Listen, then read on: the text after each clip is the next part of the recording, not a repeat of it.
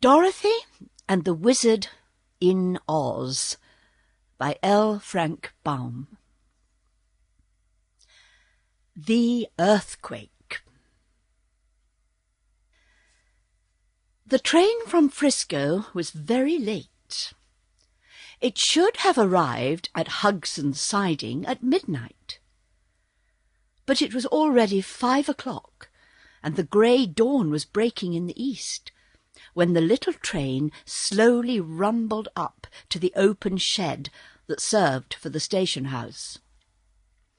As it came to a stop, the conductor called out in a loud voice, "Hugson's Siding!"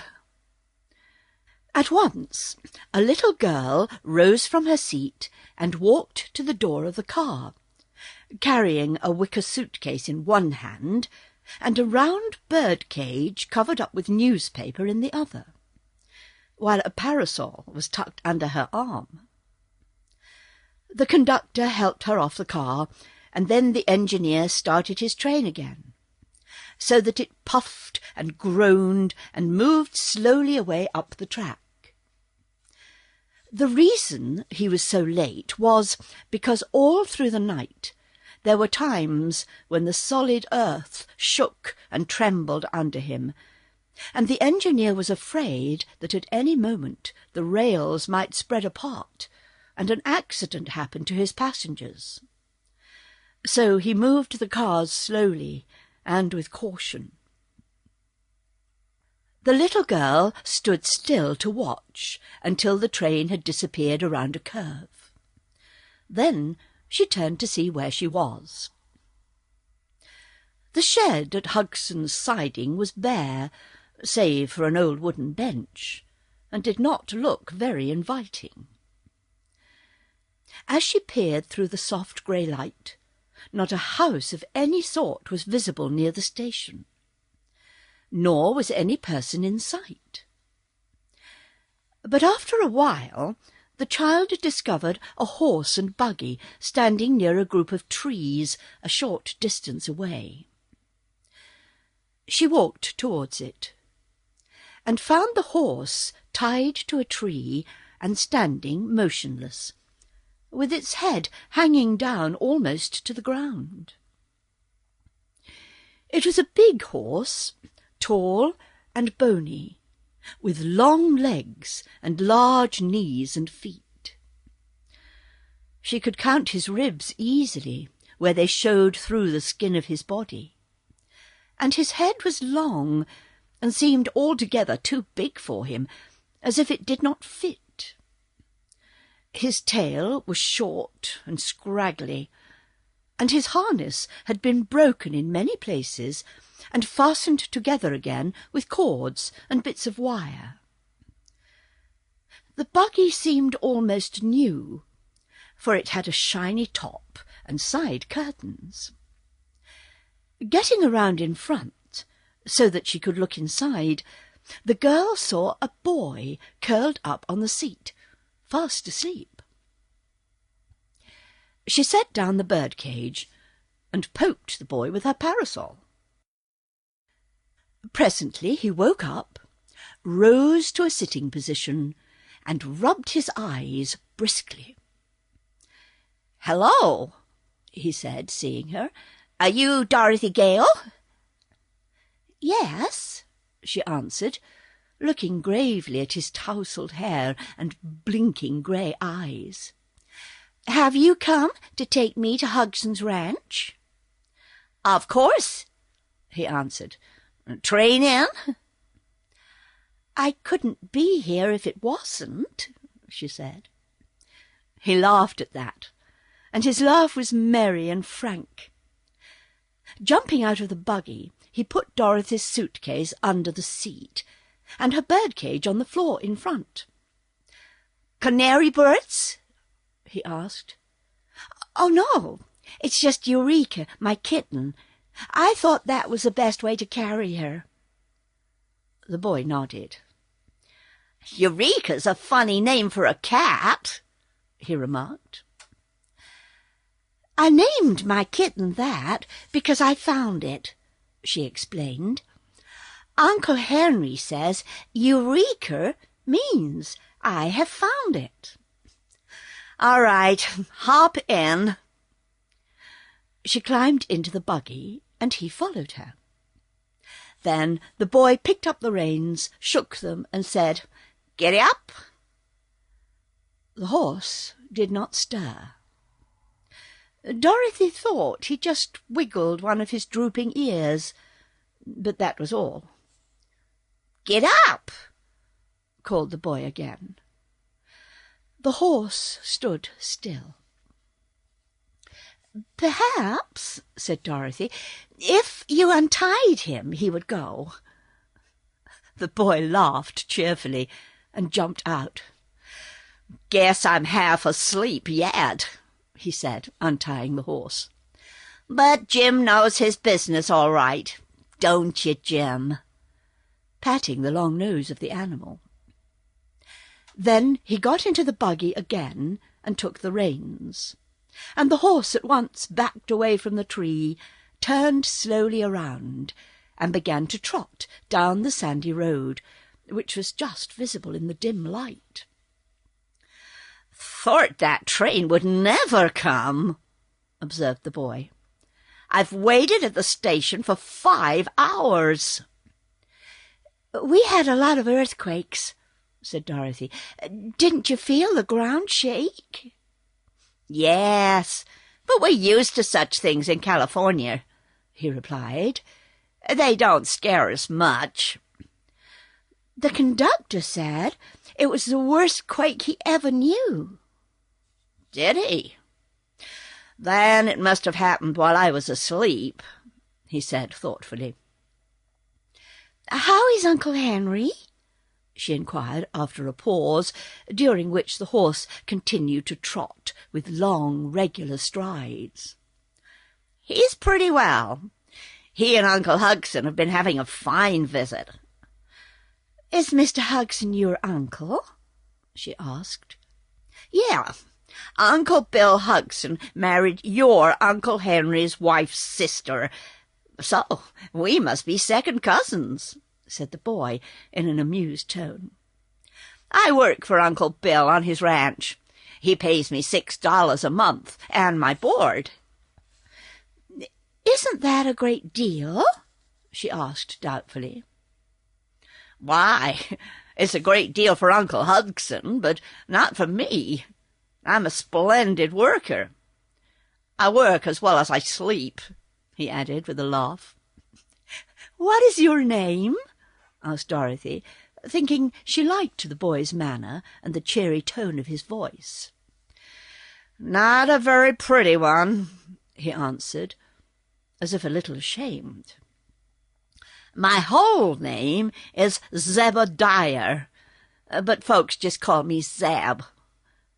You've been to Australia, haven't you?" "Yes, with Uncle Henry," she answered. "We got to San Francisco a week ago, and Uncle Henry went right on to Hudson's ranch for a visit, while I stayed a few days in the city with some friends we had met." "How long will you be with us?" he asked. "Oh, only a day. Tomorrow Uncle Henry and I must start back for Kansas. We've been away for a long time, you know, and so we're anxious to get home again." The boy flicked the big, bony horse with his whip and looked thoughtful. Then he started to say something to his little companion, but before he could speak, the buggy began to sway dangerously from side to side, and the earth seemed to rise up before them. Next minute there was a roar and a sharp crash, and at her side Dorothy saw the ground open in a wide crack and then come together again. "Goodness!" she cried, grasping the iron rail of the seat. "What was that?" "That was an awful big quake," replied Zeb with a white face. "It almost got us that time, Dorothy." The horse had stopped short and stood firm as a rock. Zeb shook the reins and urged him to go, but Jim was stubborn. Then the boy cracked his whip and touched the animal's flanks with it, and after a low moan of protest, Jim stepped slowly along the road. Neither the boy nor the girl spoke again for some minutes. There was a breath of danger in the very air, and every few moments the earth would shake violently. Jim's ears were standing erect upon his head, and every muscle of his big body was tense as he trotted towards home. He was not going very fast, but on his flanks specks of foam began to appear, and at times he would tremble like a leaf. The sky had grown darker again, and the wind made queer sobbing sounds as it swept over the valley. Suddenly there was a rending, tearing sound, and the earth split into another great crack, just beneath the spot where the horse was standing. With a wild neigh of terror, the animal fell bodily into the pit, drawing the buggy and its occupants after him. Dorothy grabbed fast hold of the buggy top, and the boy did the same. The sudden rush into space confused them so that they could not think. Blackness engulfed them on every side, and in breathless silence they waited for the fall to end and crush them against jagged rocks, or for the earth to close in on them again and bury them forever in its dreadful depths. The horrible sensation of falling, the darkness, and the terrifying noises proved more than Dorothy could endure, and for a few moments the little girl lost consciousness. Zeb, being a boy, did not faint, but he was badly frightened and clung to the buggy seat with a tight grip, expecting every moment would be his last. The Glass City. When Dorothy recovered her senses, they were still falling, but not so fast. The top of the buggy caught the air like a parachute, or an umbrella filled with wind, and held them back so that they floated downward with a gentle motion that was not so very disagreeable to bear. The worst thing was their terror of reaching the bottom of this great crack in the earth, and the natural fear that sudden death was about to overtake them at any moment. Crash after crash echoed far above their heads as the earth came together where it had split, and stones and chunks of clay rattled around them on every side. These they could not see, but they could feel them pelting the buggy top. And Jim screamed, almost like a human being, when a stone overtook him and struck his bony body. They did not really hurt the poor beast, because everything was falling together. Only the stones and rubbish fell faster than the horse and buggy, which were held back by the pressure of the air, so that the terrified animal was actually more frightened than he was injured. How long this state of things continued, Dorothy could not even guess. She was so greatly bewildered. By and by, as she stared ahead into the black chasm with a beating heart, she began dimly to see the form of the horse, Jim, his head up in the air, his ears erect, and his long legs sprawling in every direction as he tumbled through space. Also, turning her head, she found that she could see the boy beside her, who had until now remained as still and silent as she herself. Dorothy sighed and commenced to breathe easier. She began to realize that death was not in store for her after all, but that she had merely started upon another adventure, which promised to be just as queer and unusual as were those she had had before. With this thought in mind, the girl took heart, and leaned her head over the side of the buggy to see where the strange light was coming from. Far below her, she found 6 great glowing balls suspended in the air. The central and largest one was white, and reminded her of the sun. Around it were arranged, like the 5 points of a star, the other 5 brilliant balls, one being rose-coloured, one violet, one yellow, one blue, and one orange.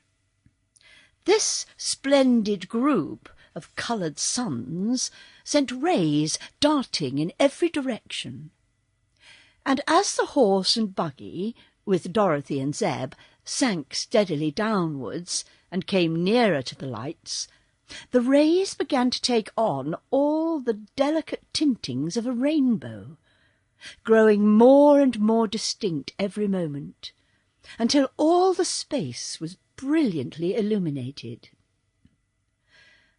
Dorothy was too dazed to say much, but she watched one of Jim's big ears turn to violet and the other to rose, and wondered that his tail should be yellow and his body striped with blue and orange, like the stripes of a zebra. Then she looked at Zeb, whose face was blue and whose hair was pink, and gave a little laugh that sounded a bit nervous. "Isn't it funny?" she said. The boy was startled, and his eyes were big. Dorothy had a green streak through the centre of her face, where the blue and yellow lights came together, and her appearance seemed to add to his fright. I don't see anything funny about it," he stammered. Just then the buggy tipped slowly over upon its side, the body of the horse tipping also. But they continued to fall altogether, and the boy and the girl had no difficulty in remaining upon the seat just as they were before. Then they turned bottom side up, and continued to roll slowly over until they were right side up again. During this time Jim struggled frantically, all his legs kicking the air, but on finding himself in his former position, the horse said, in a relieved tone of voice, "Well, that's better." Dorothy and Zeb looked at one another in wonder. "Can your horse talk?" she asked. "Never knew him to before," replied the boy. "Those were the first words I ever said," called out the horse, who had overheard them. "And I can't explain why I happened to speak then. This is a nice scrape you've got me into, isn't it?" "As for that, we are in the same scrape ourselves," answered Dorothy cheerfully. "But never mind. Something will happen pretty soon." "Of course," growled the horse, "and then we shall be sorry it happened." Zeb gave a shiver.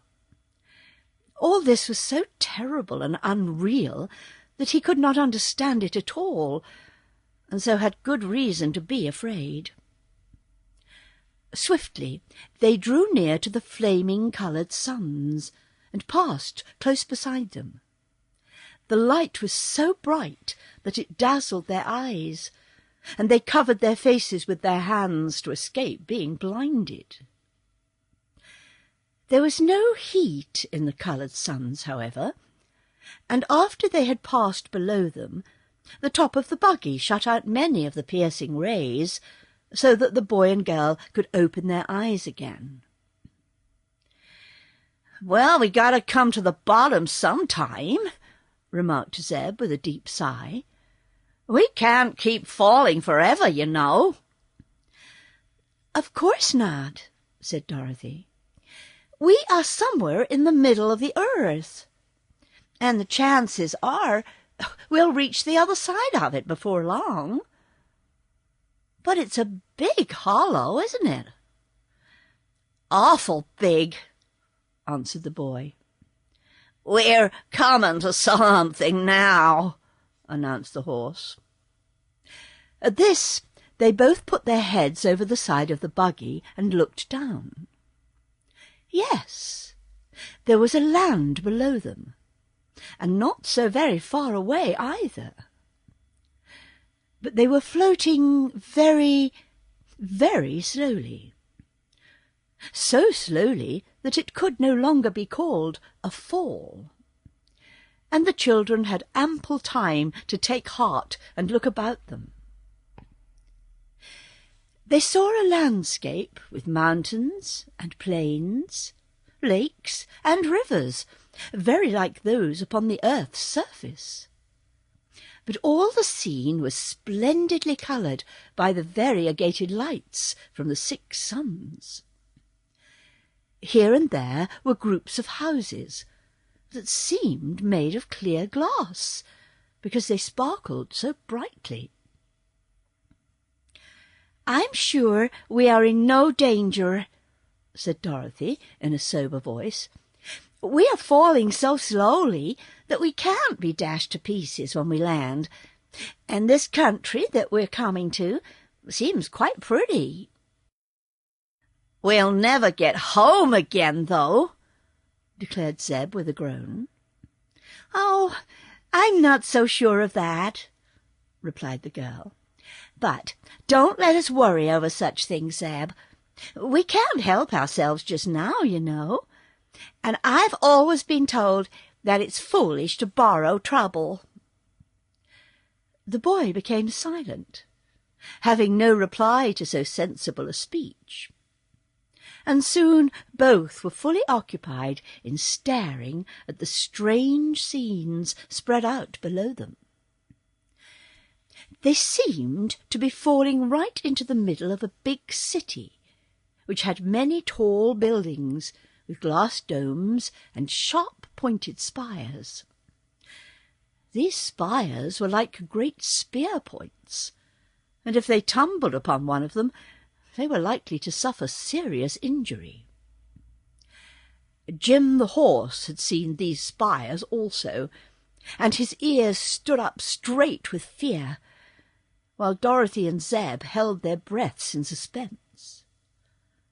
But no, they floated gently down upon a broad flat roof, and came to a stop at last. When Jim felt something firm under his feet, the poor beast's legs trembled so much that he could hardly stand. But Zeb at once leaped out of the buggy to the roof, and he was so awkward and hasty that he kicked over Dorothy's bird-cage, which rolled out upon the roof, so that the bottom came off. At once a pink kitten crept out of the upset cage, sat down upon the glass roof, and yawned, and blinked its round eyes. "Oh," said Dorothy, "there's Eureka!" "First time I ever saw a pink cat," said Zeb. "Eureka isn't pink. She's white. It's this queer light that gives her that color." "Where's my milk?" asked the kitten, looking up into Dorothy's face. "I'm most starved to death." "Oh, Eureka! Can you talk?" "Talk? Am I talking? Good gracious, I believe I am. "Isn't it funny?" asked the kitten. "It's all wrong," said Zeb gravely. "Animals ought not to talk. But even old Jim has been saying things since we had our accident." "I can't see that it's wrong," remarked Jim in his gruff tones. "At least it isn't as wrong as some other things. What's going to become of us now?" "I don't know," answered the boy, looking round him curiously. The houses of the city were all made of glass, so clear and transparent that one could look through the walls as easily as through a window. Dorothy saw, underneath the roof on which she stood, several rooms used for rest chambers, and even thought she could make out a number of queer forms huddled into the corners of these rooms. The roof beside them had a great hole smashed through it, and pieces of glass were lying scattered in every direction. A nearby steeple had been broken off short, and the fragments lay heaped beside it. Other buildings were cracked in places, or had corners chipped off from them. But they must have been very beautiful before these accidents had happened to mar their perfection. The rainbow tints from the coloured suns fell upon the glass city softly, and gave to the buildings many delicate, shifting hues, which were very pretty to see. But not a sound had broken the stillness since the strangers had arrived, except that of their own voices. They began to wonder if there were no people to inhabit this magnificent city of the inner world. Suddenly a man appeared through a hole in the roof next to the one that they were on, and stepped into plain view. He was not a very large man, but was well-formed, and had a beautiful face, calm and serene as the face of a fine portrait. His clothing fitted his form snugly, and was gorgeously coloured, in brilliant shades of green, which varied as the sunbeams touched them, but was not wholly influenced by the solar rays. The man had taken a step or two across the glass roof before he noticed the presence of the strangers, but then he stopped abruptly. There was no expression of either fear or surprise upon his tranquil face, yet he must have been both astonished and afraid, for after his eyes had rested upon the ungainly form of the horse for a moment, he walked rapidly to the furthest edge of the roof, his head turned back over his shoulder to gaze at the strange animal. "Look out!" cried Dorothy, who noticed that the beautiful man did not look where he was going. "Be careful, or you'll fall off." But he paid no attention to her warning. He reached the edge of the tall roof, stepped 1 foot out into the air, and walked into space, as calmly as if he were on firm ground. The girl, greatly astonished, ran to lean over the edge of the roof, and saw the man walking rapidly through the air towards the ground. Soon he reached the street, and disappeared through a glass doorway into one of the glass buildings. "How strange!" she exclaimed, drawing a long breath. "Yes, but it's lots of fun if it is strange," remarked the small voice of the kitten, and Dorothy turned to find her pet walking in the air, a foot or so away from the edge of the roof. "Oh, come back, Eureka!" she called in distress. "You'll certainly be killed." "I have 9 lives," said the kitten, purring softly as it walked around in a circle, and then came back to the roof. "But I can't lose even one of them by falling in this country, because I really couldn't manage to fall if I wanted to." "Does the air bear up your weight?" asked the girl. "Of course. Can't you see?" And again the kitten wandered into the air and back to the edge of the roof. "It's wonderful," said Dorothy. "Suppose we let Eureka go down to the street and get someone to help us," suggested Zeb, who had been even more amazed than Dorothy at these strange happenings. "Perhaps we can walk on the air ourselves," replied the girl. Zeb drew back with a shiver. "I wouldn't dare try," he said. "Maybe Jim will go," continued Dorothy, looking at the horse. "And maybe he won't," answered Jim. "I've tumbled through the air long enough to make me contented on this roof."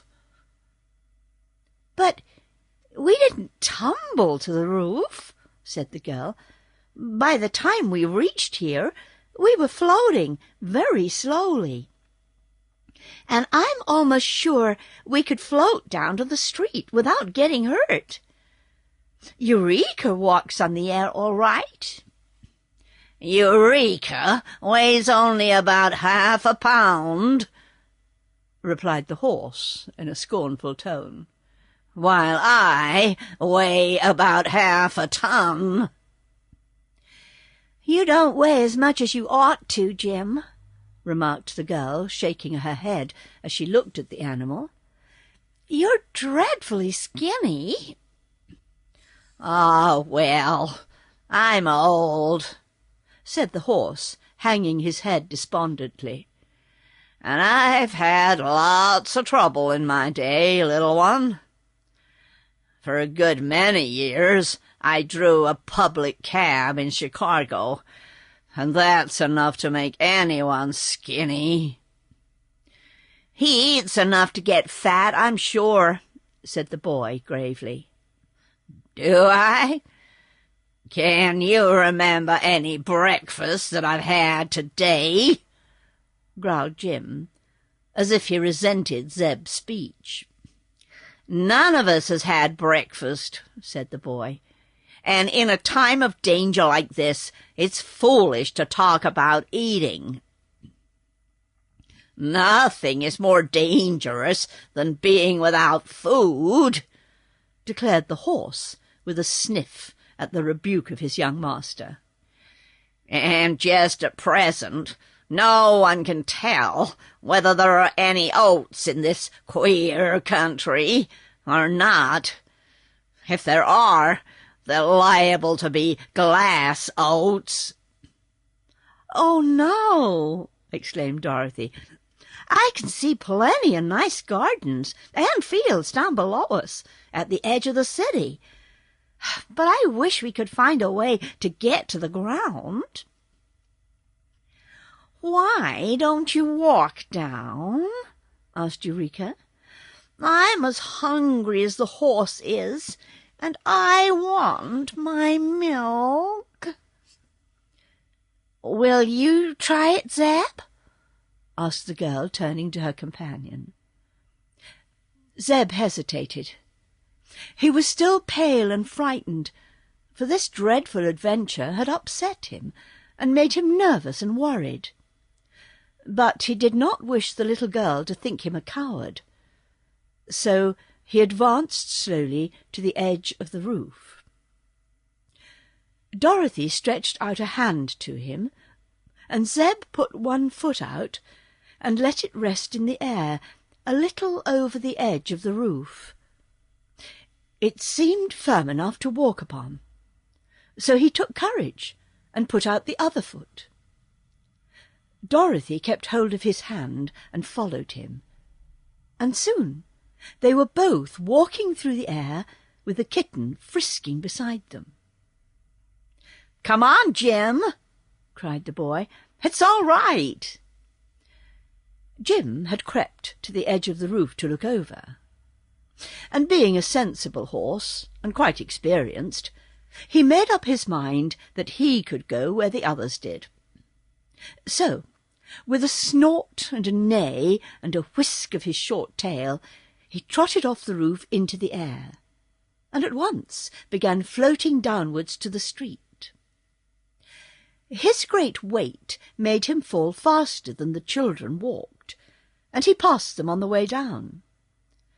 But when he came to the glass pavement, he alighted upon it so softly that he was not even jarred. "Well, well," said Dorothy, drawing a long breath, "what a strange country this is!" People began to come out of the glass doors to look at the new arrivals, and pretty soon quite a crowd had assembled. There were men and women, but no children at all, and the folks were all beautifully formed and attractively dressed, and had wonderfully handsome faces. There was not an ugly person in all the throng. Yet Dorothy was not especially pleased by the appearance of these people, because their features had no more expressions than the faces of dolls. They did not smile, nor did they frown, or show either fear or surprise, or curiosity, or friendliness. They simply stared at the strangers, paying most attention to Jim and Eureka, for they had never before seen either a horse or a cat, and the children bore an outward resemblance to themselves. Pretty soon a man joined the group, who wore a glistening star in the dark hair just over his forehead. He seemed to be a person of authority, for the others pressed back to give him room. After turning his composed eyes first upon the animals and then upon the children, he said to Zeb, who was a little taller than Dorothy, "Tell me, intruder, was it you who caused the rain of stones?" For a moment the boy did not know what he meant by this question. Then, remembering the stones that had fallen with them, and past them long before they had reached this place, he answered, "No, sir, we didn't cause anything. It was the earthquake." The man with the star stood for a time quietly thinking over this speech. Then he asked, "What is an earthquake?" "I don't know," said Zeb, who was still confused. But Dorothy, seeing his perplexity, answered, "It's a shaking of the earth. In this quake, a big crack opened, and we fell through, horse and buggy, and the stones got loose and came down with us." The man with the star regarded her with his calm, expressionless eyes. "The rain of stones has done much damage to our city," he said, "and we shall hold you responsible for it, unless you can prove your innocence." "How can we do that?" asked the girl. "That I am not prepared to say. It is your affair, not mine. You must go to the house of the sorcerer, who will soon discover the truth." "Where is the house of the sorcerer?" the girl inquired. "I will lead you to it. Come." He turned and walked down the street. And after a moment's hesitation, Dorothy caught Eureka in her arms and climbed into the buggy. The boy took up his seat beside her and said, "Giddy up, Jim." As the horse ambled along, drawing the buggy, the people of the glass city made way for them, and formed a procession in their rear. Slowly they moved down one street and up another, turning first this way and then that, until they came to an open square in the centre of which was a big glass palace, having a central dome and 4 tall spires on each corner. The arrival of the wizard. The doorway of the glass palace was quite big enough for the horse and buggy to enter. So Zeb drove straight through it, and the children found themselves in a lofty hall that was very beautiful. The people at once followed, and formed a circle around the sides of the spacious room, leaving the horse and buggy and the man with the star to occupy the centre of the hall. "Come to us, O Gwig," called the man in a loud voice. Instantly a cloud of smoke appeared and rolled slowly over the floor. Then it slowly spread and ascended into the dome, disclosing a strange personage seated upon a glass throne just before Jim's nose. He was formed just as were the other inhabitants of this land, and his clothing only differed from theirs in being bright yellow. But he had no hair at all, and all over his bald head and face, and upon the backs of his hands, grew sharp thorns, like those found on the branches of rose bushes. There was even a thorn upon the tip of his nose, and he looked so funny that Dorothy laughed when she saw him. The sorcerer, hearing the laugh, looked towards the little girl with cold, cruel eyes, and his glance made her grow sober in an instant. "Why have you dared to intrude your unwelcome persons into the secluded land of the Mangaboos?" he asked sternly. "'Cause we couldn't help it," said Dorothy. "Why did you wickedly and viciously send the rain of stones to crack and break our houses?" he continued. "We didn't," declared the girl. "Prove it," cried the sorcerer. "We don't have to prove it," answered Dorothy indignantly. "If you had any sense at all, you'd know it was the earthquake." "We only know that yesterday came a rain of stones upon us, which did much damage and injured some of our people.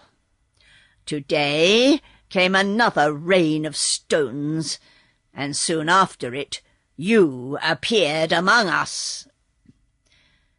"By the way," said the man with the star, looking steadily at the sorcerer, "you told us yesterday that there would not be a second rain of stones. Yet one has just occurred that was even worse than the first. What is your sorcery good for, if it cannot tell us the truth?" "My sorcery does tell the truth," declared the thorn-covered man. "I said there would be but one rain of stones. This second one was a rain of people and horse and buggy, and some stones came with them. "Will there be any more rains?" asked the man with the star. "No, my prince." "Neither stones nor people?" "No, my prince." "Are you sure?" "Quite sure, my prince. My sorcery tells me so." Just then a man came running into the hall, and addressed the prince, after making a low bow. "More wonders in the air, my lord," said he. Immediately the prince and all of his people flocked out of the hall into the street, that they might see what was about to happen. Dorothy and Zeb jumped out of the buggy and ran after them. But the sorcerer remained calm on his throne.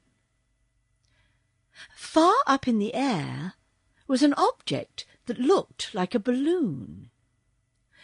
It was not so high as the glowing star of the 6-coloured suns, but was descending slowly through the air, so slowly that at first it scarcely seemed to move. The throng stood still and waited. It was all they could do, for to go away and leave that strange sight was impossible. Nor could they hurry its fall in any way.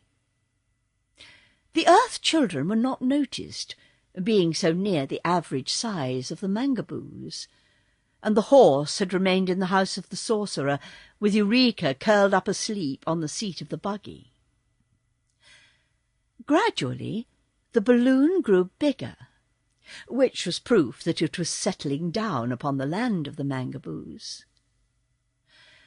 Dorothy was surprised to find how patient the people were, for her own little heart was beating rapidly with excitement.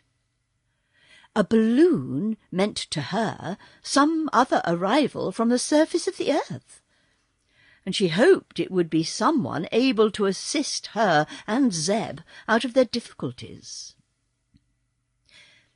In an hour the balloon had come near enough for her to be able to see a basket suspended below it.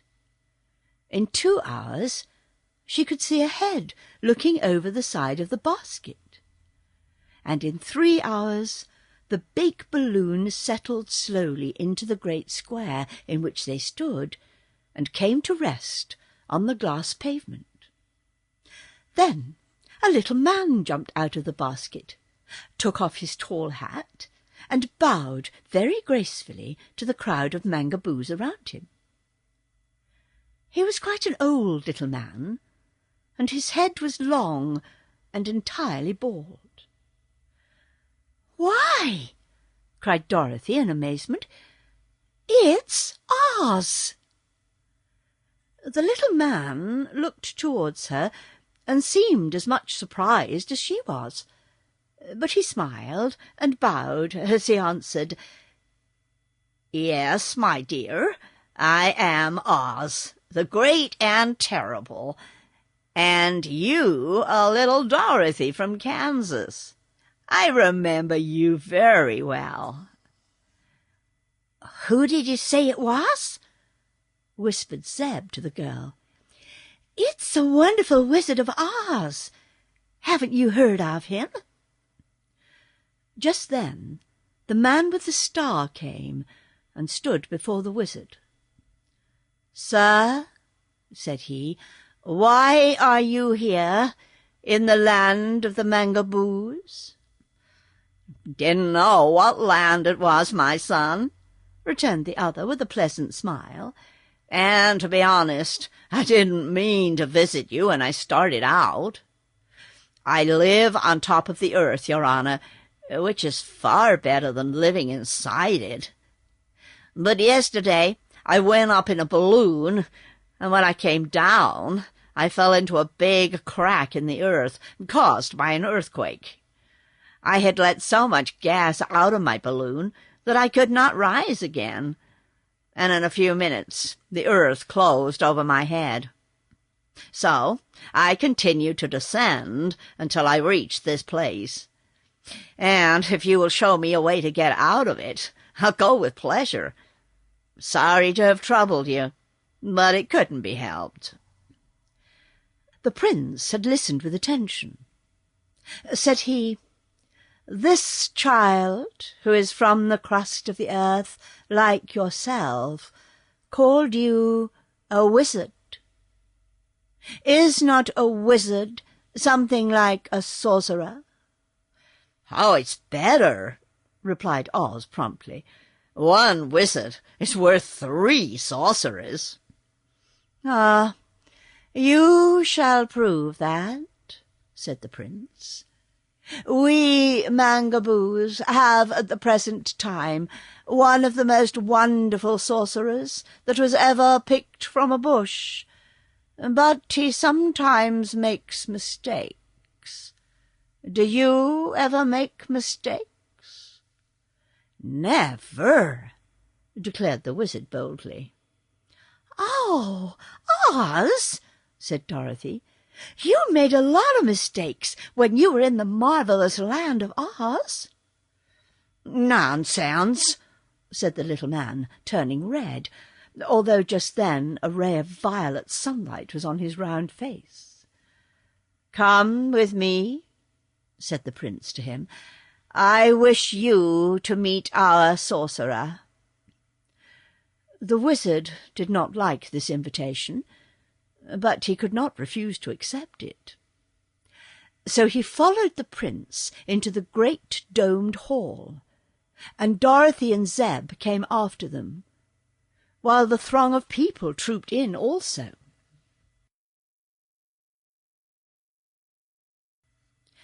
There sat the thorny sorcerer in his chair of state, and when the wizard saw him, he began to laugh, uttering comical little chuckles.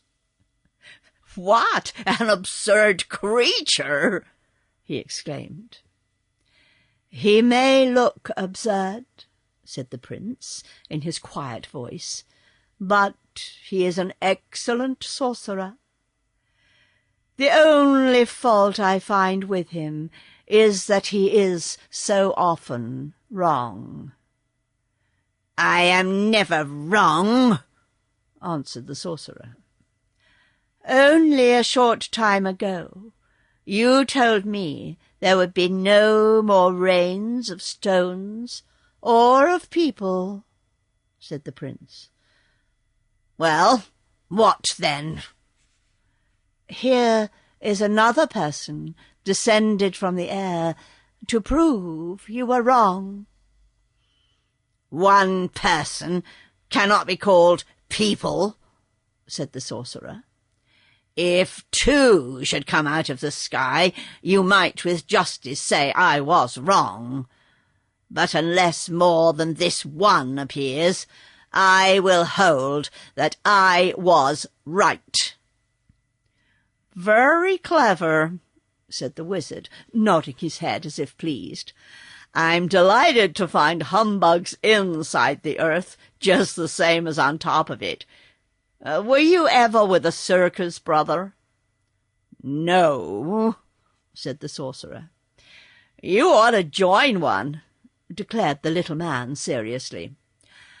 "I belong to Balaam and Barney's great consolidated shows. 3 rings in one tent, and a menagerie on the side. It's a fine aggregation, I assure you." "What do you do?" asked the sorcerer. "I go up in a balloon, usually, to draw the crowds to the circus. But I've just had the bad luck to come out of the sky, skip the solid earth, and land lower down than I intended. But never mind. It isn't everybody who gets a chance to see your land of the Gabazoos." "Mangaboos," said the sorcerer, correcting him. "If you are a wizard, You ought to be able to call people by their right names. Oh, I'm a wizard. You may be sure of that. Just as good a wizard as you are a sorcerer. That remains to be seen, said the other. If you are able to prove that you are better, said the prince to the little man, I will make you the chief wizard of this domain. Otherwise— What will happen otherwise? Asked the wizard. I will stop you from living, and forbid you to be planted, returned the prince.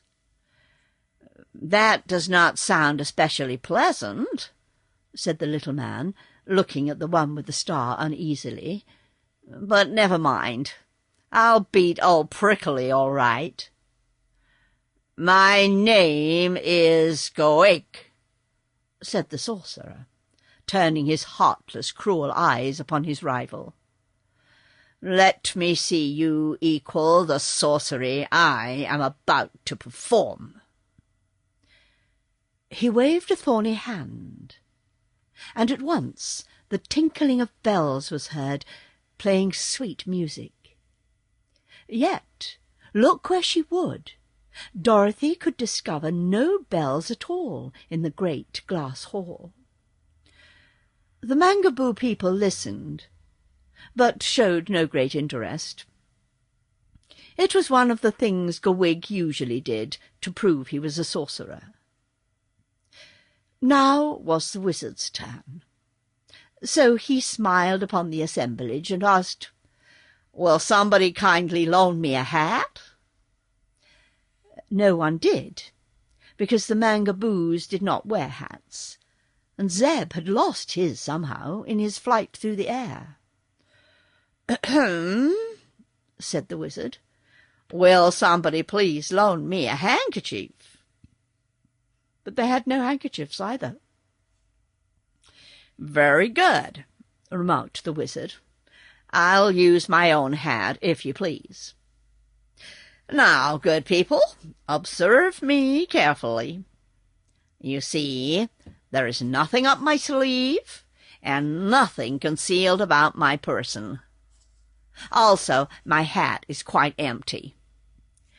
He took off his hat and held it upside down, shaking it briskly. "Let me see it," said the sorcerer. He took the hat and examined it carefully, returning it afterwards to the wizard. "Now," said the little man, "I will create something out of nothing." He placed his hat upon the glass floor, made a pass with his hand, and then removed the hat, displaying a little white piglet, no bigger than a mouse, which began to run around here and there, and to grunt and squeal in a tiny shrill voice. The people watched it intently, for they had never seen a pig before, big or little.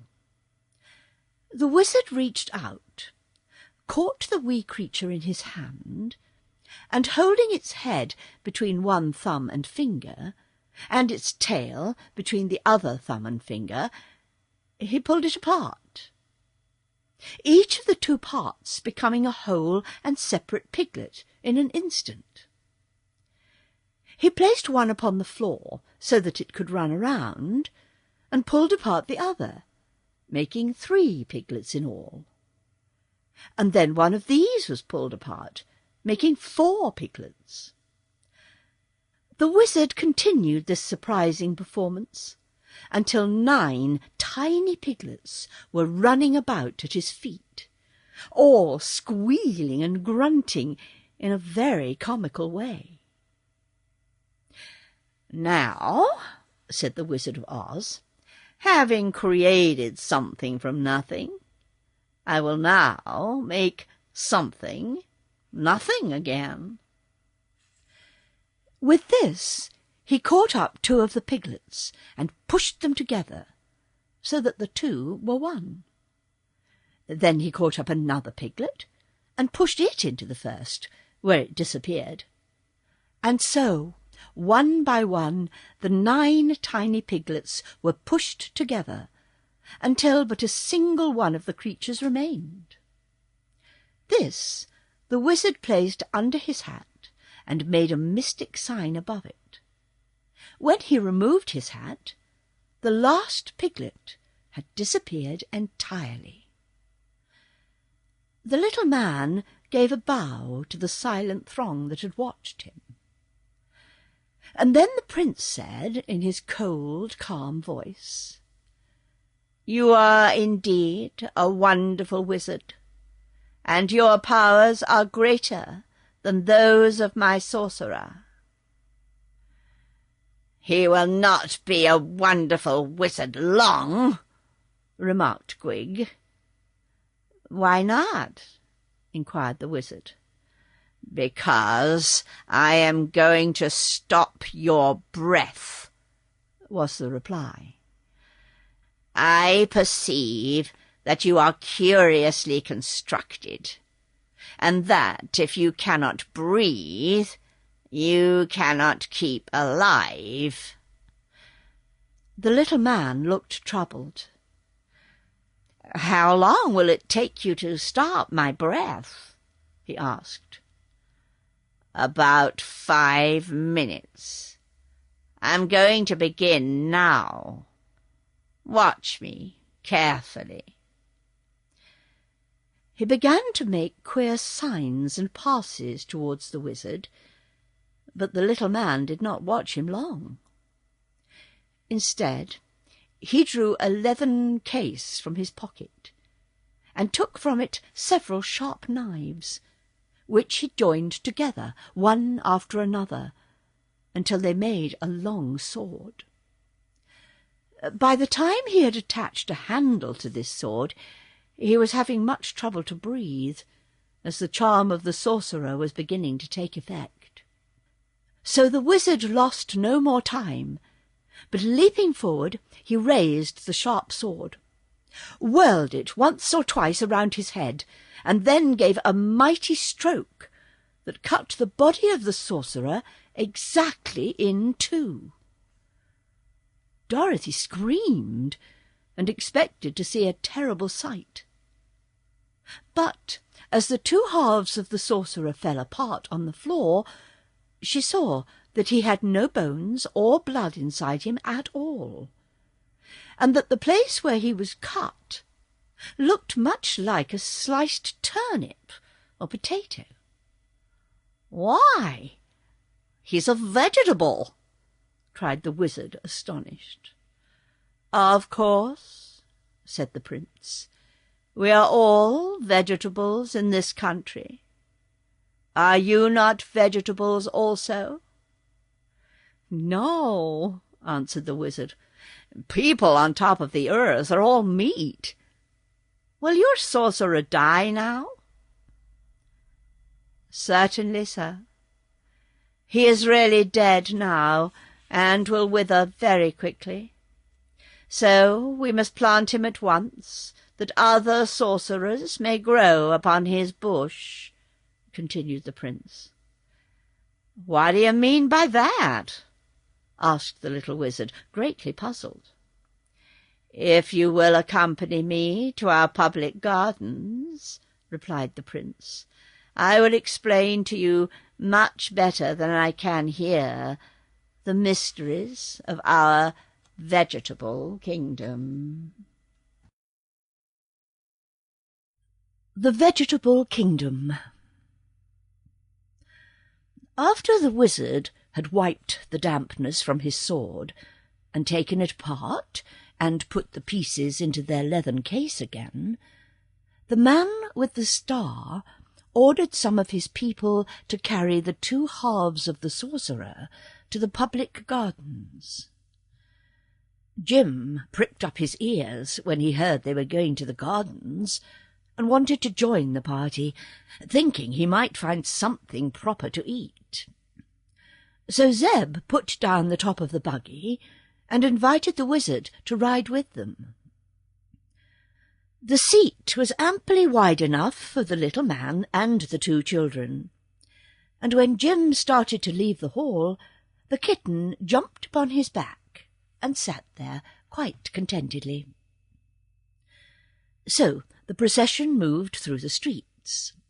The bearers of the sorcerer first, the prince next, then Jim drawing the buggy with the strangers inside of it. And last the crowd of vegetable people, who had no hearts and could neither smile nor frown. The glass city had several fine streets, for a good many people lived there. But when the procession had passed through these, it came upon a broad plain covered with gardens and watered by many pretty brooks that flowed through it.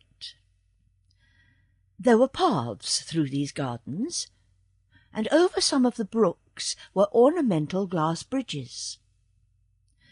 Dorothy and Zeb now got out of the buggy and walked beside the prince, so that they might see and examine the flowers and plants better. "Who built these lovely bridges?" asked the little girl.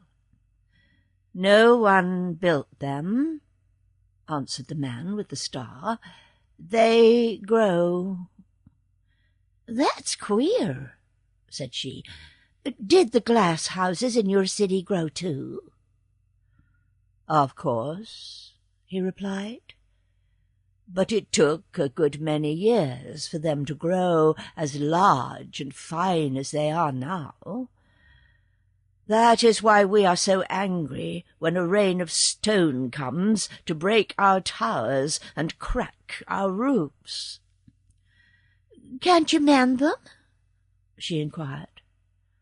"No, but they will grow together again in time, and we must wait until they do." They first passed through many beautiful gardens of flowers, which grew nearest to the city. But Dorothy could hardly tell what kind of flowers they were, because the colours were constantly changing under the shifting lights of the 6 suns.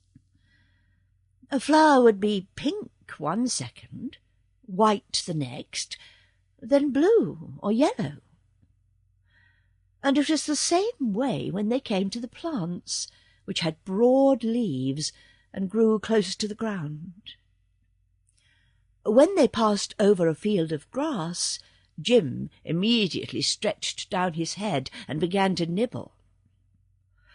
"A nice country this is," he grumbled, "where a respectable horse has to eat pink grass." "It's violet," said the wizard, who was in the buggy. "No, it's blue," complained the horse. "As a matter of fact, I'm eating rainbow grass." "How does it taste?" asked the wizard. "Not bad at all. If they give me plenty of it, I'll not complain about its color." By this time the party had reached a freshly ploughed field, and the prince said to Dorothy, "This is our planting ground." Several Mangaboos came forward with glass spades and dug a hole in the ground. Then they put the 2 halves of the sorcerer into it and covered him up. After that, other people brought water from a brook and sprinkled the earth. "He will sprout very soon," said the prince, "and grow into a large bush, from which we shall in time be able to pick several very good sorcerers." "Do all your people grow on bushes?" asked the boy. "Certainly," was the reply. "Do not all people grow upon bushes where you came from, on the outside of the earth?" "Not that I ever heard of." "How strange. But if you will come with me to one of our folk gardens, I will show you the way we grow in the land of the Mangaboos." It appeared that these odd people, while they were able to walk through the air with ease, usually moved upon the ground in the ordinary way. There were no stairs in their houses, because they did not need them.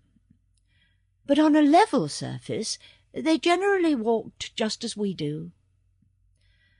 The little party of strangers now followed the prince across a few more of the glass bridges and along several paths, until they came to a garden enclosed by a high hedge. Jim had refused to leave the field of grass, where he was engaged in busily eating. So the wizard got out of the buggy and joined Zeb and Dorothy, and the kitten followed demurely at their heels. Inside the hedge they came upon row after row of large and handsome plants, with broad leaves gracefully curving until their points nearly reached the ground. In the centre of each plant grew a daintily dressed mangaboo, for the clothing of all these creatures grew upon them and was attached to their bodies. The growing mangaboos were of all sizes, from the blossoms that had just turned into a wee baby to the full-grown and almost ripe man or woman. On some of the bushes might be seen a bud, a blossom, a baby, a half-grown person, and a ripe one. But even those ready to pluck were motionless and silent, as if devoid of life. This sight explained to Dorothy why she had seen no children among the Mangaboos, a thing she had until now been unable to account for. "Our people do not acquire their real life until they leave their bushes," said the prince.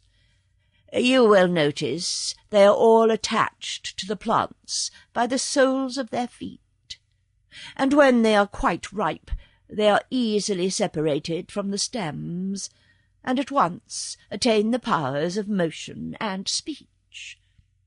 So, while they grow, they cannot be said to really live, and they must be picked before they can become good citizens." "How long do you live after you're picked?" asked Dorothy. "That depends upon the care we take of ourselves," he replied. "If we keep cool and moist and meet with no accidents, we often live for 5 years. I've been picked over 6 years, but our family is known to be especially long-lived." "Do you eat?" asked the boy. "Eat? No, indeed. We are quite solid inside our bodies, and have no need to eat any more than does a potato." "But the potatoes sometimes sprout," said Zeb. "And sometimes we do," answered the prince. "But that is considered a great misfortune, for then we must be planted at once." "Where did you grow?" asked the wizard. "I will show you," was the reply. "Step this way, please." He led them within another but smaller circle of hedges, where grew one large and beautiful bush. "This," said he, "is the royal bush of the Mangaboos. All of our princes and rulers have grown upon this one bush from time immemorial." They stood before it in silent admiration.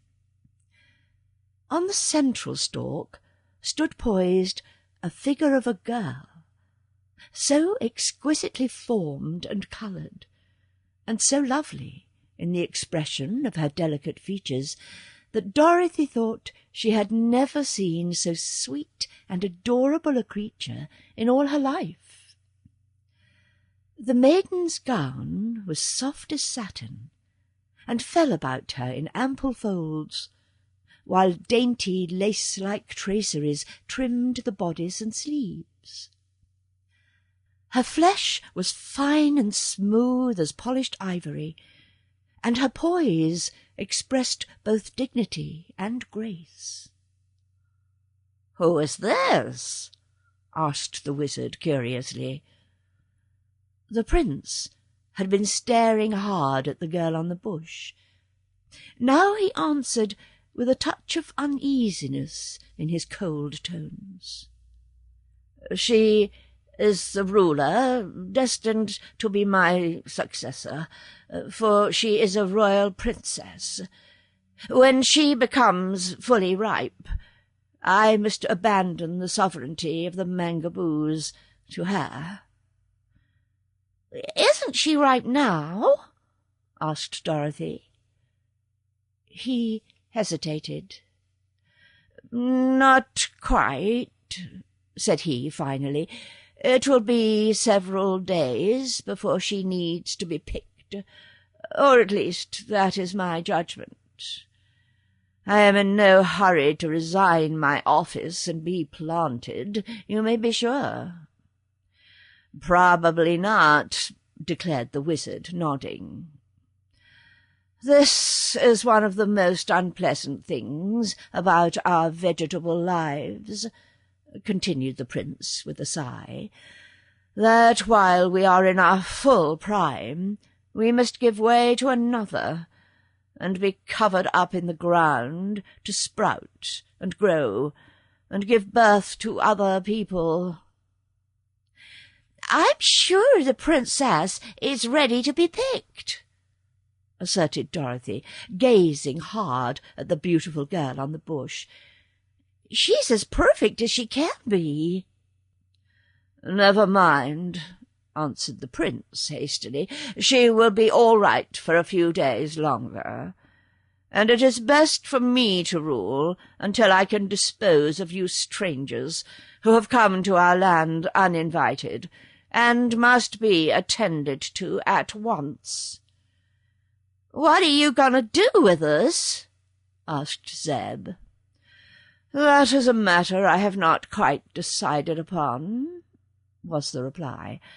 "I think I shall keep this wizard until a new sorcerer is ready to pick, for he seems quite skilful, and may be of use to us.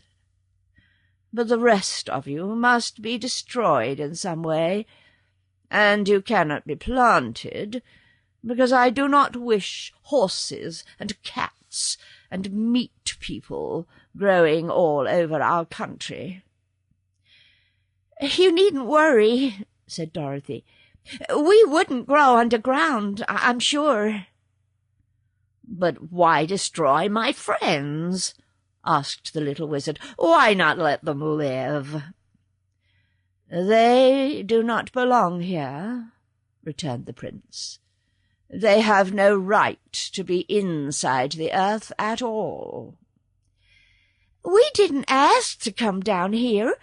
We fell," said Dorothy. "That is no excuse," declared the prince coldly. The children looked at each other in perplexity, and the wizard sighed. Eureka rubbed her paw on her face and said in her soft, purring voice, "You won't need to destroy me, for if I don't get something to eat pretty soon, I shall starve to death, and so save him the trouble." "If he planted you, he might grow some cat-tails," suggested the wizard. "Oh, Eureka, perhaps we can find you some milkweeds to eat," said the boy. "Pooh! snarled the kitten. "I wouldn't touch the nasty things." "You don't need milk, Eureka," remarked Dorothy. "You're big enough now to eat any kind of food." "If I can get it," added Eureka. "I'm hungry myself," said Zeb, "but I noticed some strawberries growing in one of the gardens and some melons in another place. These people don't eat such things, so perhaps on our way back they'll let us get them." "Never mind your hunger," interrupted the prince. "I shall order you destroyed in a few minutes, so you will have no need to ruin our pretty melon vines and berry bushes. Follow me, please, to meet your doom." Dorothy Picks the Princess. The words of the cold and moist vegetable prince were not very comforting, and as he spoke them he turned away and left the enclosure. The children, feeling sad and despondent, were about to follow him, when the wizard touched Dorothy softly on her shoulder. "Wait," he whispered. "What for?" asked the girl. "Suppose we pick the royal princess," said the wizard. "I'm quite sure she's ripe, and as soon as she comes to life she will be the ruler, and may treat us better than the heartless prince intends to." "All right," exclaimed Dorothy eagerly. "Let's pick her while we have the chance, before the man with the star comes back." So together they leaned over the great bush, and each of them seized one hand of the lovely princess. "Pull!" cried Dorothy. And as they did so, the royal lady leaned towards them, and the stems snapped and separated from her feet. She was not at all heavy, so the wizard and Dorothy managed to lift her gently to the ground. The beautiful creature passed her hands over her eyes an instant, tucked in a stray lock of hair that had become disarranged, and after a look around the garden made those present a gracious bow, and said in a sweet but even-toned voice, "I thank you very much." "We salute your Royal Highness," cried the wizard, kneeling and kissing her hand. Just then the voice of the prince was heard, calling upon them to hasten, and a moment later he returned to the enclosure, followed by a number of his people. Instantly the princess turned and faced him, and when he saw that she was picked, the prince stood still and began to tremble. "Sir," said the royal lady with much dignity, "you have wronged me greatly, and would have wronged me still more had not these strangers come to my rescue. I have been ready for picking all the past week, but because you were selfish and desired to continue your unlawful rule, you left me to stand silent upon my bush." "I did not know that you were ripe," answered the prince in a low voice. "Give me the Star of Royalty," she commanded. Slowly he took the shining star from his own brow and placed it upon that of the princess. Then all the people bowed low to her, and the prince turned and walked away alone. What became of him afterwards, our friends never knew. The people of Mangaboo now formed themselves into a procession, and marched towards the glass city to escort their new ruler to her palace, and to perform those ceremonies proper to the occasion. But while the people in the procession walked upon the ground, the princess walked in the air just above their heads, to show that she was a superior being, and more exalted than her subjects.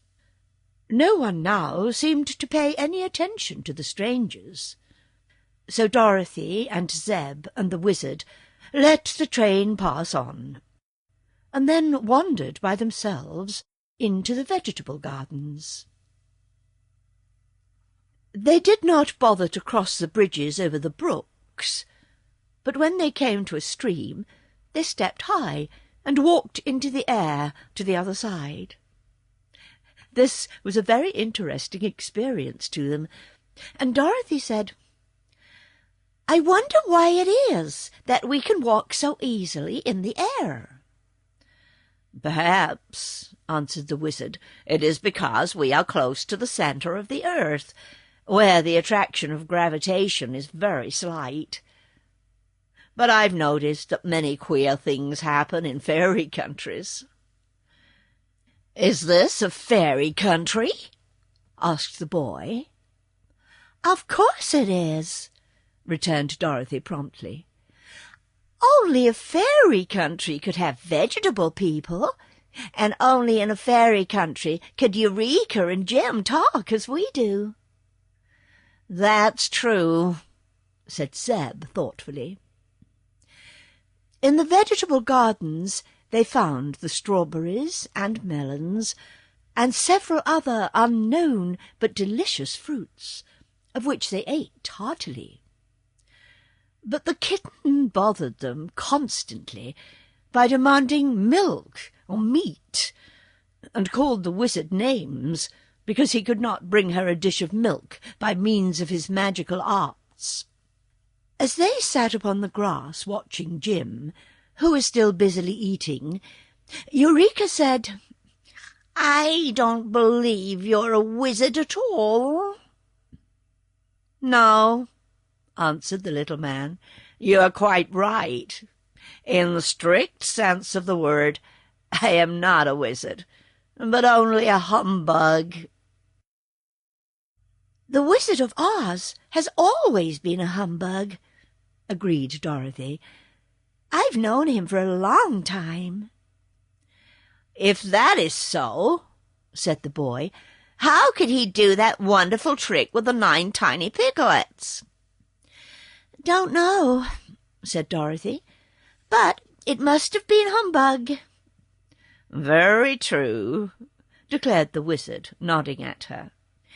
"It was necessary to deceive that ugly sorcerer and the prince, as well as the stupid people. But I don't mind telling you, who are my friends, that the thing was only a trick." "But I saw the little pigs with my own eyes," exclaimed Zeb.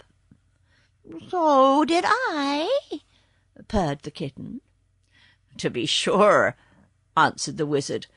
"You saw them because they were there. They are in my inside pocket now. But the pulling of them apart and the pushing them together again was only a sleight-of-hand trick." "Let's see the pigs," said Eureka eagerly. The little man felt carefully in his pocket and pulled out the tiny piglets, setting them upon the grass one by one, where they ran around and nibbled the tender blades. "They're hungry too," he said. "Oh, what cunning things!" cried Dorothy, catching up one and petting it. "Be careful," said the piglet with a squeal. "You're squeezing me." "Dear me," murmured the wizard, looking at his pets in astonishment. "They can actually talk." "May I eat one of them?" asked the kitten in a pleading voice. I'm awfully hungry. Why, Eureka! said Dorothy reproachfully. What a cruel question! It would be dreadful to eat these dear little things. I say so, grunted another of the piglets, looking uneasily at the kitten. Cats are cruel things. I'm not cruel, replied the kitten, yawning. I'm just hungry. You cannot eat my piglets, even if you are starving, declared the little man in a stern voice. They are the only things I have to prove I'm a wizard. How did they happen to be so little? asked Dorothy. I never saw such small pigs before. They are from the island of Tantywend, said the wizard, where everything is small, because it's a small island. A sailor brought them to Los Angeles, and I gave him 9 tickets to the circus for them. But what am I going to eat? wailed the kitten, sitting in front of Dorothy and looking pleadingly into her face. There are no cows here to give milk, or any mice, or even grasshoppers. And if I can't eat the piglets, you may as well plant me at once and raise catsup. I have an idea, said the wizard, that there are fishes in these brooks. Do you like fish? Fish? cried the kitten. Do I like fish? Why, they're better than piglets, or even milk. Then I'll try to catch you some, said he. But won't they be vegetables like everything else here? asked the kitten. I think not. Fishes are not animals, and they are as cold and moist as the vegetables themselves. There is no reason that I can see why they may not exist in the waters of this strange country. Then the wizard bent a pin for a hook, and took a long piece of string from his pocket for a fish-line.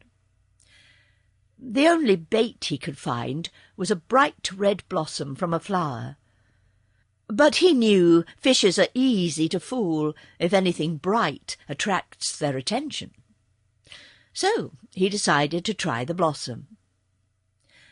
Having thrown the end of his line into the water of a nearby brook, he soon felt a sharp tug that told him a fish had bitten and was caught on the bent pin. So the little man drew in the string, and sure enough, the fish came with it, and was landed safely on the shore, where it began to flop around in great excitement. The fish was fat and round, and its scales glistened like beautifully cut jewels set close together. But there was no time to examine it closely, for Eureka made a jump and caught it between her claws, and in a few moments it had entirely disappeared. "Oh, Eureka!" cried Dorothy. "Did you eat the bones?" If it had any bones, I ate them," replied the kitten composedly, as it washed its face after the meal. "But I don't think the fish had any bones, because I didn't feel them scratch my throat." "You were very greedy," said the girl. "I was very hungry," replied the kitten. The little pigs had stood huddled in a group, watching this scene with frightened eyes. "Cats are dreadful creatures," said one of them. "I'm glad we're not fishes," said another. "Don't worry," Dorothy murmured soothingly. I'll not let the kitten hurt you." Then she happened to remember that in a corner of her suitcase were 1 or 2 crackers that were left over from her luncheon on the train, and she went to the buggy and brought them. Eureka stuck up her nose at such food, but the tiny piglet squealed delightedly at the sight of the crackers and ate them up in a jiffy. "Now, let us go back to the city," suggested the wizard. "That is, if Jim has had enough of the pink grass." The cab horse, who was browsing near, lifted his head with a sigh. "I've tried to eat a lot while I had the chance," said he, "for it is likely to be long between meals in this strange country. But I'm ready to go now, at any time you wish." So, after the wizard had put the piglets back into his inside pocket, where they cuddled up and went to sleep, the 3 climbed into the buggy, and Jim started back to the town. "Where shall we stay?" asked the girl. "I think I shall take possession of the house of the sorcerer," replied the wizard, "for the prince said, in the presence of his people, that he would keep me until they picked another sorcerer, and the new princess won't know but that we belong there." They agreed to this plan, and when they reached the great square, Jim drew the buggy into the big door of the domed hall. "It doesn't look very homelike," said Dorothy, gazing around the bare room. "But it's a place to stay, anyhow." "What are those holes up there?" inquired the boy, pointing to some openings that appeared near the top of the dome. "They look like doorways," said Dorothy, "only there are no stairs to get to them." "You forget that stairs are unnecessary," observed the wizard. "Let's walk up and see where the doors lead to."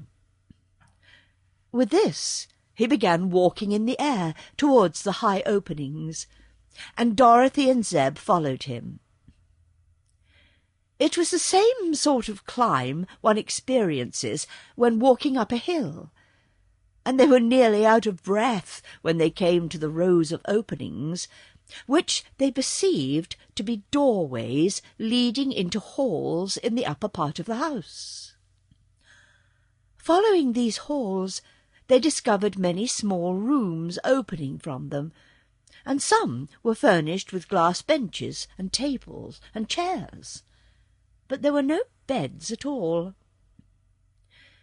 "I wonder if these people never sleep," said the girl. "Why, there seems to be no night at all in this country," Zeb replied. "Those coloured suns are in exactly the same place they were when we came, and if there's no sunset, there can be no night." "Very true," agreed the wizard. "But it's a long time since I have had any sleep, and I'm tired.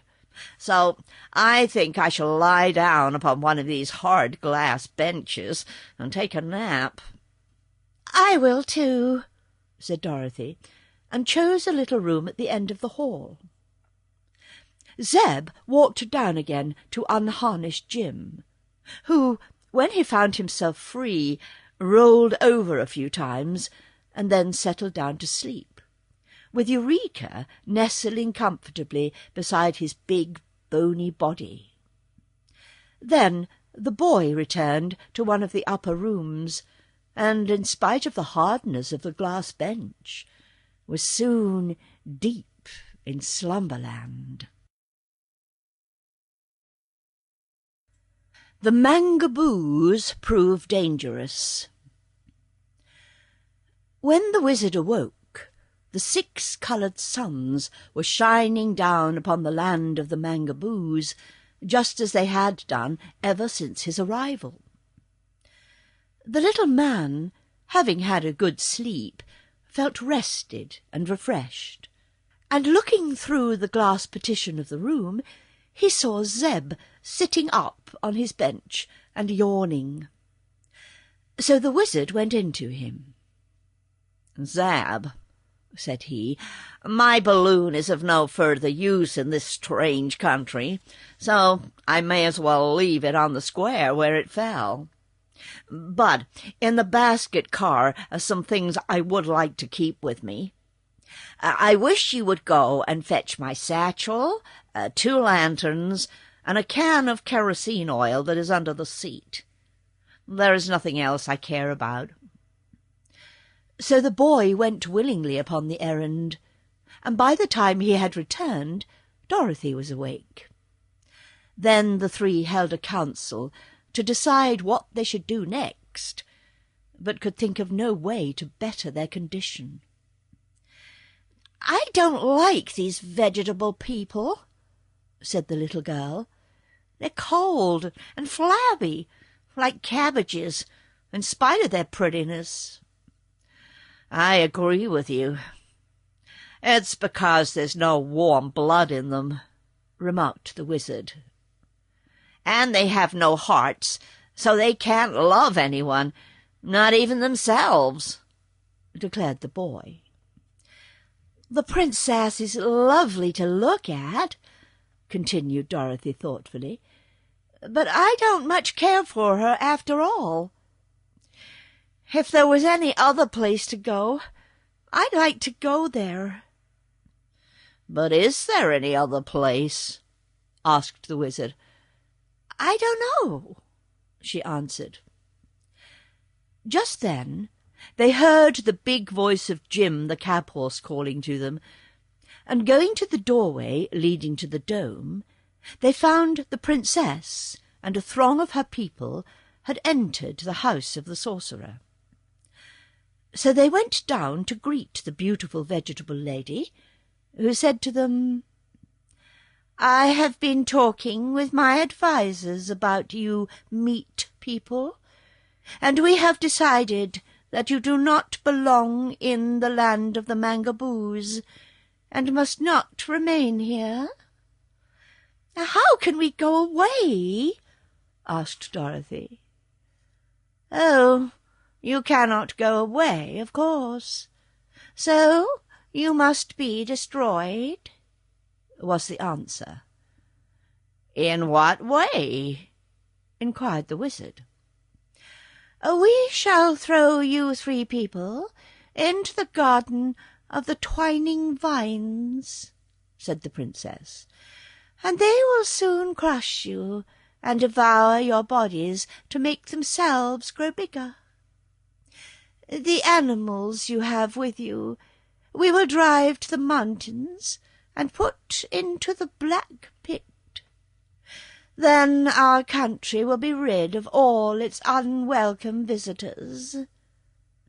"But you are in need of a sorcerer," said the wizard, "and not one of those growing is yet ripe enough to pick. I am greater than any thorn-covered sorcerer that ever grew in your garden. Why destroy me?" "It is true we need a sorcerer," acknowledged the princess, "but I am informed that one of our own will be ready to pick in a few days, to take the place of Gwig, whom you cut in 2 before it was time for him to be planted. Let us see your arts and the sorceries you are able to perform. Then I will decide whether to destroy you with the others or not." At this the wizard made a bow to the people, and repeated his trick of producing the 9 tiny piglets, and making them disappear again. He did it very cleverly indeed, and the princess looked at the strange piglets as if she were as truly astonished as any vegetable person could be.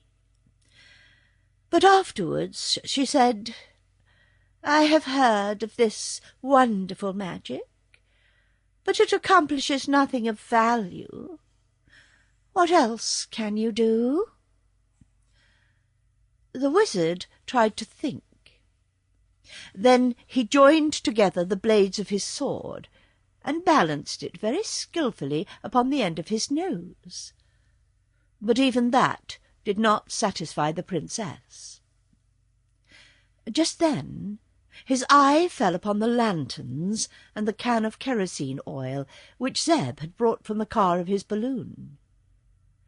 And he got a very clever idea from those commonplace things. "Your Highness," said he, "I will now proceed to prove my magic by creating 2 suns that you have never seen before. Also, I will exhibit a destroyer much more dreadful than your clinging vines." So he placed Dorothy upon one side of him and the boy upon the other, and set a lantern upon each of their heads. "Don't laugh," he whispered to them, "or you will spoil the effect of my magic." Then, with much dignity, and a look of vast importance upon his wrinkled face, the wizard got out his matchbox and lighted the 2 lanterns. The glare they made was very small when compared with the radiance of the 6 great coloured suns, but still they gleamed steadily and clearly. The Mangaboos were much impressed, because they had never before seen any light that did not come directly from their suns. Next, the wizard poured a pool of oil from the can upon the glass floor, where it covered quite a broad surface. When he lighted the oil, 100 tongues of flame shot up, and the effect was really imposing. "Now, Princess," exclaimed the wizard, "those of your advisers who wish to throw us into the garden of clinging vines must step within this circle of light. If they advised you well, and were in the right, they will not be injured in any way. But if any advised you wrongly, the light will wither him." The advisers of the princess did not like this test, but she commanded them to step into the flame, and one by one they did so, and were scorched so badly that the air was soon filled with an odour like that of baked potatoes. Some of the Mangaboos fell down and had to be dragged from the fire, and all were so withered that it would be necessary to plant them at once. "Sir," said the princess to the wizard, "you are greater than any sorcerer we have ever known.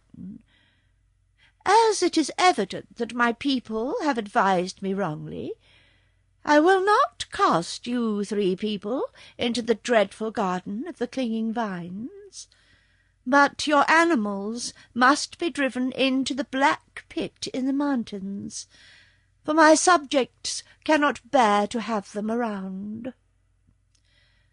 The wizard was so pleased to have saved the 2 children and himself that he said nothing against this decree.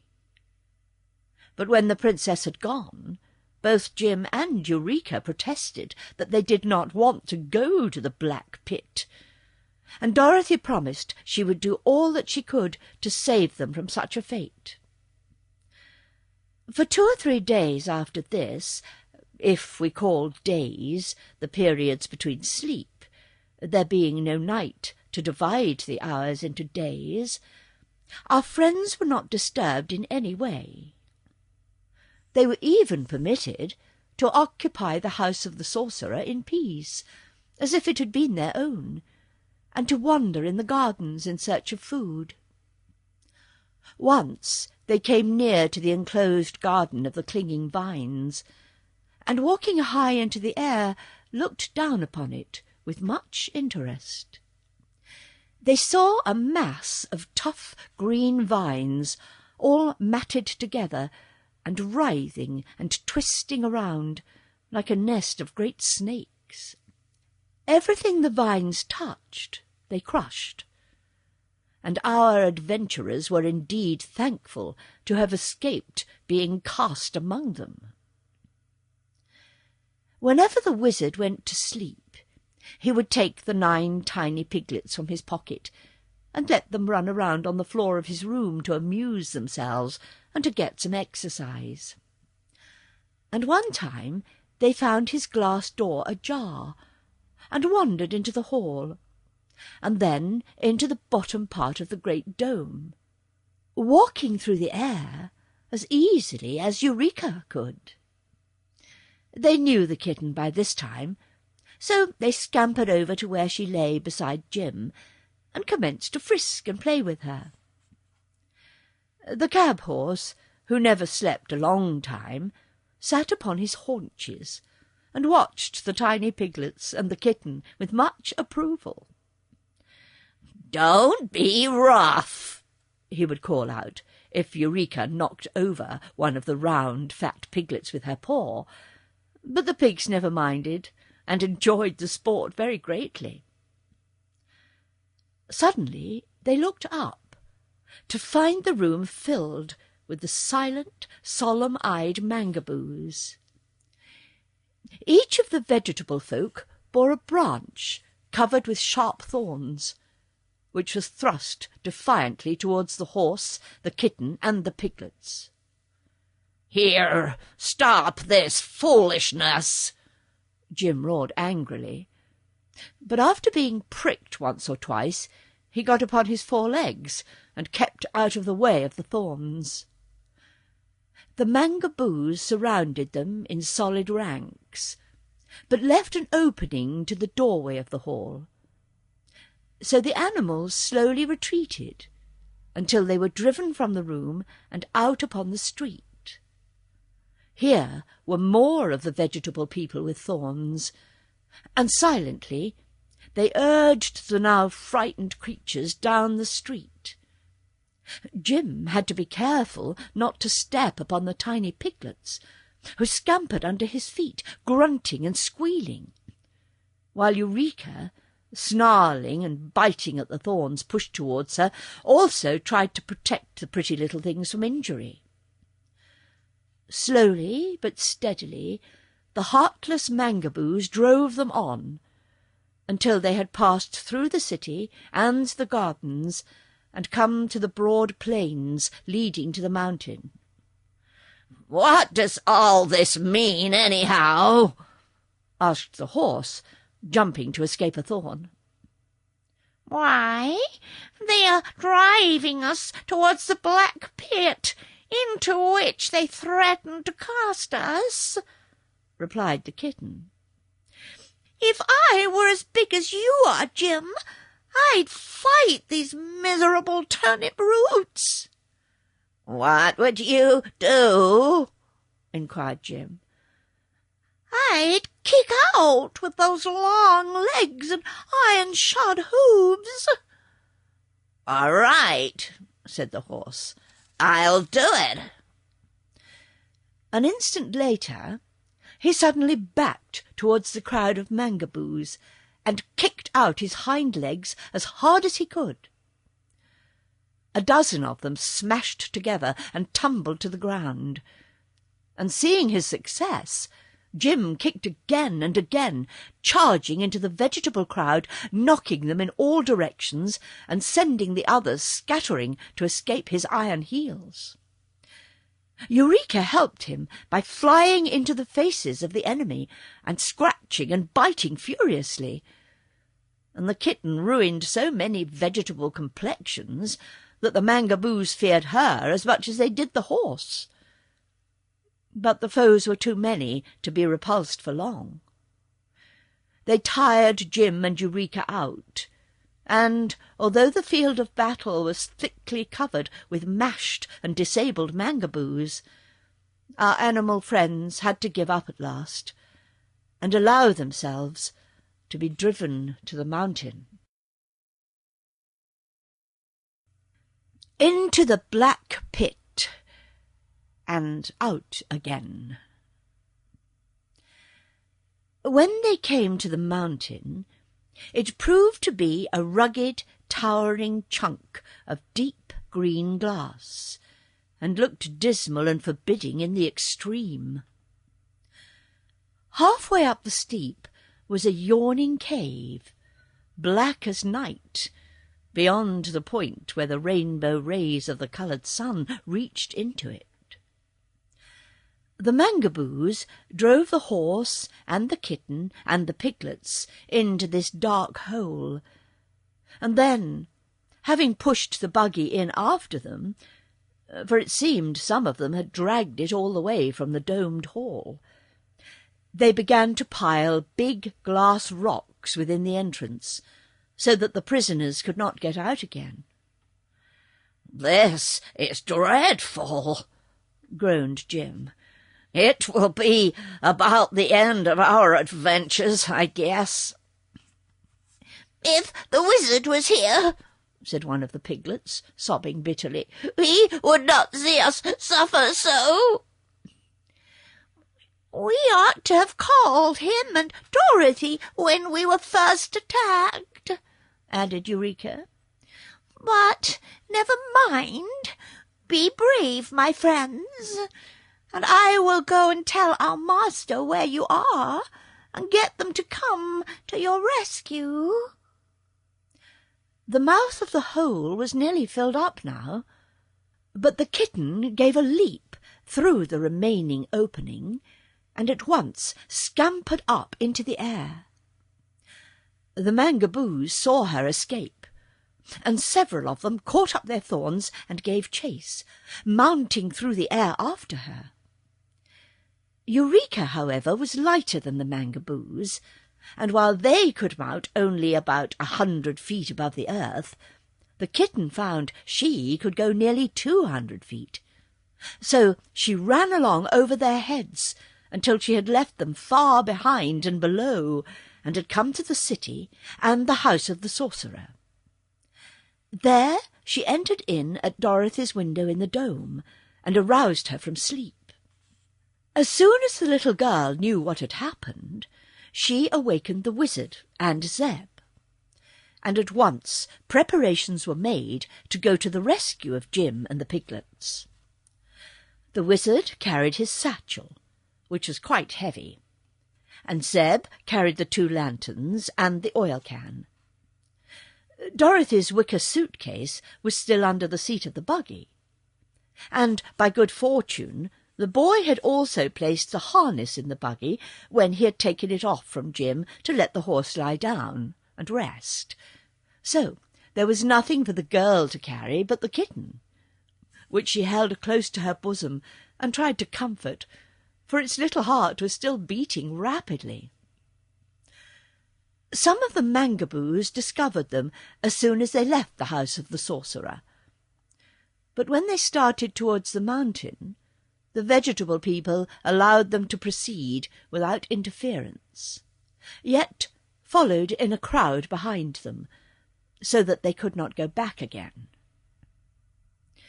Before long they neared the Black Pit, where a busy swarm of Mangaboos, headed by their princess, were engaged in piling up glass rocks before the entrance. "Stop, I command you!" cried the wizard in an angry tone, and at once began pulling down the rocks to liberate Jim and the piglets. Instead of opposing him in this, they stood back in silence until he had made a good-sized hole in the barrier, when, by order of the princess, they all sprang forward and thrust out their sharp thorns. Dorothy hopped inside the opening to escape being pricked, and Zeb and the wizard, after enduring a few stabs from the thorns, were glad to follow her. At once the Mangaboos began piling up the rocks of glass again, and as the little man realized that they were all about to be entombed in the mountain, he said to the children, "My dears, what shall we do? Jump out and fight?" "What's the use?" replied Dorothy. "I'd as soon die here as live much longer among those cruel and heartless people." "That's the way I feel about it," remarked Zeb, rubbing his wounds. "I've had enough of the Mangaboos." "All right," said the wizard. "I'm with you, whatever you decide. But we can't live long in this cavern, that's certain." Noticing that the light was growing dim, he picked up his 9 piglets, patted each one lovingly on its fat little head, and placed them carefully in his inside pockets. Zeb struck a match and lighted one of the lanterns. The rays of the coloured suns were now shut out from them for ever, for the last chinks had been filled up in the wall that separated their prison from the land of the Mangaboos. "How big is this hole?" asked Dorothy. "I'll explore it and see," replied the boy. So he carried the lantern back for quite a distance, while Dorothy and the wizard followed at his side. The cavern did not come to an end, as they had expected it would, but slanted upwards through the great glass mountain, running in a direction that promised to lead them to the side opposite the Mangaboo country. "Well, it isn't a bad road," observed the wizard, "and if we follow it, it might lead us to some place that is more comfortable than this black pocket we are now in. I suppose the vegetable folk were always afraid to enter this cavern because it's dark. But we have our lanterns to light the way, so I propose that we start out and discover where this tunnel in the mountain leads to." The others agreed readily to this sensible suggestion, and at once the boy began to harness Jim to the buggy. When all was in readiness, the 3 took their seats in the buggy, and Jim started cautiously along the way, Zeb driving, while the wizard and Dorothy each held a lighted lantern, so the horse could see where to go. Sometimes the tunnel was so narrow that the wheels of the buggy grazed the sides. Then it would broaden out as wide as a street. But the floor was usually smooth, and for a long time they travelled on without any accident. Jim stopped sometimes to rest, for the climb was rather steep and tiresome. "We must be nearly as high as the 6 coloured suns by this time," said Dorothy. "I didn't know this mountain was so tall." "We certainly are a good distance away from the land of the Mangaboos," added Zeb, "for we have slanted away from it ever since we started." But they kept steadily moving, and just as Jim was about tired out with his long journey, the way suddenly grew lighter, and Zeb put out the lanterns to save the oil. To their joy, they found it was a white light that now greeted them, for they all were weary of the coloured rainbow lights, which after a time had made their eyes ache with their constantly shifting rays. The sides of the tunnel showed before them like the inside of a long spyglass, and the floor became more level. Jim hastened his lagging steps at this assurance of quick relief from the dark passage, and in a few moments more they had emerged from the mountain and found themselves face to face with a new and charming country. The Valley of Voices. By journeying through the glass mountain, they had reached a delightful valley that was shaped like the hollow of a great cup, with another rugged mountain showing on the other side of it, and soft and pretty green hills at the ends.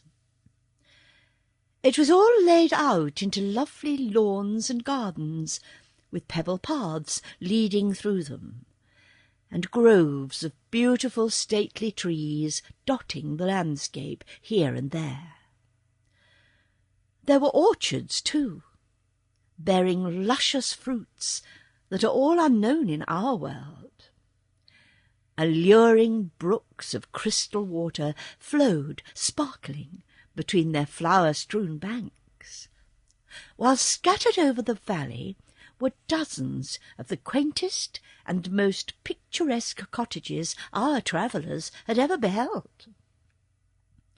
None of them were in clusters, such as villages or towns, but each had ample grounds of its own, with orchards and gardens surrounding it.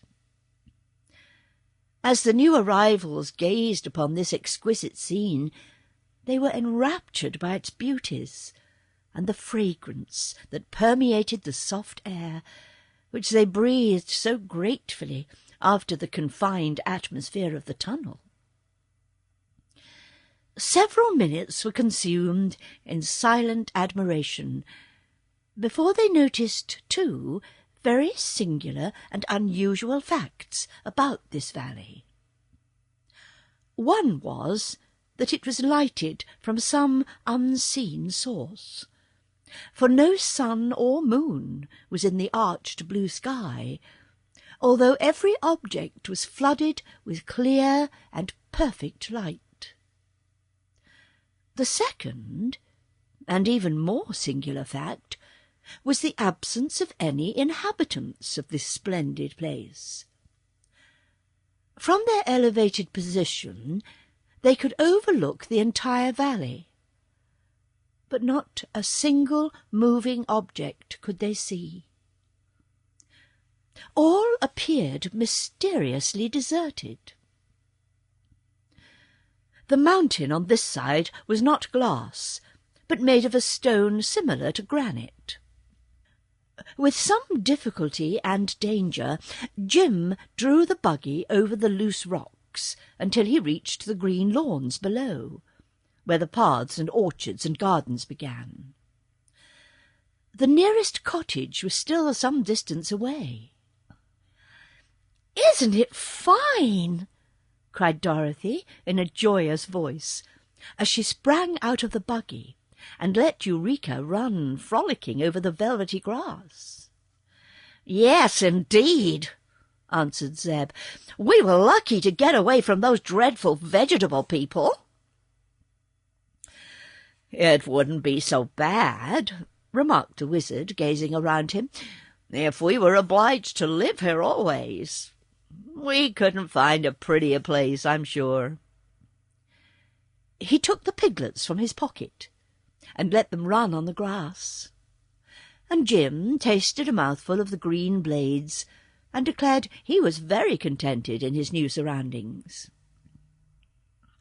"We can't walk in the air here, though," called Eureka, who had tried it and failed.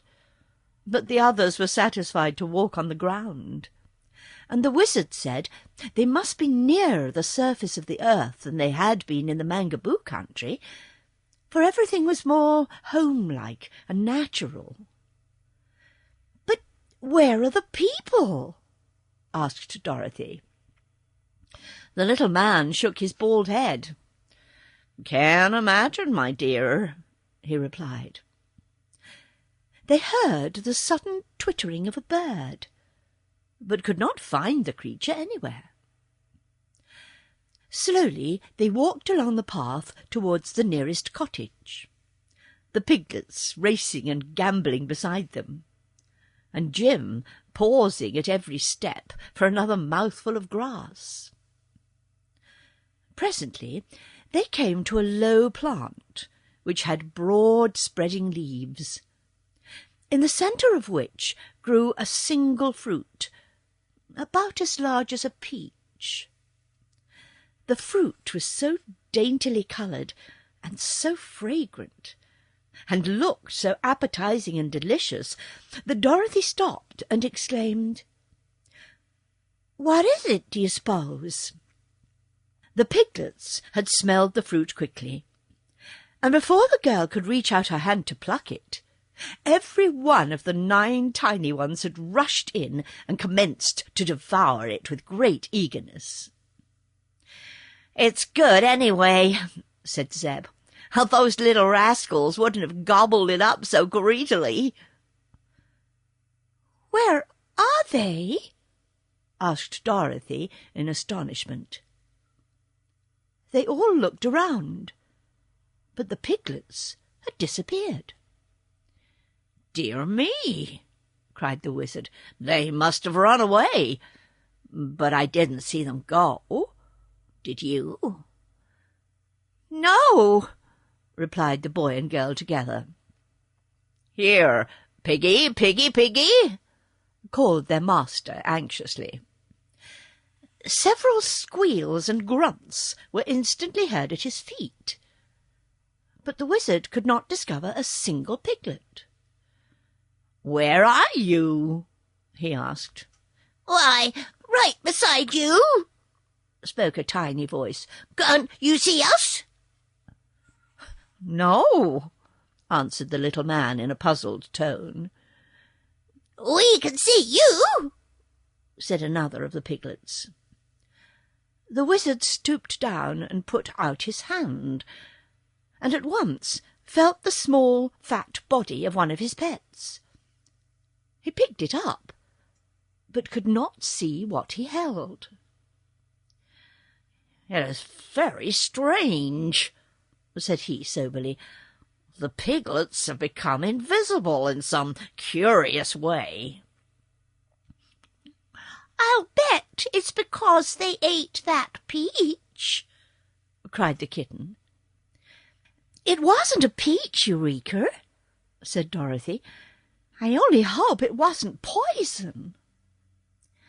"It was fine, Dorothy," called one of the piglets. "We'll eat all we can find of them," said another. "But we mustn't eat them," the wizard warned the children, "or we too may become invisible and lose each other. If we come across another of the strange fruit, we must avoid it." Calling the piglets to him, he picked them all up, one by one, and put them away in his pocket. For although he could not see them, he could feel them. And when he had buttoned his coat, he knew they were safe for the present. The travellers now resumed their walk towards the cottage, which they presently reached. It was a pretty place, with vines growing thickly over the broad front porch. The door stood open, and a table was set in the front room, with 4 chairs drawn up to it. On the table were plates, knives and forks, and dishes of bread, meat, and fruits. The meat was smoking hot, and the knives and forks were performing strange antics, and jumping here and there in quite a puzzling way. But not a single person appeared to be in the room. "How funny!" exclaimed Dorothy, who, with Zeb and the wizard, now stood in the doorway. A peal of merry laughter answered her, and the knives and forks fell to the plates with a clatter. One of the chairs pushed back from the table, and this was so astonishing and mysterious that Dorothy was almost tempted to run away in fright. "Here are the strangers, Mamma!" cried the shrill and childish voice of some unseen person. "So I see, my dear," answered another voice, soft and womanly. "Of course," replied the man's voice. "And pardon me for the foolish question, but are you all invisible?" "Surely," the woman answered, repeating her low, rippling laughter. "Are you surprised that you're unable to see the people of Vaux?" "Why, yes," stammered the wizard. All the people I've ever met before were very plain to see." "Where do you come from, then?" asked the woman in a curious tone. "We belong upon the face of the earth," explained the wizard. "But recently, during an earthquake, we fell down a crack and landed in the country of the Mangaboos." "Oh, dreadful creatures!" exclaimed the woman's voice. "I've heard of them." "They walled us up in a mountain," continued the wizard. "But we found there was a tunnel through to this side, so we came here. It's a beautiful place. What do you call it?" "It is the Valley of Voe." "Thank you. We've seen no people since we arrived, so we came to this house to inquire our way." "Are you hungry?" asked a woman's voice. "I could eat something," said Dorothy. "So could I," added Zeb. "But we do not wish to intrude, I assure you," the wizard hastened to say. "That's all right," returned the man's voice, more pleasantly than before. "You're welcome to what we have." As he spoke, the voice came so near to Zeb that he jumped back in alarm. Two childish voices laughed merrily at this action, and Dorothy was sure that they were in no danger among such light-hearted folks, even if those folks could not be seen. "What curious animal is that which is eating the grass on my lawn?" inquired the man's voice. "Oh, that's Jim," said the girl. "He's a horse." "What is he good for?" was the next question. "He draws the buggy you see fastened to him, and we ride in the buggy instead of walking," she explained. "Can he fight?" asked the man's voice. "No. He can kick pretty hard with his heels and bite a little, but Jim can't exactly fight," she replied. "Then the bears will get him," said one of the children's voices. "Bears?" exclaimed Dorothy. "Are there bears here?" "That is the evil of our country," answered the invisible man. "Many large and fierce bears roam in the Valley of Voe, and when they catch any of us, they eat us up. But as they cannot see us, we seldom get caught." "Are the bears invisible too?" asked the girl. "Yes, for they eat of the dama fruit as we all do, and that keeps them from being seen by any eye, whether human or animal." "Does the dama fruit grow on a low bush and look something like a peach?" asked the wizard. "Yes," was the reply. "If it makes you invisible, why do you eat it?" Dorothy inquired. "For 2 reasons, my dear," the woman's voice answered. "The dama fruit is the most delicious thing that grows, and when it makes us invisible, the bears cannot find us to eat us up. But now, good wanderers, your luncheon is on the table, so please sit down and eat as much as you like."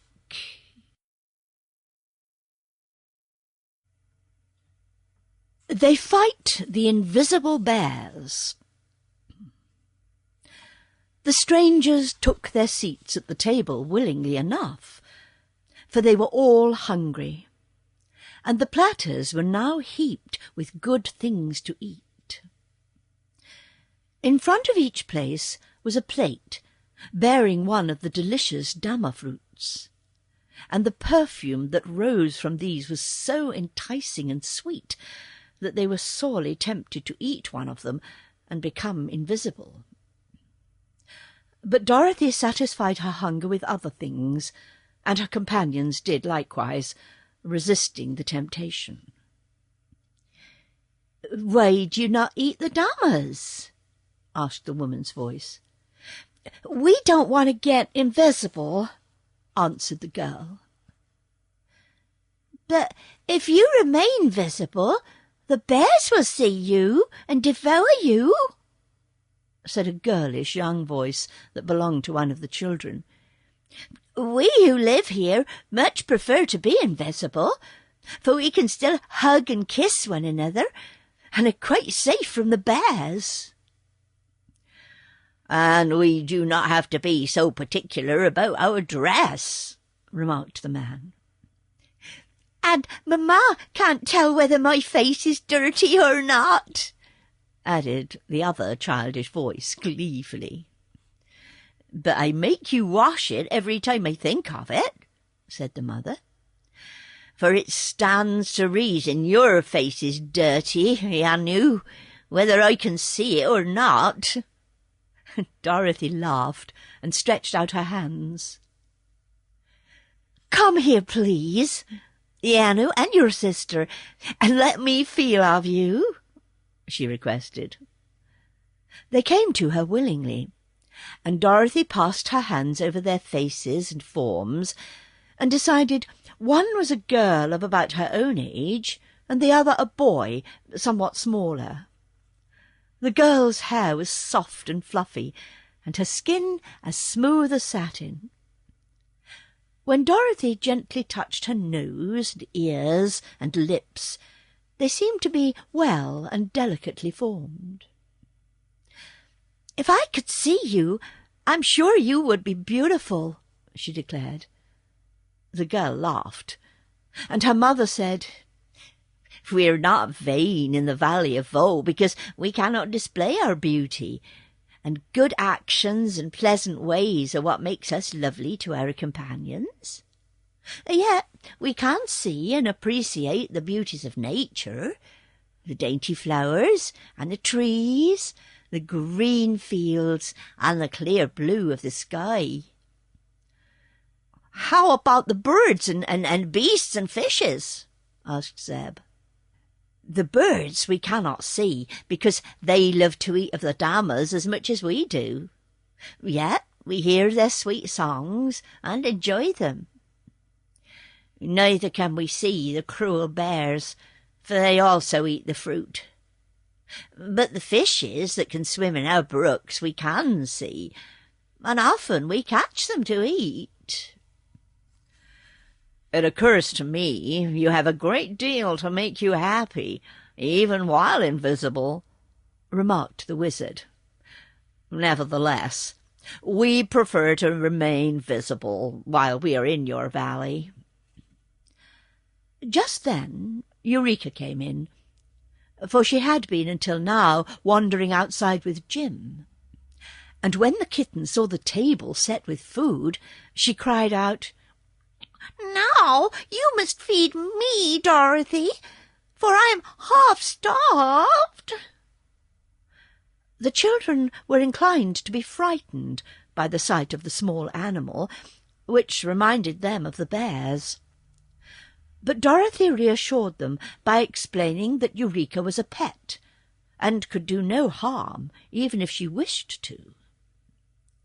Then, as the others had by this time moved away from the table, the kitten sprang upon the chair and put her paws upon the cloth to see what there was to eat. To her surprise, an unseen hand clutched her and held her suspended in the air. Eureka was frantic with terror, and tried to scratch and bite, so the next moment she was dropped to the floor. "Did you see that, Dorothy?" she gasped. "Yes, dear," her mistress replied. "There are people living in this house, although we cannot see them. And you must have better manners, Eureka, or something worse will happen to you." She placed a plate of food upon the floor, and the kitten ate greedily. "Give me that nice-smelling fruit I saw on the table," she begged, when she had cleaned the plate. "Those are damas," said Dorothy, "and you must never even taste them, Eureka, or you'll get invisible, and then we can't see you at all." The kitten gazed wistfully at the forbidden fruit. "Does it hurt to be invisible?" she asked. "I don't know," Dorothy answered, "but it would hurt me dreadfully to lose you." "Very well, I won't touch it," declared the kitten. "But you must keep it away from me, for the smell is very tempting." "Can you tell us, sir, or madam," said the wizard, addressing the air, because he did not quite know where the unseen people stood, "if there is any way we can get out of your beautiful valley and on top of the earth again?" "Oh, one can leave the valley easily enough," answered the man's voice. "But to do so, you must enter a far less pleasant country. As for reaching the top of the earth, I've never heard that it's possible to do that. And if you succeeded in getting there, you'd probably fall off." "Oh, no," said Dorothy. "We've been there, and we know." "The Valley of Voe is certainly a charming place," resumed the wizard, "but we cannot be contented in any other land than our own for long. Even if we should come to unpleasant places on our way, it is necessary, in order to reach the earth's surface, to keep moving on towards it." "Oh, in that case," said the man, "it will be best for you to cross our valley and mount the spiral staircase inside the Pyramid Mountain.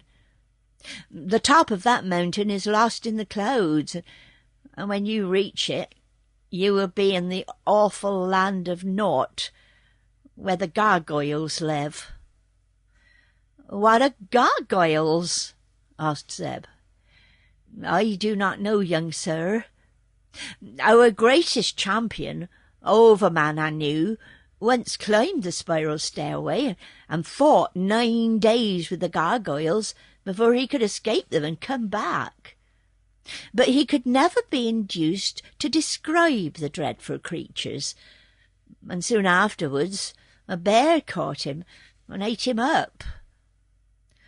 The wanderers were rather discouraged by this gloomy report, but Dorothy said with a sigh, "If the only way to get home is to meet the Gurgles, then we've got to meet 'em. They can't be worse than the Wicked Witch or the Gnome King." "But you must remember you had the Scarecrow and the Tin Woodman to help you conquer those enemies," suggested the wizard. "Just now, my dear, there is not a single warrior in your company." "Oh, I guess Zeb could fight if he had to. Couldn't you, Zeb?" asked the little girl. "Perhaps, if I had to," answered Zeb doubtfully. "And you have the jointed sword that you chopped the vegetable sorcerer in two with," the girl said to the little man. "True," he replied, "and in my satchel are other useful things to fight with." "What the gargoyles most dread is a noise," said the man's voice. "Our champion told me that when he shouted his battle cry, the creatures shuddered and drew back, hesitating to continue the combat. But they were in great numbers, and the champion could not shout much because he had to save his breath for fighting." "Very good," said the wizard. "We can all yell better than we can fight, so we ought to defeat the gargoyles." "But tell me," said Dorothy, "how did such a brave champion happen to let the bears eat him? And if he was invisible, and the bear's invisible, who knows that they really ate him up? The champion had killed 11 bears in his time, returned the unseen man. And we know this is true, because when any creature is dead, the invisible charm of the Dama fruit ceases to be active, and the slain one can be plainly seen by all eyes. When the champion killed a bear, everyone could see it. When the bears killed the champion, we saw several pieces of him scattered about, which, of course, disappeared again when the bears devoured them. They now bade farewell to the kind but unseen people of the cottage, and after the man had called their attention to a high pyramid-shaped mountain on the opposite side of the valley, and told them how to travel in order to reach it, they again started upon their journey. They followed the course of a broad stream, and passed several more pretty cottages. But of course they saw no one, nor did anyone speak to them. Fruits and flowers grew plentifully all about, and there were many of the delicious damas that the people of Vaux were so fond of. About noon they stopped to allow Jim to rest in the shade of a pretty orchard, and while they plucked and ate some of the cherries and plums that grew there, a soft voice suddenly said to them, "There are bears nearby. Be careful." The wizard got out his sword at once, and Zeb grabbed the horsewhip. Dorothy climbed into the buggy, although Jim had been unharnessed from it and was grazing some distance away. The owner of the unseen voice laughed lightly and said, "You cannot escape the bears that way." "How can we escape?" asked Dorothy nervously, for an unseen danger is always the hardest to face. "You must take to the river," was the reply. "The bears will not venture upon the water." "But we would be drowned," exclaimed the girl. "Oh, there is no need of that," said the voice, which, from its gentle tones, seemed to belong to a young girl. "You are strangers in the valley of Vaux, and do not seem to know our ways, so I will try to save you." The next moment a broad-leaved plant was jerked from the ground where it grew, and held suspended in the air before the wizard. "Sir," said the voice, "you must rub these leaves upon the soles of all your feet, and then you will be able to walk upon the water without sinking below the surface. It's a secret the bears do not know, and we people of Vaux usually walk upon the water when we travel, and so escape our enemies." "Thank you," cried the wizard joyfully, and at once rubbed a leaf upon the soles of Dorothy's shoes, and then upon his own. The girl took a leaf and rubbed it upon the kitten's paws, and the rest of the plant was handed to Zeb, who, after applying it to his own feet, carefully rubbed it upon all 4 of Jim's hooves, and then upon the tires of the buggy wheels. He had nearly finished this task when a low growling was suddenly heard, and the horse began to jump around and kick viciously with his heels. "Quick! To the water, or you're lost!" cried their unseen friend. And without hesitation the wizard drew the buggy down the bank and out upon the broad river, for Dorothy was still seated in it, with Eureka in her arms.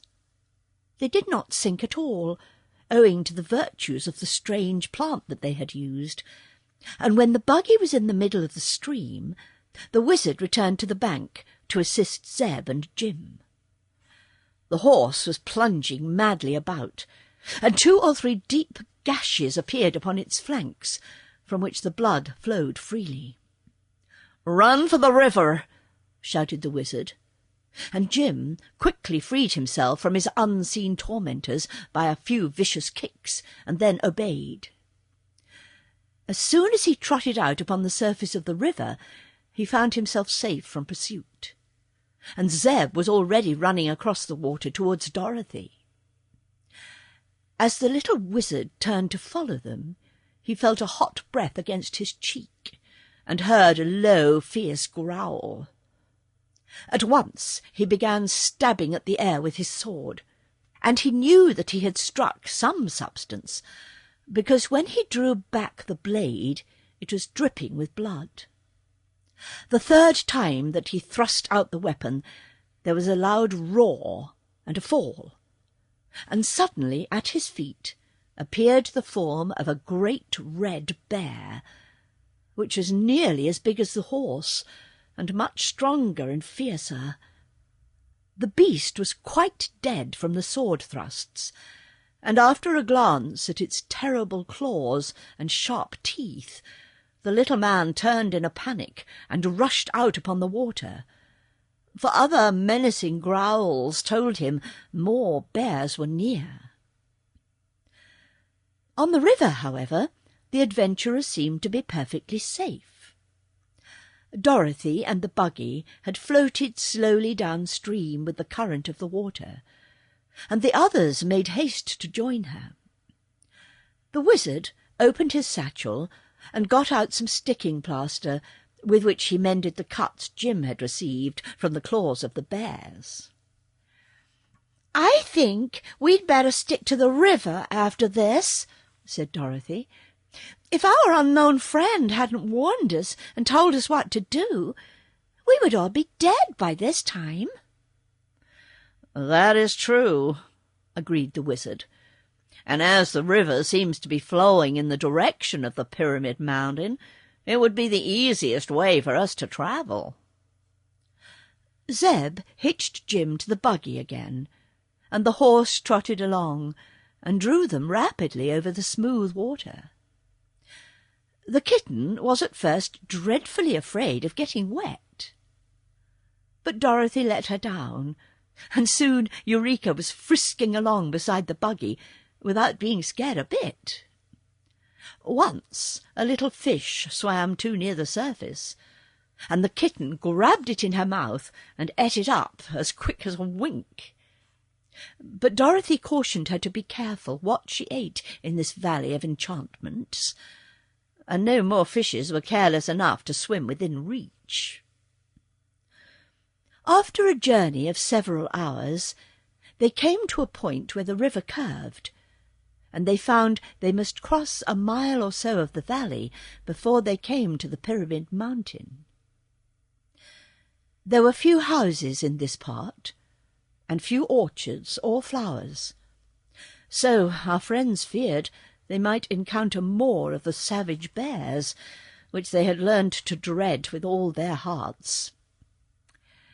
"You'll have to make a dash, Jim," said the wizard, "and run as fast as you can go." "All right," answered the horse. "I'll do my best. But you must remember I'm old, and my dashing days are past and gone." All three got into the buggy, and Zeb picked up the reins, though Jim needed no guidance of any sort. The horse was still smarting from the sharp claws of the invisible bears, and as soon as he was on land and headed towards the mountain, the thought that more of those fearsome creatures might be near acted as a spur, and sent him galloping along in a way that made Dorothy catch her breath.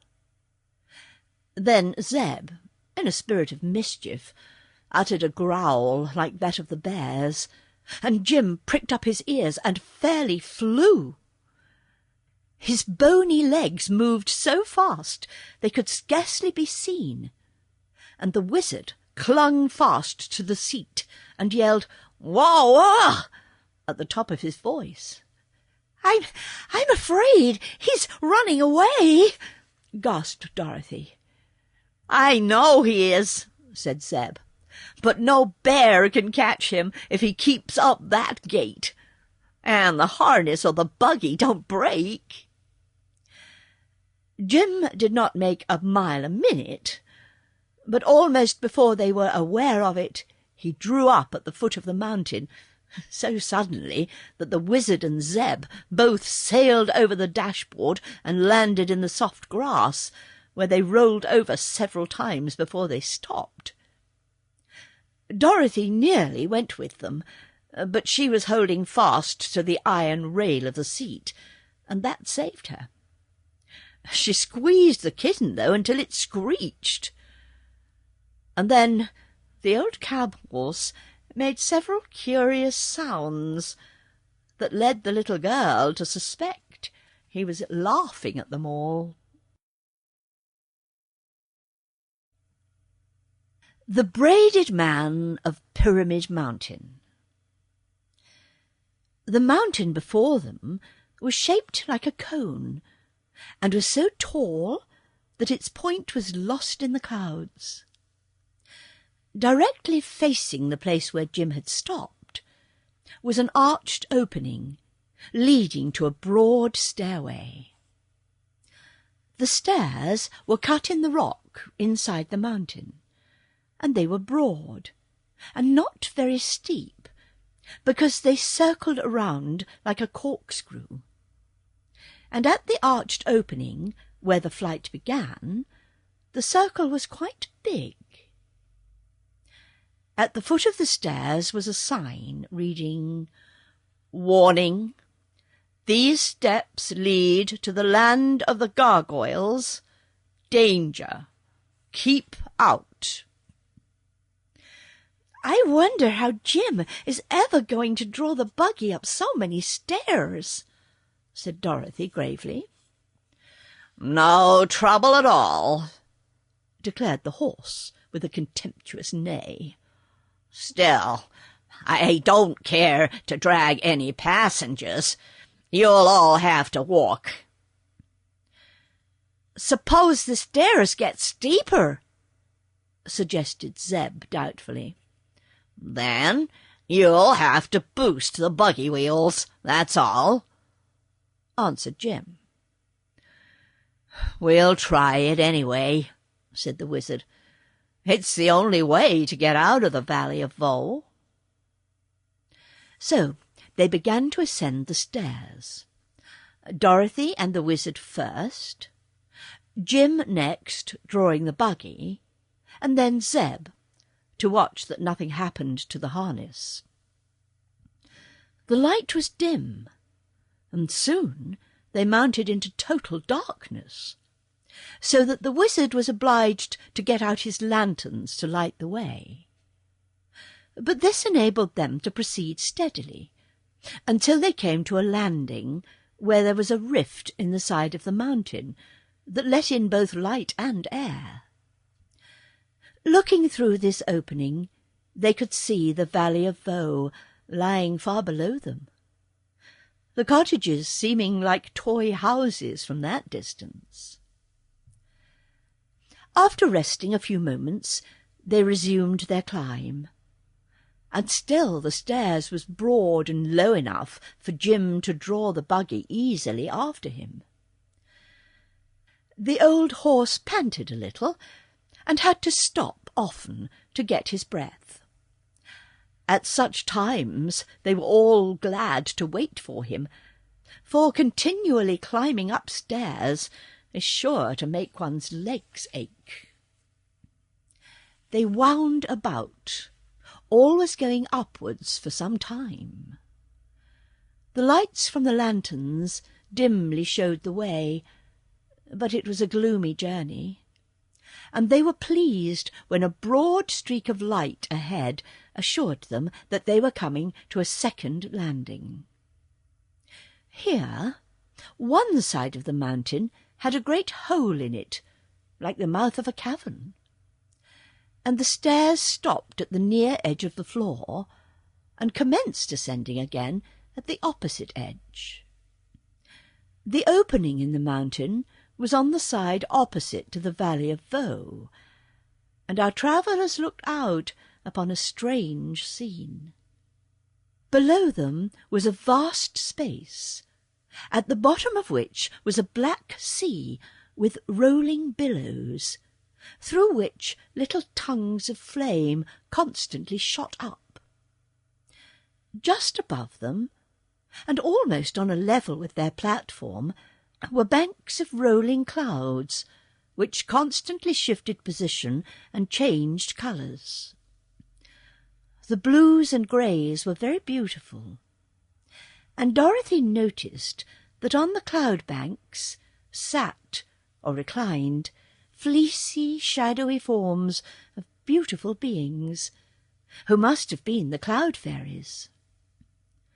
Mortals who stand upon the earth and look up at the sky cannot often distinguish these forms, but our friends were now so near to the clouds that they observed the dainty fairies very clearly.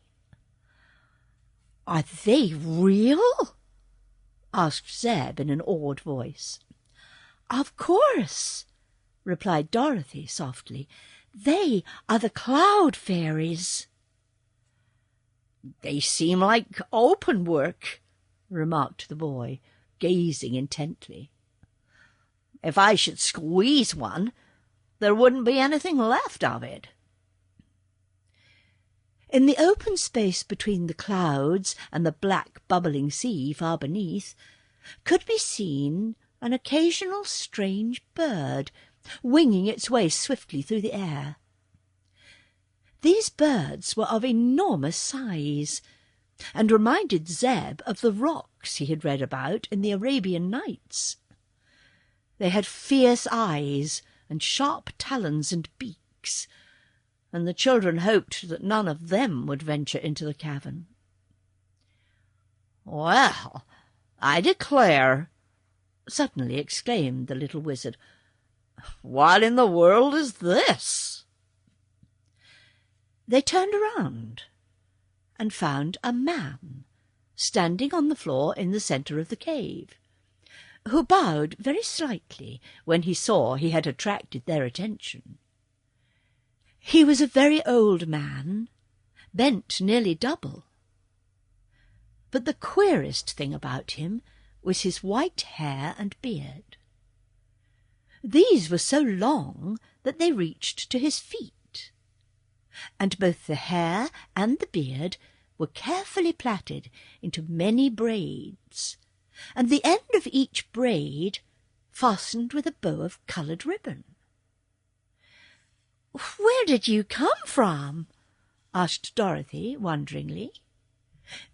"No place at all," answered the man with the braids. "That is, not recently. Once I lived on top of the earth, but for many years I had my factory in this spot, halfway up the Pyramid Mountain." "Are we only halfway up?" inquired the boy in a discouraged tone. "I believe so, my lad," replied the braided man. "But as I have never been in either direction, down or up, since I arrived, I cannot be positive whether it is exactly halfway or not." "Have you a factory in this place?" asked the wizard, who had been examining the strange personage carefully. "To be sure," said the other. "I am a great inventor, you must know, and I manufacture my products in this lonely spot." "What are your products?" inquired the wizard. "Well, I make assorted flutters for flags and bunting, and a superior grade of rustles for ladies' silk gowns." "I thought so," said the wizard with a sigh. "May we examine some of these articles?" "Oh, yes, indeed. Come into my shop, please." And the braided man turned and led the way into a smaller cave, where he evidently lived. Here, on a broad shelf, were several cardboard boxes of various sizes, each tied with cotton cord.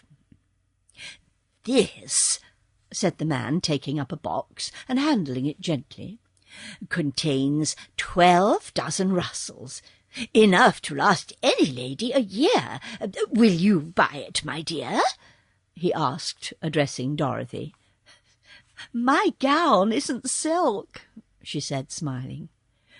"Never mind. When you open the box, the rustles will escape, whether you are wearing a silk dress or not," said the man seriously. Then he picked up another box. "In this," he continued, "are many assorted flutters. They are invaluable to make flags flutter on a still day when there is no wind. You, sir," turning to the wizard, "ought to have this assortment. Once you have tried my goods, I am sure you will never be without them." "I have no money with me," said the wizard evasively. "I do not want money," returned the braided man, "for I could not spend it in this deserted place if I had it. But I would like very much a blue hair ribbon. You will notice my braids are tied with yellow, pink, brown, red, green, white, and black. But I have no blue ribbons." "I'll get you one," cried Dorothy, who was sorry for the poor man. So she ran back to the buggy and took from her suitcase a pretty blue ribbon. It did her good to see how the braided man's eyes sparkled when he received this treasure. "You have made me very, very happy, my dear," he exclaimed. And then he insisted on the wizard taking the box of flutters and the little girl accepting the box of rustles. "You may need them sometime," he said, "and there really is no use in my manufacturing these things unless somebody uses them." "Why did you leave the surface of the earth?" inquired the wizard. "I could not help it. It is a sad story, but if you will try to restrain your tears, I will tell you about it. On Earth, I was a manufacturer of imported holes for American Swiss cheese, and I will acknowledge that I supplied a superior article which was in great demand. Also, I made paws for porous plasters and high-grade holes for doughnuts and buttons. Finally, I invented a new adjustable post-hole, which I thought would make my fortune. I manufactured a large quantity of these post-holes, and having no room in which to store them, I set them all end to end and put the top one in the ground. That made an extraordinary long hole, as you may imagine, and reached far down into the earth. And as I leaned over it to try to see the bottom, I lost my balance and tumbled in. Unfortunately, the hole led directly into the vast space you see outside this mountain. But I managed to catch a point of rock that projected from this cavern, and so saved myself from tumbling headlong into the black waves beneath, where the tongues of flame that dart out would certainly have consumed me. Here, then, I make my home, and although it is a lonely place, I amuse myself making rustles and flutters, and so get along very nicely." When the braided man had completed this strange tale, Dorothy nearly laughed, because it was all so absurd. But the wizard tapped his forehead significantly, to indicate that he thought the poor man was crazy. So they politely bade him good day, and went back to the outer cavern to resume their journey. They meet the wooden gargoyles. Another breathless climb brought our adventurers to a third landing, where there was a rift in the mountain. On peering out, all they could see was rolling banks of clouds, so thick that they obscured all else. But the travellers were obliged to rest, and while they were sitting on the rocky floor, the wizard felt in his pocket and brought out the 9 tiny piglets. To his delight, they were now plainly visible, which proved they had passed beyond the influence of the magical Valley of Voe.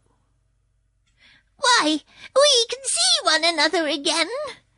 cried one joyfully. "Yes," sighed Eureka, "and I also can see you again, and the sight makes me dreadfully hungry. Please, Mr. Wizard, may I eat just one of the fat little piglets? You never miss one of them, I'm sure." "What a horrid savage beast!" exclaimed a piglet. "And after we've been such good friends, too, and played with one another." "When I'm not hungry, I love to play with you all," said the kitten demurely. "But when my stomach is empty, it seems that nothing would fill it so nicely as a fat piglet." "And we trusted you so," said another of the 9 reproachfully. "And thought you were respectable," said another. "It seems we were mistaken," declared a third, looking at the kitten timorously. "No one with such murderous desires should belong to our party, I'm sure."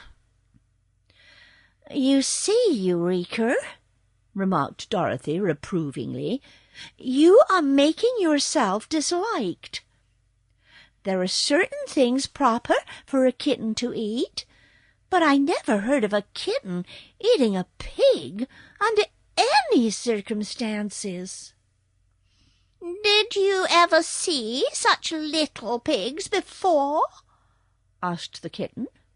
"They are no bigger than mice, and I'm sure mice are proper for me to eat." "It isn't the bigness, dear, it's the variety," replied the girl.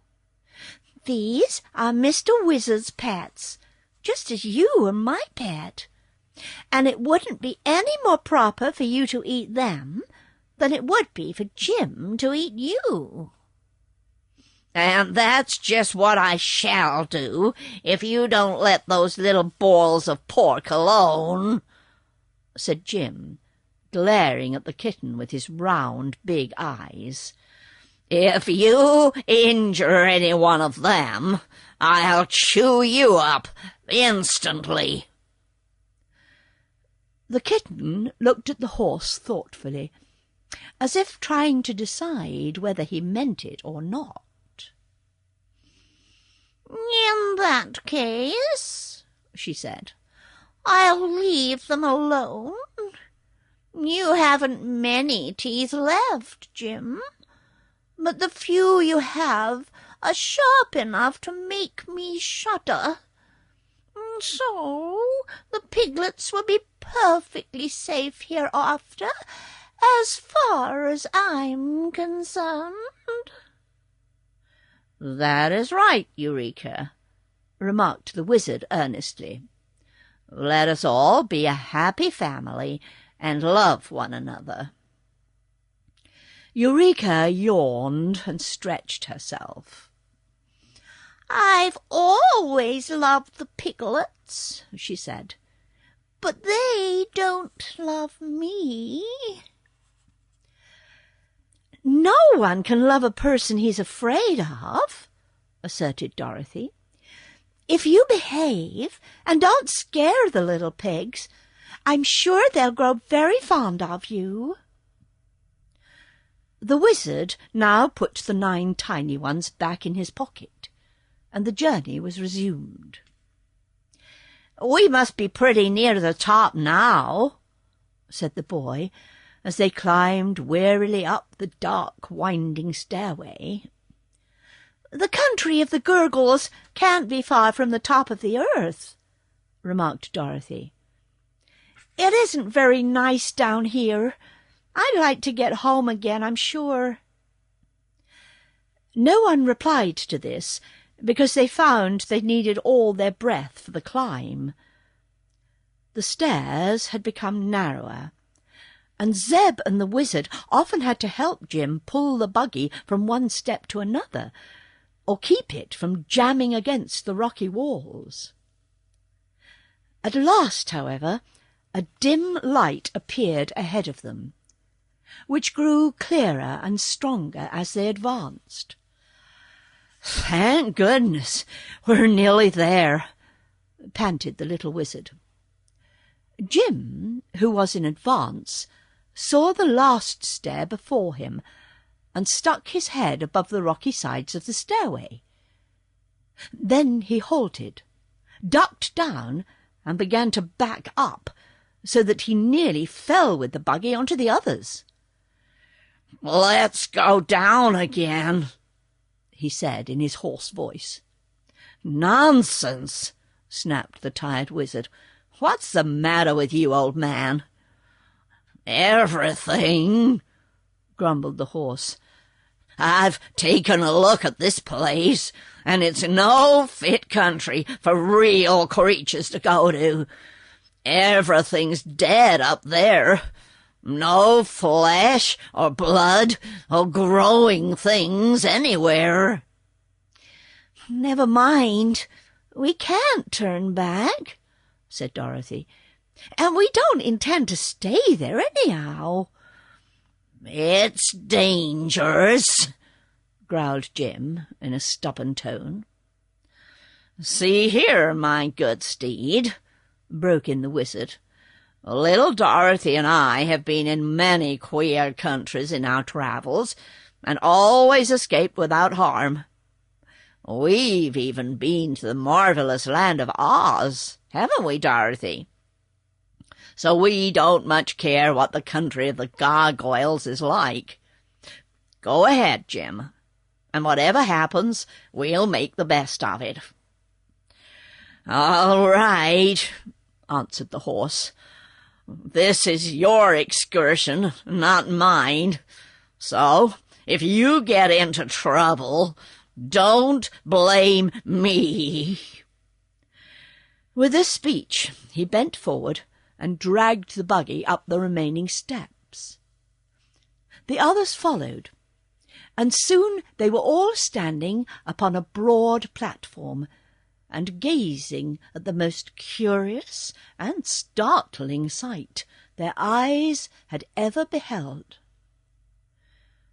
"The country of the Gargoyles is all wooden," exclaimed Zeb. And so it was. The ground was sawdust, and the pebbles scattered around were hard knots from trees, worn smooth in course of time. There were odd wooden houses, with carved wooden flowers in the front yard. The tree trunks were of coarse wood, but the leaves of the trees were shavings. The patches of grass were splinters of wood, and where neither grass nor sawdust showed was a solid wooden flooring. Wooden birds fluttered among the trees, and wooden cows were browsing upon the wooden grass. But the most amazing things of all were the wooden people, the creatures known as gargoyles. These were very numerous,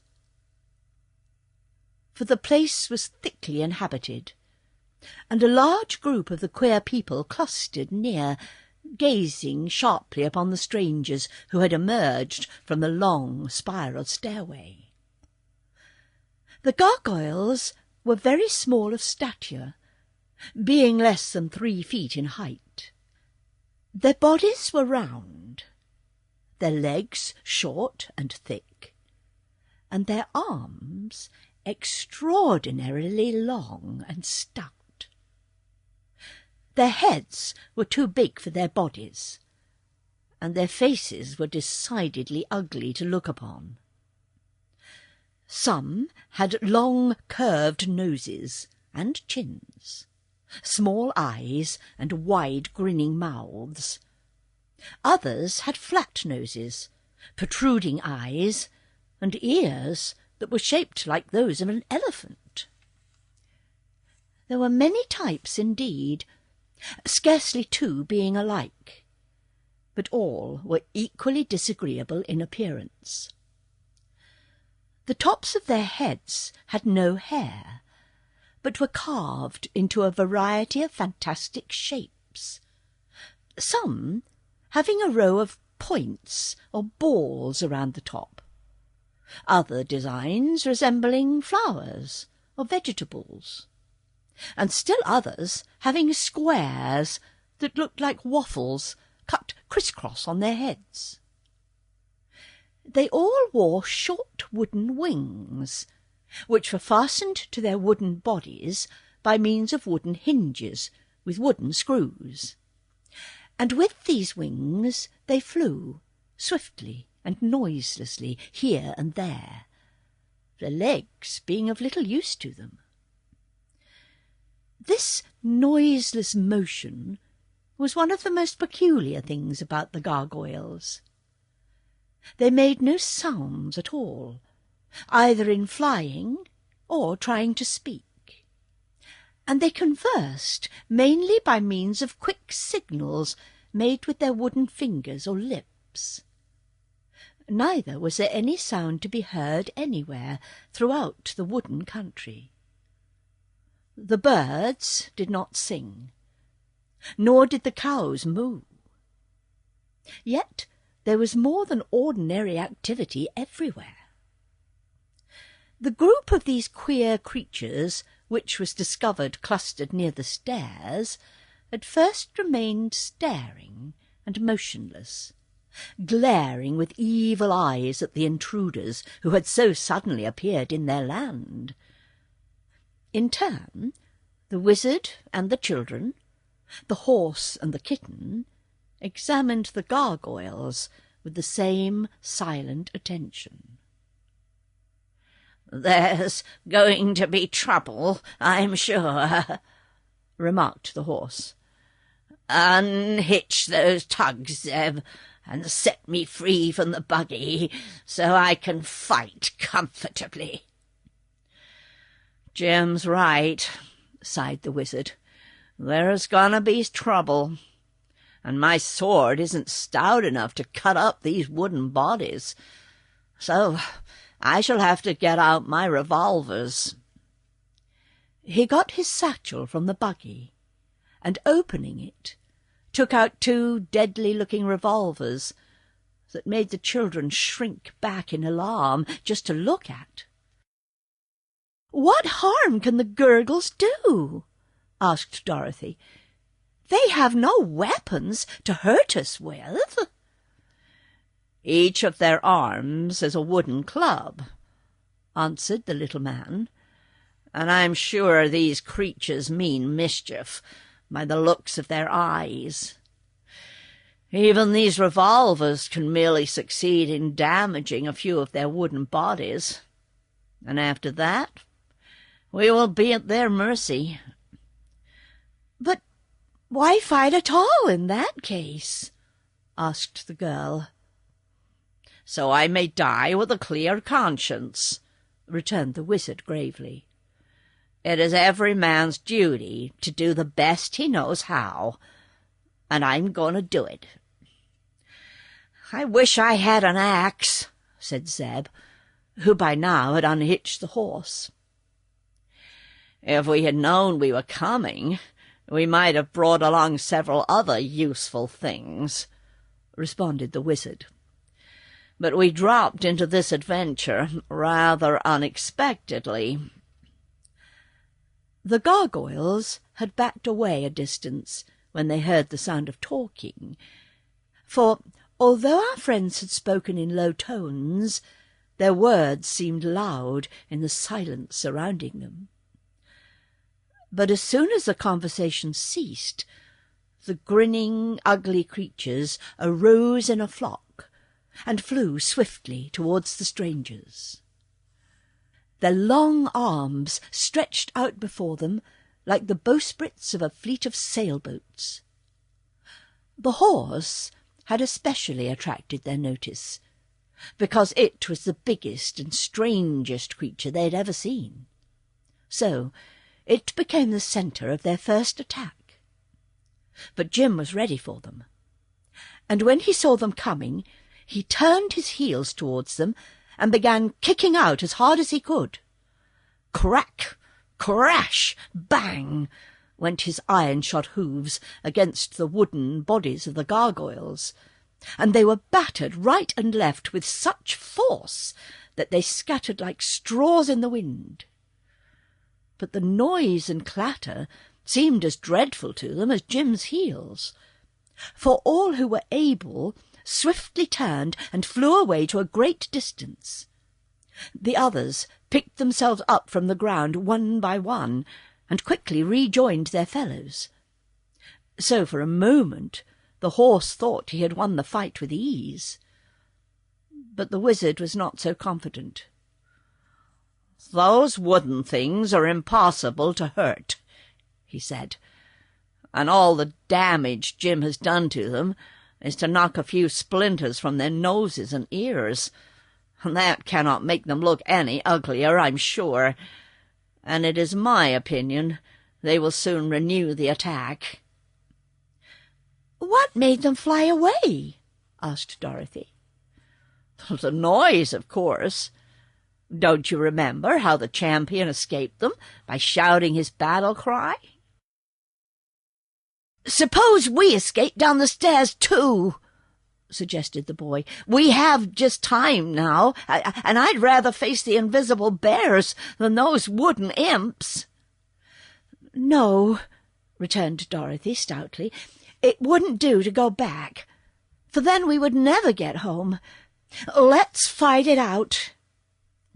"That is what I advise," said the wizard. "They haven't defeated us yet, and Jim is worth a whole army." But the gargoyles were clever enough not to attack the horse the next time. They advanced in a great swarm, having been joined by many more of their kind, and they flew straight over Jim's head to where the others were standing. The wizard raised one of his revolvers and fired into the throng of his enemies. The shot resounded like a clap of thunder in that silent place. Some of the wooden beings fell flat upon the ground, where they quivered and trembled in every limb. But most of them managed to wheel and escape again to a distance. Zeb ran and picked up one of the gargoyles that lay nearest to him.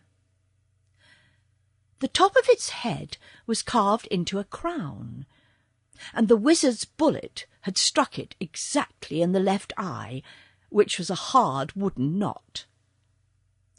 Half of the bullet stuck in the wood, and half stuck out.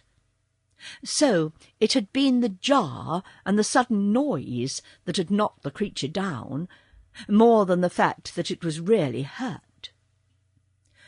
Before this crowned gargoyle had recovered himself, Zeb had wound a strap several times around its body, confining its wings and arms, so that it could not move. Then, having tied the wooden creature securely, the boy buckled the strap and tossed his prisoner into the buggy. By that time, the others had all retired.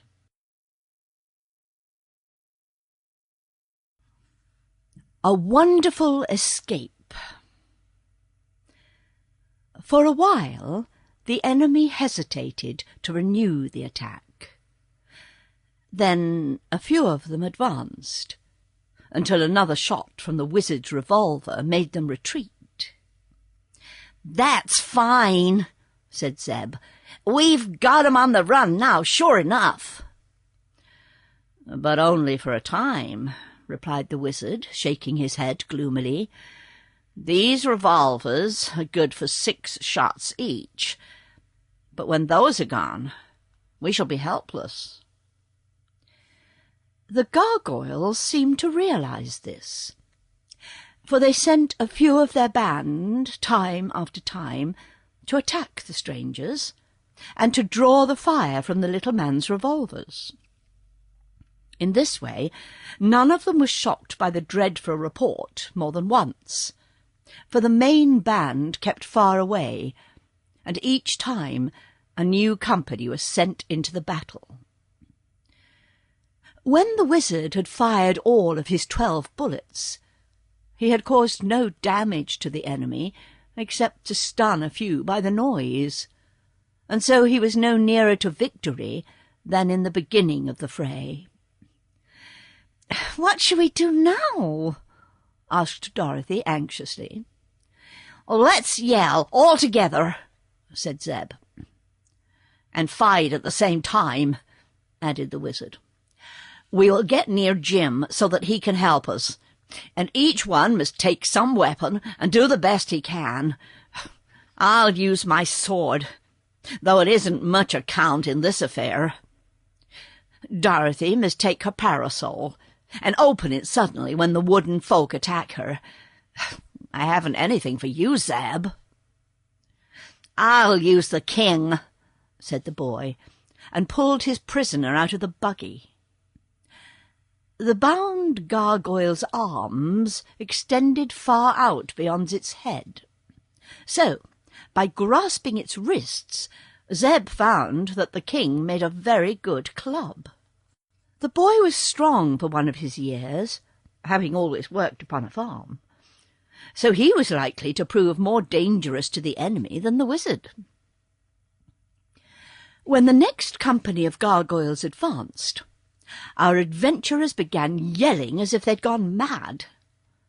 Even the kitten gave a dreadfully shrill scream, and at the same time Jim the cab-horse neighed loudly. This daunted the enemy for a time, but the defenders were soon out of breath. Perceiving this, as well as the fact that there were no more of the awful bangs to come from the revolvers, the gargoyles advanced in a swarm as thick as bees, so that the air was filled with them.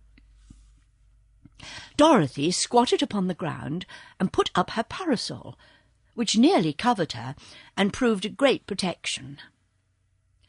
The wizard's sword blade snapped into a dozen pieces at the first blow he struck against the wooden people.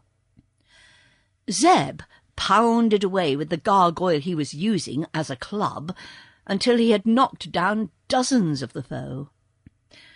But at the last they clustered so thickly about him that he no longer had room in which to swing his arms. The horse performed some wonderful kicking, and even Eureka assisted when she leapt bodily upon the gargoyles and scratched and bit at them like a wildcat. But all this bravery amounted to nothing at all. The wooden things wound their long arms around Zeb and the wizard and held them fast. Dorothy was captured in the same way, and numbers of the gargoyles clung to Jim's legs, so weighting him down that the poor beast was helpless. Eureka made a desperate dash to escape, and scampered along the ground like a streak. But a grinning gargoyle flew after her and grabbed her before she had gone very far.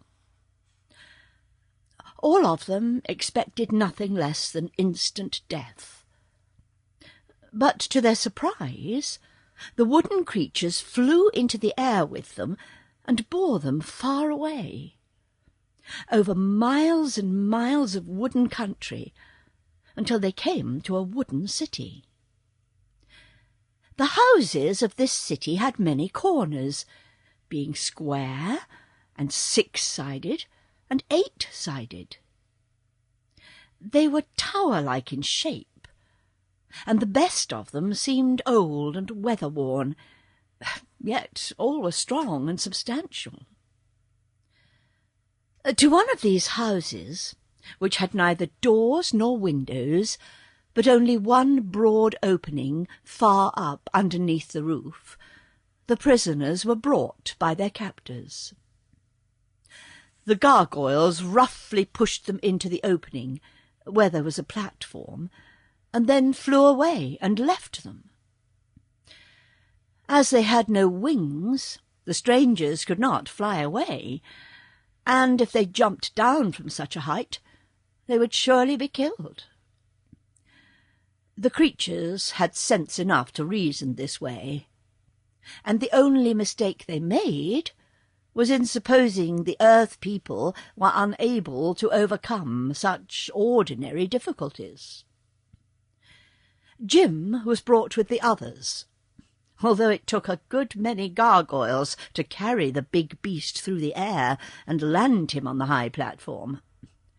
And the buggy was thrust in after him, because it belonged to the party, and the wooden folk had no idea what it was used for, or whether it was alive or not.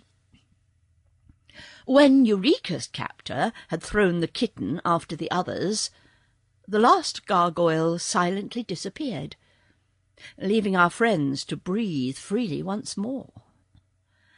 "What an awful fight!" said Dorothy, catching her breath in little gasps. "Oh, I don't know," purred Eureka, smoothing her ruffled fur with her paw. "We didn't manage to hurt anybody. Nobody managed to hurt us." "Thank goodness we're all together again, even if we are prisoners," sighed the little girl. "I wonder why they didn't kill us on the spot," remarked Zeb, who had lost his king in the struggle. "They are probably keeping us for some ceremony," the wizard answered reflectively. "But there is no doubt they intend to kill us as dead as possible in a short time." "As dead as possible would be pretty dead, wouldn't it?" asked Dorothy. "Yes, my dear. But we have no need to worry about that just now. Let us examine our prison and see what it's like." The space under the roof where they stood permitted them to see on all sides of the tall building, and they looked with much curiosity at the city spread out beneath them. Everything visible was made of wood, and the scene seemed stiff and extremely unnatural. From their platform, stairs descended into the house, and the children and the wizard explored it, after lighting a lantern to show them the way. Several stories of empty rooms rewarded their search, but nothing more. So, after a time, they came back to the platform again. Had there been any doors or windows in the lower rooms, or had not the boards of the house been so thick and stout, escape would have been easy. But to remain down below was like being in a cellar or the hold of a ship, and they did not like the darkness or the damp smell.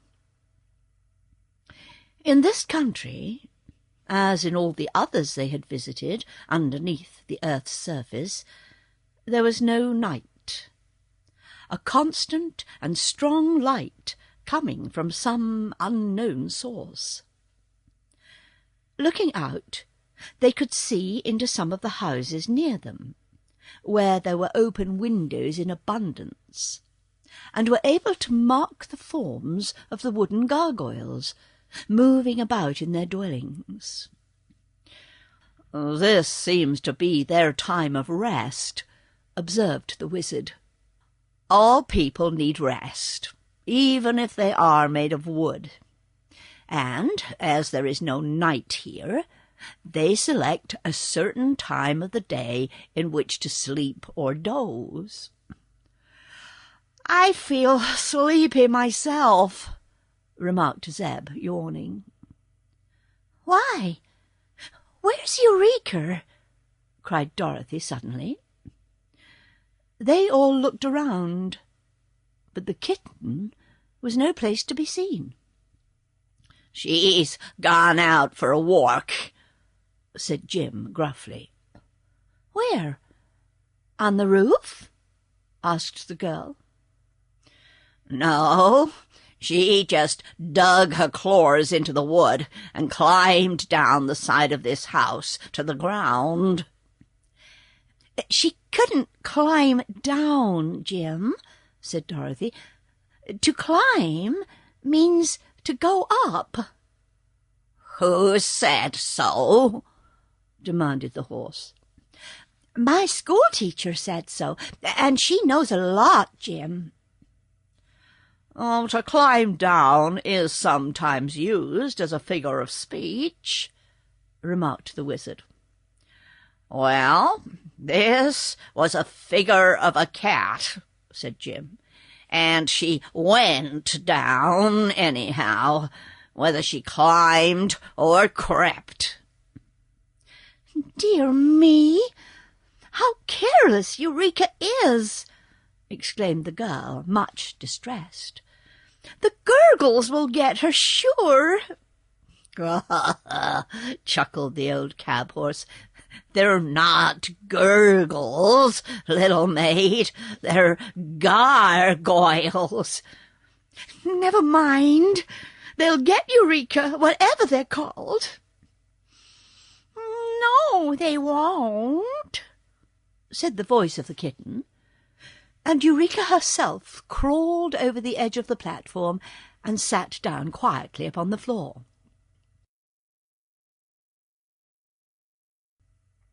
"Wherever have you been, Eureka?"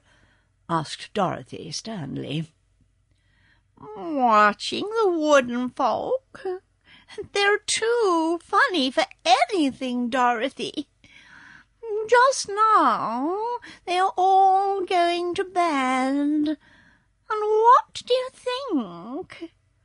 They unhook the hinges of their wings and put them in a corner until they wake up again." "What, the hinges?" "No, the wings." "That," said Zeb, "explains why this house is used by them for a prison. If any of the gargoyles act badly and have to be put in jail, they are brought here, and their wings unhooked and taken away from them until they promise to be good." The wizard had listened intently to what Eureka had to say. "I wish we had some of those loose wings," he said. "Could we fly with them?" asked Dorothy. "I think so. If the gargoyles can unhook the wings, then the power to fly lies in the wings themselves, and not in the wooden bodies of the people who wear them. So if we had the wings, we could probably fly as well as they do. At least, while we are in their country and under the spell of its magic." "But how would it help us to be able to fly?" questioned the girl. "Come here," said the little man, and took her to one of the corners of the building. "Do you see that big rock standing on the hillside yonder?" he continued, pointing with his finger. "Yes. It's a good way off, but I can see it," she replied. "Well, inside that rock, which reaches up into the clouds, is an archway, very much like the one we encountered when we climbed the spiral stairway from the Valley of Voe. I'll get my spyglass, and then you can see it more plainly." He fetched a small but powerful telescope, which had been in his satchel, and by its aid the little girl clearly saw the opening. "Where does it lead to?" she asked. "That I cannot tell," said the wizard. "But we cannot now be far below the earth's surface, and that entrance may lead to another stairway that will bring us on top of our world again, where we belong. So, if we had the wings and could escape the gargoyles, we might fly to that rock and be saved." "I'll get you the wings," said Zeb, who had thoughtfully listened to all this. "That is, if the kitten will show me where they are." "But how can you get down?" inquired the girl wonderingly. For answer, Zeb began to unfasten Jim's harness, strap by strap, and to buckle one piece to another, until he had made a long leather strip that would reach to the ground. "I can climb down that all right," he said. "No, you can't," remarked Jim, with a twinkle in his round eyes. "You may go down, but you can only climb up." "Well, I'll climb up when I get back, then," said the boy with a laugh. "Now, Eureka, you have to show me the way to those wings." "You must be very quiet," warned the kitten, "for if you make the least noise, the gargoyles will wake up. They can hear a pin drop." "I'm not going to drop a pin," said Zeb. He had fastened one end of the strap to a wheel of the buggy, and now he let the line dangle over the side of the house. "Be careful," cautioned Dorothy earnestly. "I will," said the boy, and let himself slide over the edge.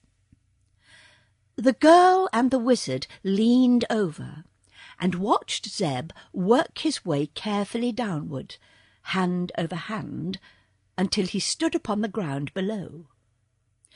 Eureka clung with her claws to the wooden side of the house and let herself down easily. Then, together, they crept away to enter the low doorway of a neighbouring dwelling.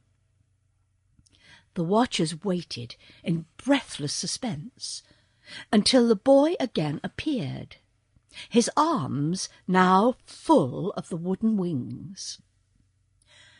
When he came to where the strap was hanging, he tied the wings all in a bunch to the end of the line, and the wizard drew them up. Then the line was let down again for Zeb to climb up by.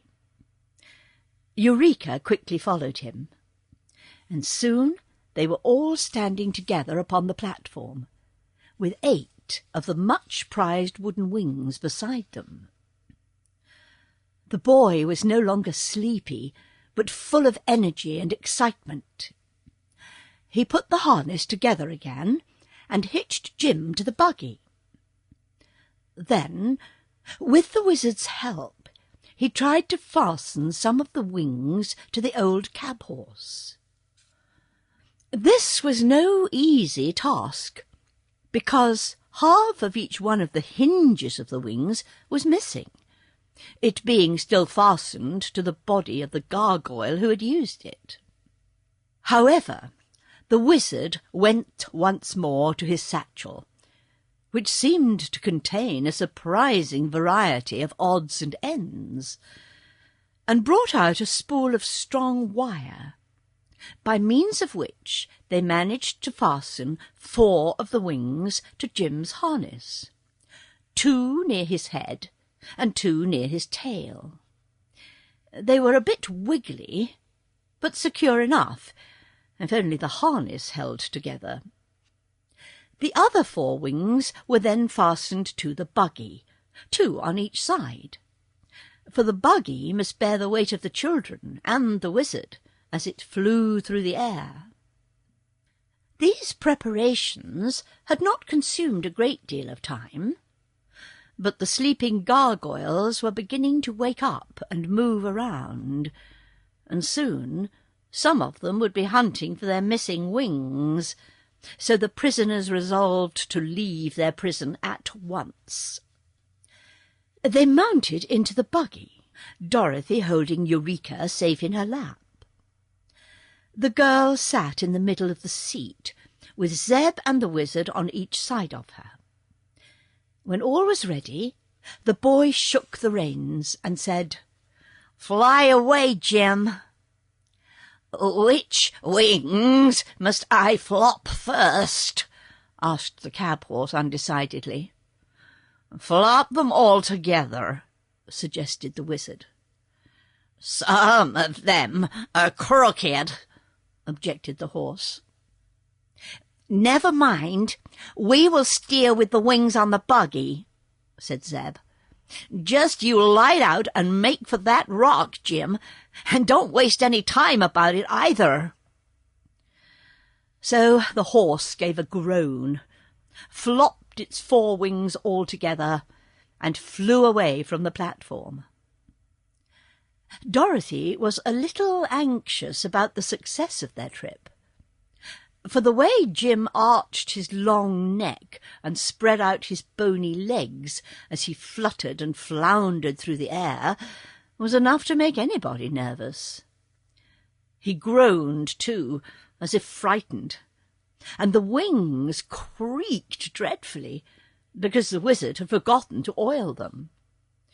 But they kept fairly good time with the wings of the buggy, so that they made excellent progress from the start. The only thing that anyone could complain of with justice was the fact that they wobbled, first up and then down, as if the road were rocky, instead of being as smooth as the air could make it. The main point, however, was that they flew, and flew swiftly, if a bit unevenly, towards the rock for which they had headed. Some of the gargoyles saw them presently, and lost no time in collecting a band to pursue the escaping prisoners, so that when Dorothy happened to look back, she saw them coming in a great cloud that almost darkened the sky.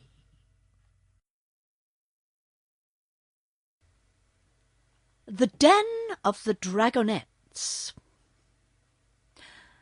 Our friends had a good start, and were able to maintain it, for with their 8 wings they could go just as fast as could the gargoyles. All the way to the great rock the wooden people followed them, and when Jim finally alighted at the mouth of the cavern, the pursuers were still some distance away.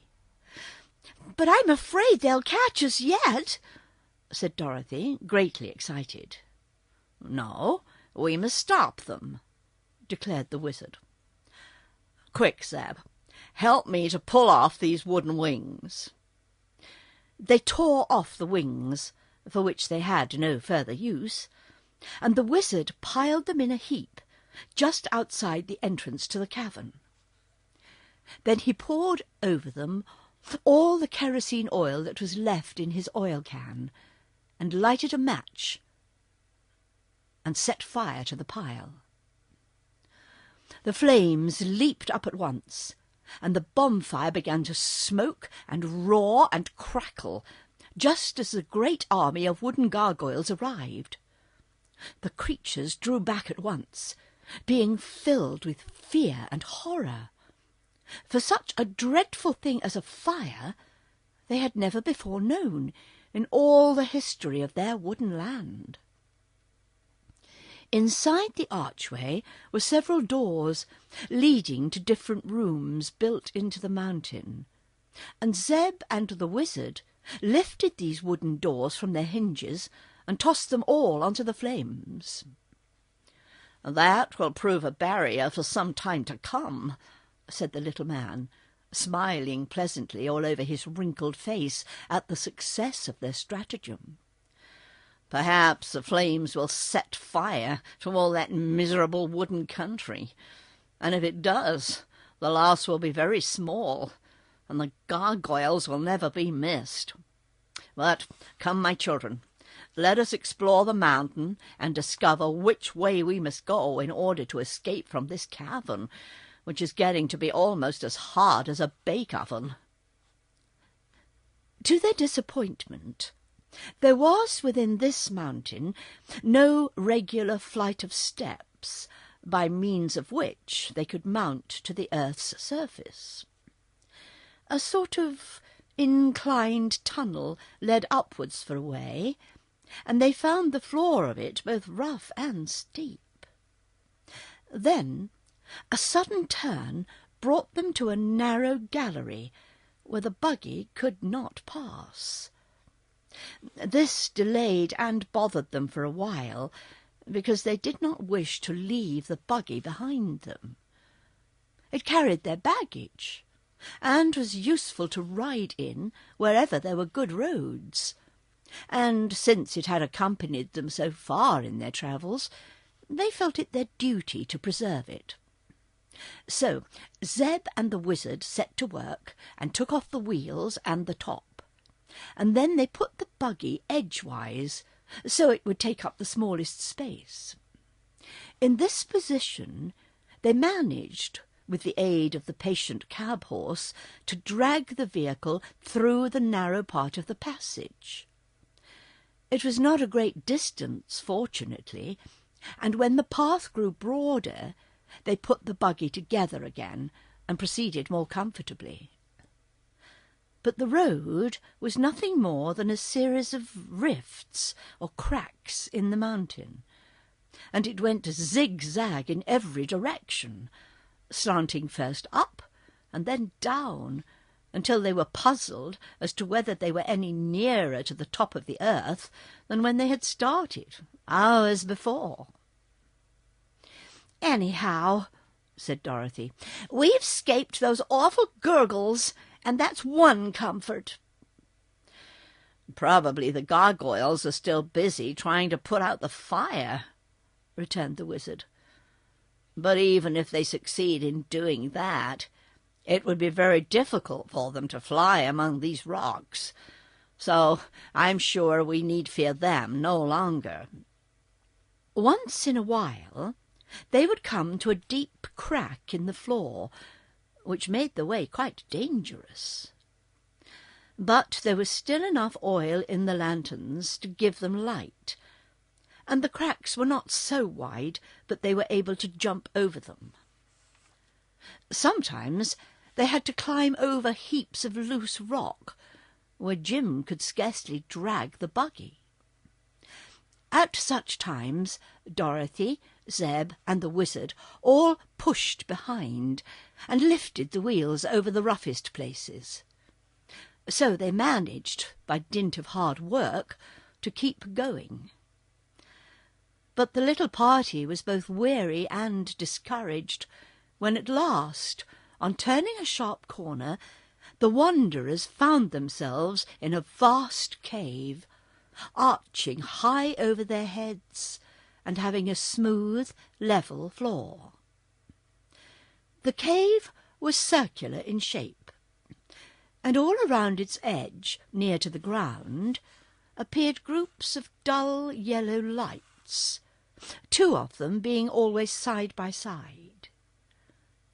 These were motionless at first, but soon began to flicker more brightly, and to sway slowly from side to side, and then up and down. "What sort of place is this?" asked the boy, trying to see more clearly through the gloom.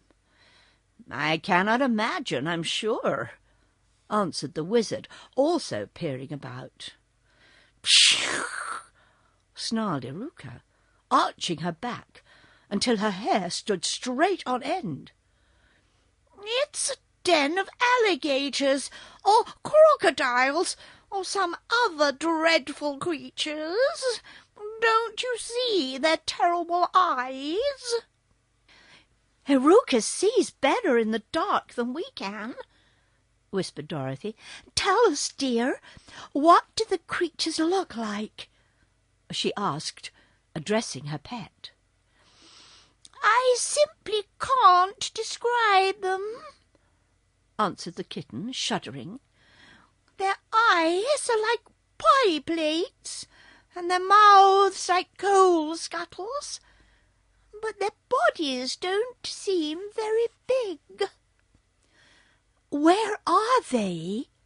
inquired the girl. "They are in little pockets all around the edge of this cavern. Oh, Dorothy, you can't imagine what horrid things they are. They're uglier than the gargoyles."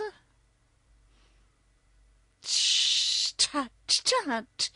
Be careful how you criticize your neighbors," spoke a rasping voice nearby. "As a matter of fact, you are rather ugly-looking creatures yourselves, and I'm sure Mother has often told us we were the loveliest and prettiest things in the world." Hearing these words, our friends turned in the direction of the sound, and the wizard held his lanterns so that their light would flood one of the little pockets in the rock. "Why, it's a dragon!" he exclaimed. "No," answered the owner of the big yellow eyes, which were blinking at them so steadily. "You are wrong about that. We hope to grow to be dragons some day, but just now we're only dragonettes." "What's that?" asked Dorothy, gazing fearfully at the great scaly head, the yawning mouth, and the big eyes. "Young dragons, of course, but we are not allowed to call ourselves real dragons until we get our full growth," was the reply. "The big dragons are very proud and don't think children amount to much. But Mother says that someday we will be very powerful and important." "Where is your mother?" asked the wizard, anxiously looking around. "She has gone up to the top of the earth to hunt for our dinner. If she has good luck, she will bring us an elephant or a brace of rhinoceri, or perhaps a few dozen people to stay our hunger." "Oh, Are you hungry? inquired Dorothy, drawing back. Very, said the dragonette, snapping its jaws. And do you eat people? To be sure, when we can get them. But they've been very scarce for a few years, and we usually have to be content with elephants or buffaloes, answered the creature in a regretful tone. How old are you? inquired Zeb, who was staring at the yellow eyes as if fascinated. Quite young, I grieve to say, and all of my brothers and sisters that you see here are practically my own age. If I remember rightly, we were 66 years old the day before yesterday. But that isn't young, cried Dorothy in amazement. No, drawled the dragonette. It seems to me very babyish. How old is your mother? asked the girl.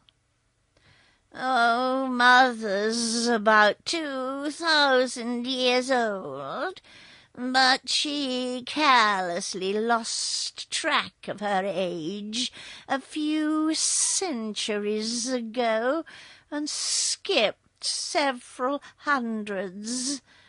She's a little fussy, you know, and afraid of growing old, being a widow and still in her prime. I should think she would be, agreed Dorothy. Then, after a moment's thought, she asked, Are we friends or enemies? I mean, will you be good to us, or do you intend to eat us? As for that, we dragonettes would love to eat you, my child, but unfortunately Mother has tied all our tails around the rocks at the back of our individual caves, so that we cannot crawl out to get you. If you choose to come nearer, we will make a mouthful of you in a wink. But unless you do, you will remain quite safe. There was a regretful accent in the creature's voice, and at the words all the other dragonettes sighed dismally. Dorothy felt relieved. Presently she asked, "Why did your mother tie your tails?"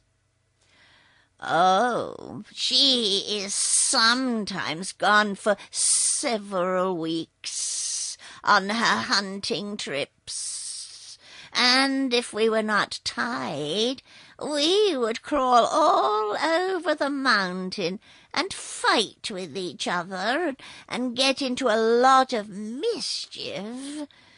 Mother usually knows what she is about, but she made a mistake this time, for you are sure to escape us unless you come too near, and you probably won't do that. "No, indeed," said the little girl. "We do not wish to be eaten by such awful beasts." "Permit me to say," returned the dragonette, "that you are rather impolite to call us names, knowing that we cannot resent your insults. We consider ourselves very beautiful in appearance, for Mother has told us so, and she knows, and we are of an excellent family, and have a pedigree that I challenge any humans to equal, as it extends back about 20,000 years, to the time of the famous green dragons of Atlantis, who lived in a time when humans had not yet been created. Can you match that pedigree, little girl? Well, said Dorothy, I was born on a farm in Kansas, and I guess that's being just as spectable and haughty as living in a cave with your tail tied to a rock. If it isn't, I'll have to stand, that's all. Tastes differ, murmured the dragonette, slowly drooping its scaly eyelids over its yellow eyes until they looked like half-moons. Being reassured by the fact that the creatures could not crawl out of their rock pockets, the children and the wizard now took time to examine them more closely. The heads of the dragonettes were as big as barrels, and covered with hard greenish scales that glittered brightly under the light of the lanterns. Their front legs, which grew just at the back of their heads, were also strong and big. But their bodies were smaller around than their heads, and dwindled away in a long line until their tails were slim as a shoestring. Dorothy thought, if it had taken them 66 years to grow to this size, that it would be fully 100 years more before they could hope to call themselves dragons, and that seemed like a good while to wait to grow up. "It occurs to me," said the wizard, "that we ought to get out of this place before the mother dragon comes back." "Don't hurry," called one of the dragonettes. "Mother will be glad to meet you, I'm sure." "You may be right," replied the wizard, "but we're a little particular about associating with strangers. Will you kindly tell us which way your mother went to get on top of the earth?"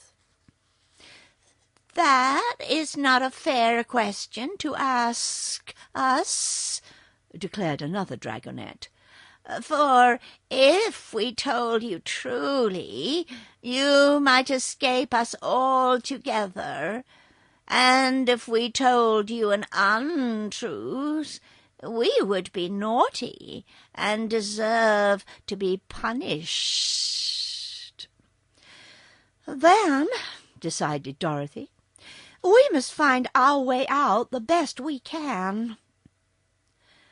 They circled all around the cavern, keeping a good distance away from the blinking yellow eyes of the dragonettes, and presently discovered that there were 2 paths leading from the wall opposite to the place where they had entered. They selected one of these at a venture and hurried along it as fast as they could go, for they had no idea when the mother dragon would be back, and were very anxious not to make her acquaintance. Ozma uses the magic belt. For a considerable distance the way led straight upwards in a gentle incline, and the wanderers made such good progress that they grew hopeful and eager, thinking they might see sunshine at any minute. But at length they came unexpectedly upon a huge rock that shut off the passage and blocked them from proceeding a single step farther. This rock was separated from the rest of the mountain and was in motion, turning slowly around and around, as if upon a pivot.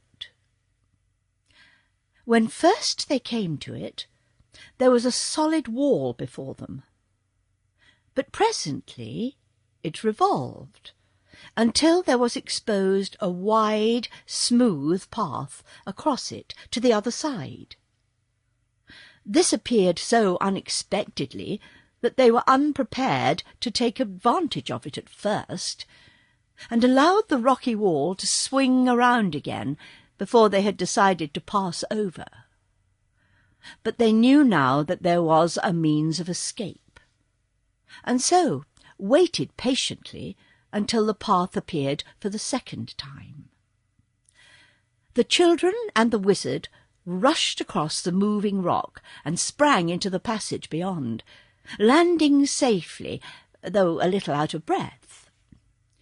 Jim the cab-horse came last, and the rocky wall almost caught him, for just as he leaped to the floor of the further passage, the wall swung across it, and a loose stone that the buggy wheels knocked against fell into the narrow crack where the rock turned and became wedged there.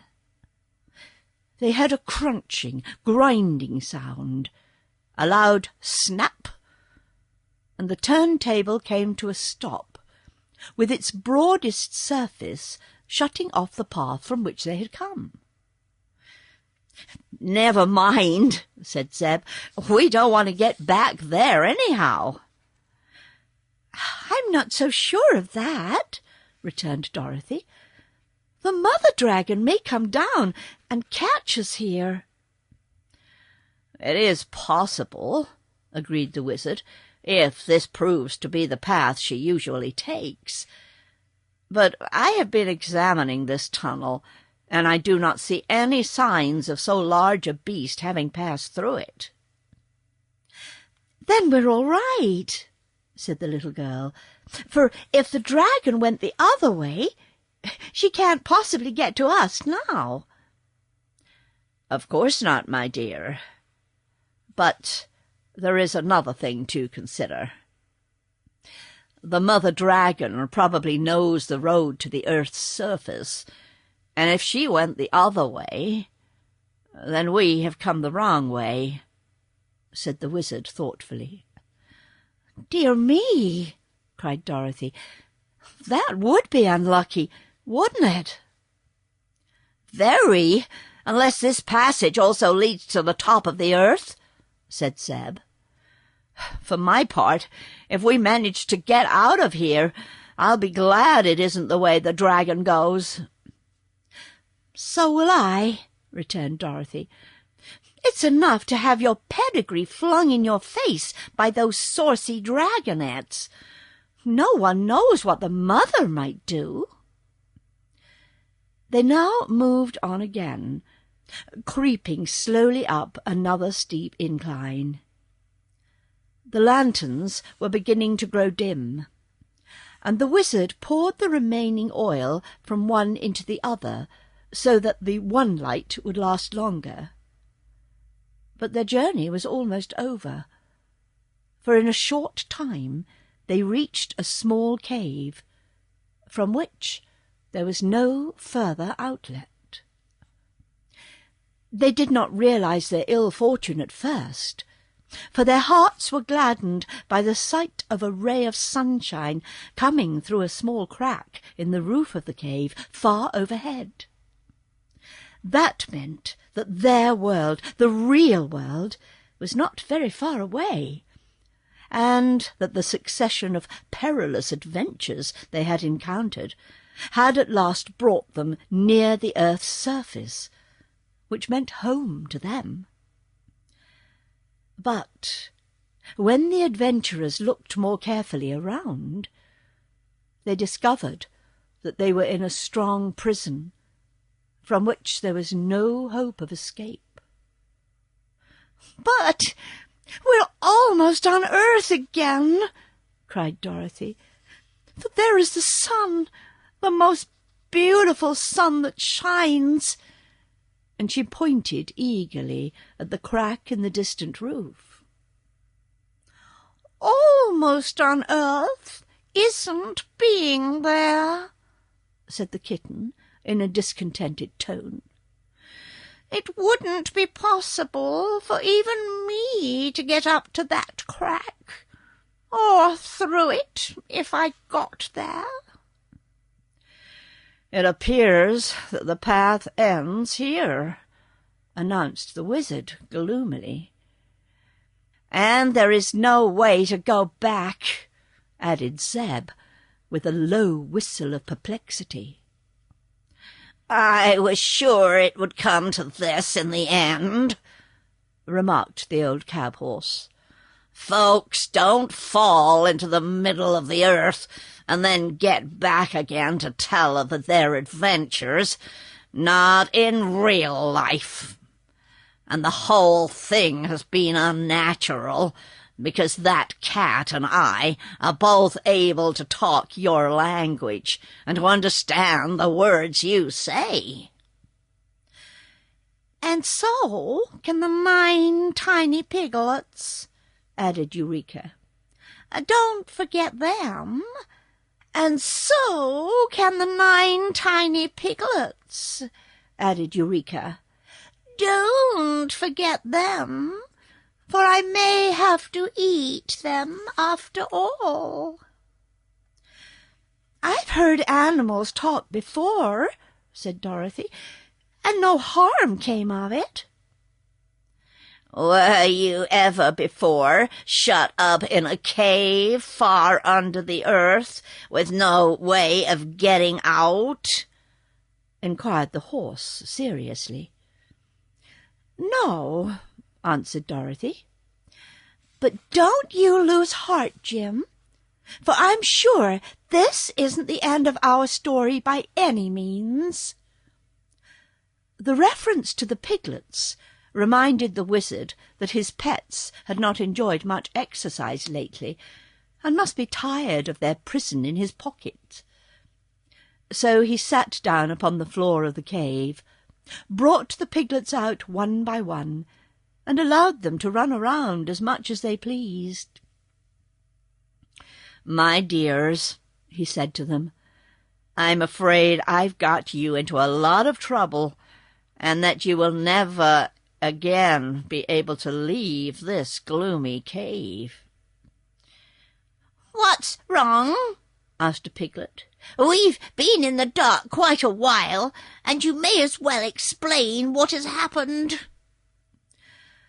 The wizard told them of the misfortune that had overtaken the wanderers. "Well," said another piglet, "you are a wizard, are you not?" "I am," replied the little man. "Then you can do a few whizzes and get us out of this hole," declared the tiny one with much confidence. "I could, if I happened to be a real wizard," returned the master sadly. "But I'm not, my piggy-wees.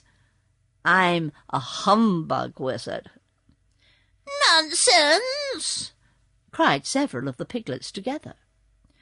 "You can ask Dorothy," said the little man in an injured tone. "It's true enough," returned the girl earnestly. "Our friend Oz is merely a humbug wizard, for he once proved it to me. He can do several wonderful things, if he knows how, but he can't whiz a single thing if he hasn't the tools and the machinery to work with."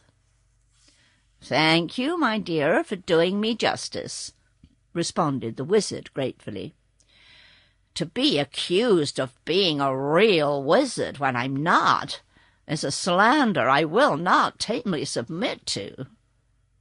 But I am one of the greatest humbug wizards that ever lived, And you will realize this when we have all starved together and our bones are scattered over the floor of this lonely cave."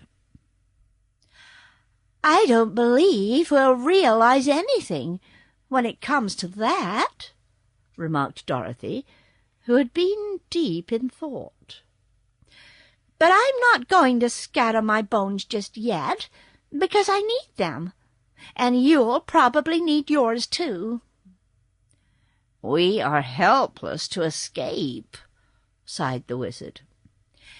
"We may be helpless," answered Dorothy, smiling at him, "but there are others who can do more than we can. Cheer up, friends. I'm sure Ozma will help us." "Ozma?" exclaimed the wizard.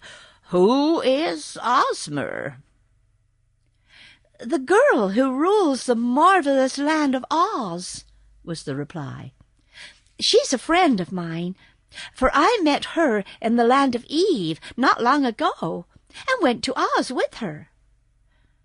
"For the second time?" asked the wizard with great interest. "Yes. The first time I went to Oz, I found you there, ruling the Emerald City. After you went up in a balloon and escaped us, I got back to Kansas by means of a pair of magical silver shoes." "I remember those shoes," said the little man, nodding. "They once belonged to the Wicked Witch. Have you them here with you?" "No, I lost them somewhere in the air," explained the child.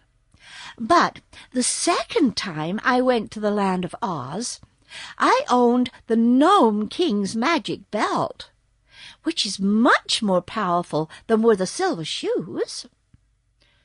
"And where is that magic belt?" inquired the wizard, who had listened with great interest.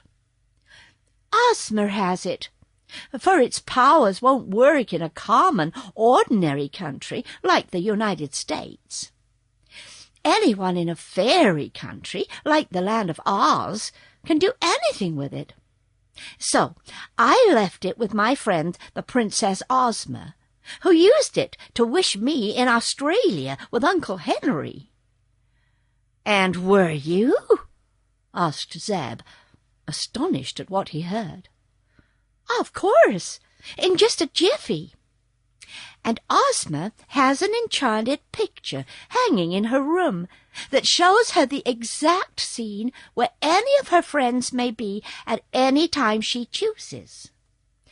All she has to say is, 'I wonder what so-and-so is doing,' and at once the picture shows her where her friend is and what the friend is doing. That's real magic, Mr. Wizard, isn't it? Well, every day at 4 o'clock, Ozma has promised to look at me in that picture, and if I am in need of help, I am to make her a certain signal, and she will put on the Gnome King's magic belt and wish me to be with her in Oz." "Do you mean that Princess Ozma will see this cave in her enchanted picture and see all of us here and what we're doing?" demanded Zeb. "Of course, when it is 4 o'clock," she replied, with a laugh at his startled expression. "And when you make a sign, she will bring you to her in the land of Oz," continued the boy. "That's it. Exactly, by means of the magic belt." "Then," said the wizard, "you will be saved, little Dorothy, and I am very glad of it. The rest of us will die much more cheerfully when we know you have escaped our sad fate." "I won't die cheerfully," protested the kitten. "There's nothing cheerful about dying that I could ever see. Although they say a cat has 9 lives, and so must die 9 times." Have you ever died yet?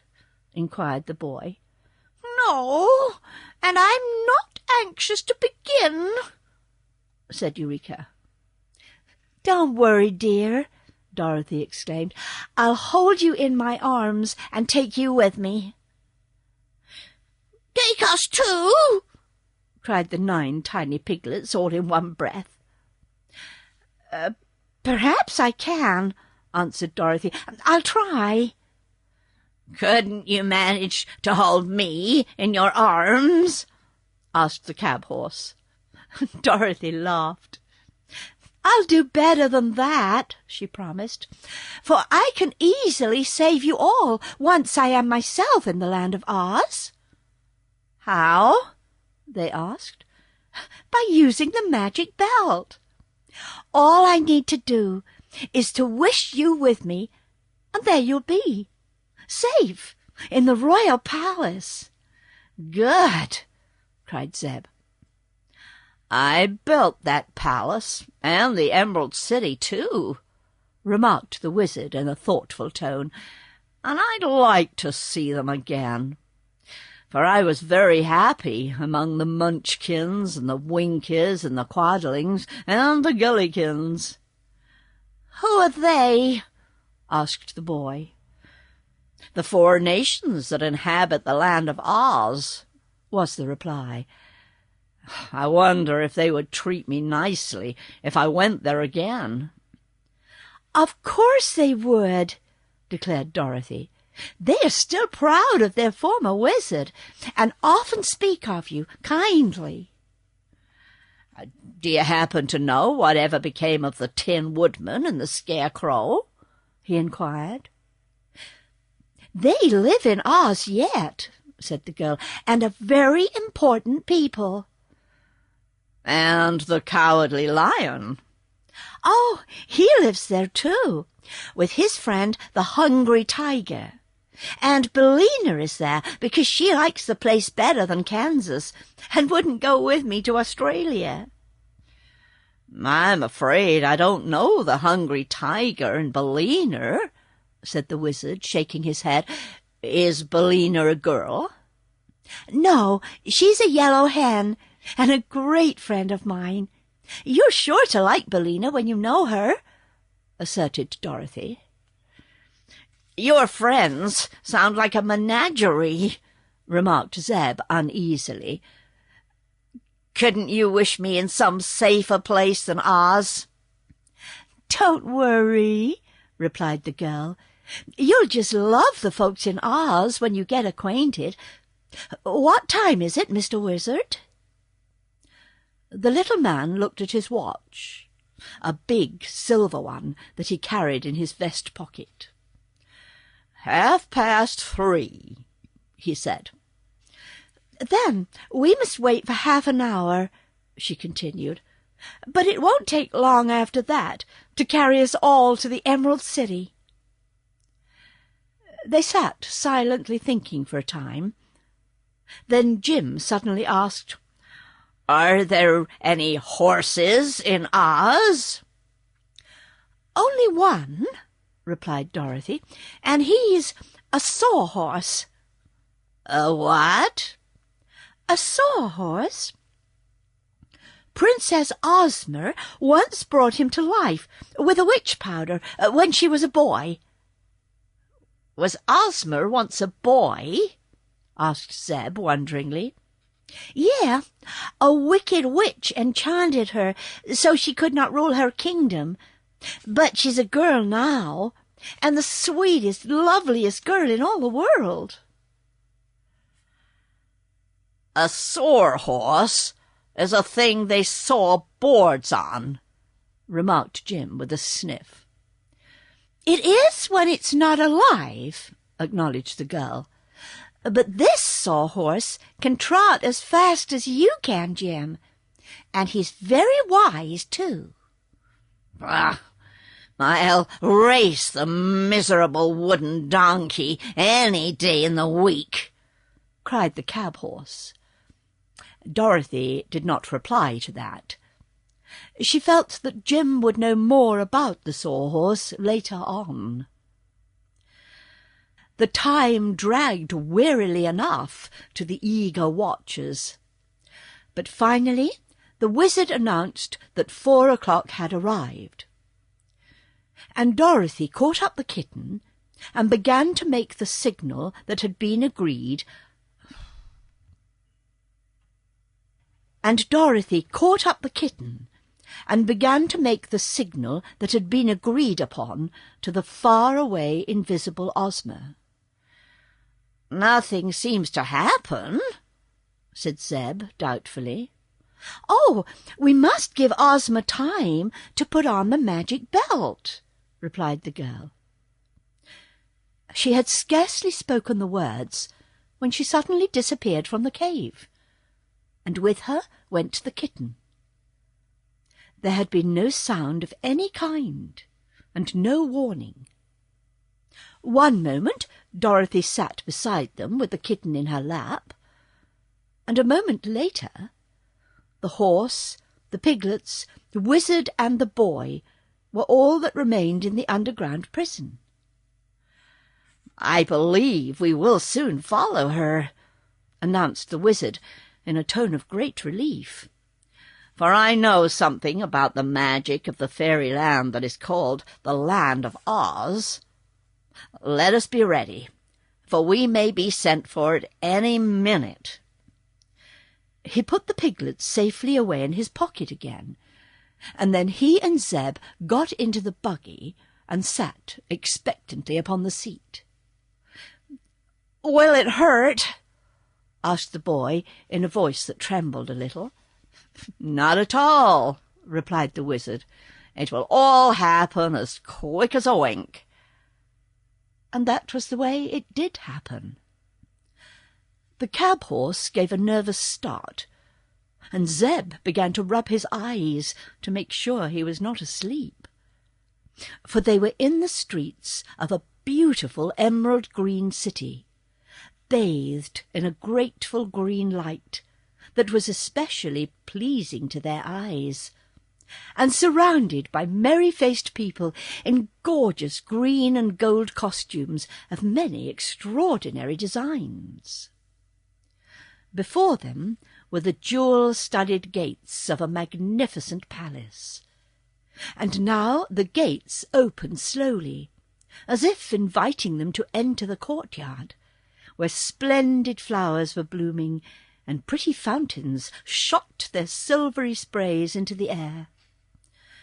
Zeb shook the reins to rouse the cab-horse from his stupor of amazement, for the people were beginning to gather around and to stare at the strangers. "Get up!"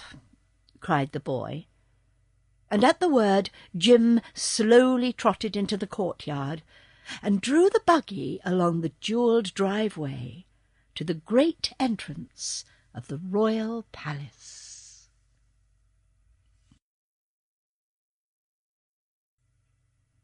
Old friends are reunited. Many servants, dressed in handsome uniforms, stood ready to welcome the new arrivals, and when the wizard got out of the buggy, a pretty girl in a green gown cried out in surprise, "Why, it's Oz, the wonderful wizard, come back again!" The little man looked at her closely, and then took both the maiden's hands in his and shook them cordially. "On my word," he exclaimed, "it's little Jelly Jam, as pert and pretty as ever." "Why not, Mr. Wizard?" asked Jellia, bowing low. "But I'm afraid you cannot rule the Emerald City as you used to, because now we have a beautiful princess whom everyone loves dearly."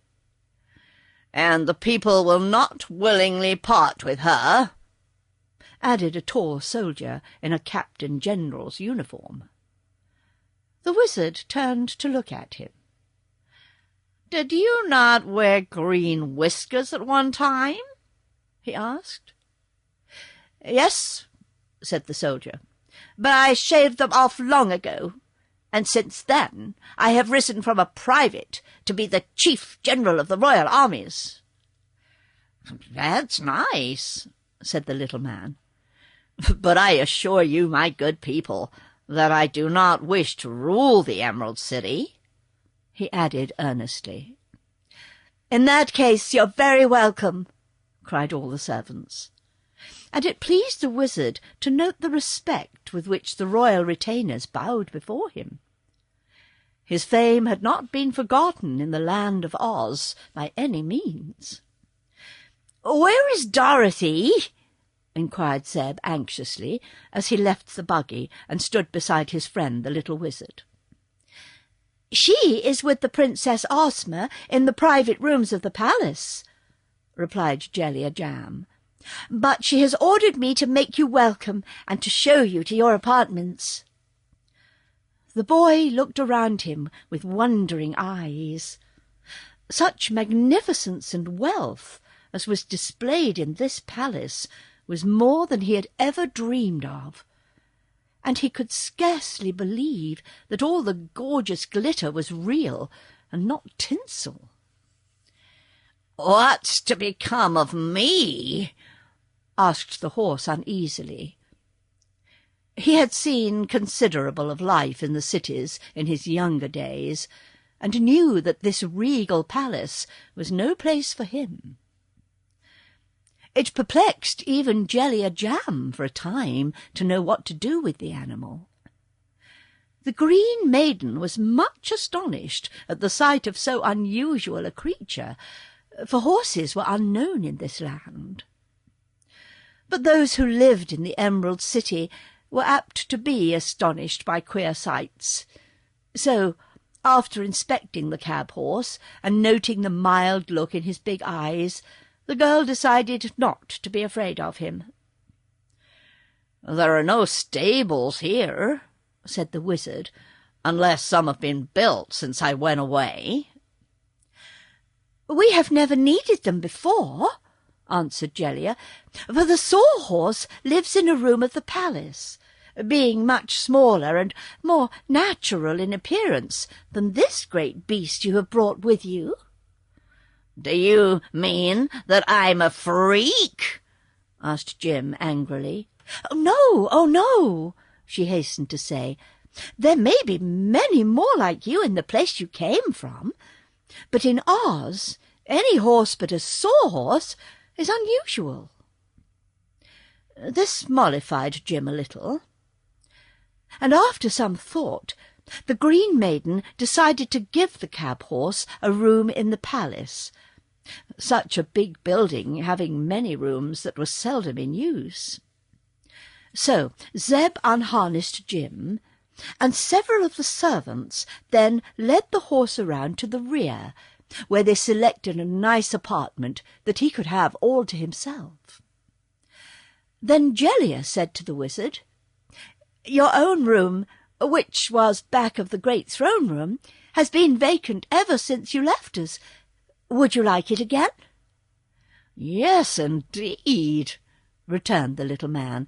"It will seem like being at home again, for I lived in that room for many, many years." He knew the way to it, and a servant followed him, carrying his satchel. Zeb was also escorted to a room so grand and beautiful that he almost feared to sit in the chairs or lie upon the bed, lest he might dim their splendour.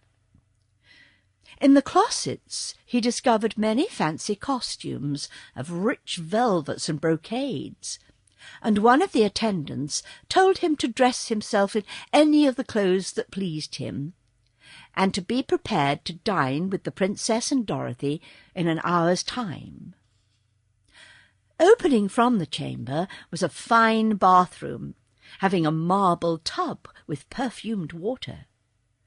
So the boy, still dazed by the novelty of his surroundings, indulged in a good bath, and then selected a maroon velvet costume with silver buttons to replace his own soiled and much worn clothing. There were silk stockings and soft leather slippers with diamond buckles to accompany his new costume, and when he was fully dressed, Zeb looked much more dignified and imposing than ever before in his life. He was all ready when an attendant came to escort him to the presence of the princess. He followed bashfully, and was ushered into a room more dainty and attractive than it was splendid. Here he found Dorothy, seated beside a young girl so marvellously beautiful that the boy stopped suddenly with a gasp of admiration. But Dorothy sprang up and ran to seize her friend's hand, drawing him impulsively towards the lovely princess, who smiled most graciously upon her guest. Then the wizard entered, and his presence relieved the boy's embarrassment. The little man was clothed in black velvet, with many sparkling emerald ornaments decorating his breast, but his bald head and wrinkled features made him appear more amusing than impressive. Ozma had been quite curious to meet the famous man who had built the Emerald City and united the Munchkins, Gillykins, Quadlings, and Winkies into one people. So, when they were all four seated at the dinner table, the princess said, "Please, tell me, Mr. Wizard, whether you called yourself Oz after this great country, or whether you believe my country is called Oz after you. It is a matter that I have long wished to inquire about, because you are of a strange race, and my own name is Ozma. No one, I'm sure, is better able to explain this mystery than you." "That is true," answered the little wizard. "Therefore it will give me pleasure to explain my connection with your country. In the first place, I must tell you that I was born in Omaha, and my father, who was a politician, named me Oscar, Zoroaster, Fadrig, Isaac, Norman, Henkel, Emmanuel, Ambroise, Diggs. Diggs being the last name, because he could think of no more to go before it. Taken altogether, it was a dreadfully long name to weigh down a poor innocent child, and one of the hardest lessons I ever learned was to remember my own name. When I grew up, I just called myself O.Z., because the other initials were P-I-N-H-E-A-D, and that spelled pinhead, which was a reflection on my intelligence. "Surely no one could blame you for cutting your name short," said Ozma sympathetically. "But didn't you cut it almost too short?" "Perhaps so," replied the wizard. "When a young man, I ran away from home and joined a circus. I used to call myself a wizard and do tricks of ventriloquism." "What does that mean?" asked the princess. "Throwing my voice into any object I pleased, to make it appear that the object was speaking instead of me. Also, I began to make balloon ascensions. On my balloon, and on all other articles I used in the circus, I painted the two initials, O.Z., to show that those things belonged to me. One day my balloon ran away with me and brought me across the deserts to this beautiful country. When the people saw me come from the sky, they naturally thought me some superior creature and bowed down before me. I told them I was a wizard and showed them some easy tricks that amazed them.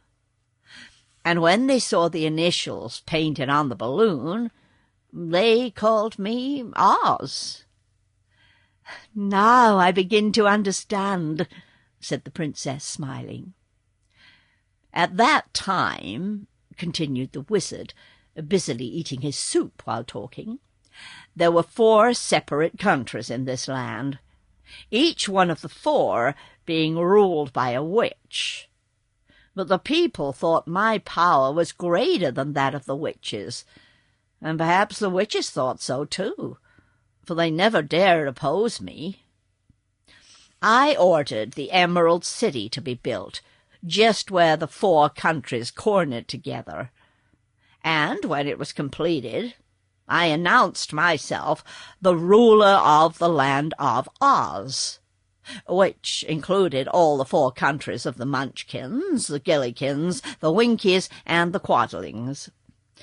Over this land I ruled in peace for many years, until I grew old and longed to see my native city once again.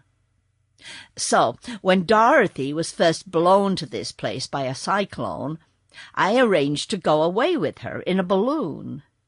But the balloon escaped too soon and carried me back alone. After many adventures, I reached Omaha, only to find that all my old friends were dead or had moved away.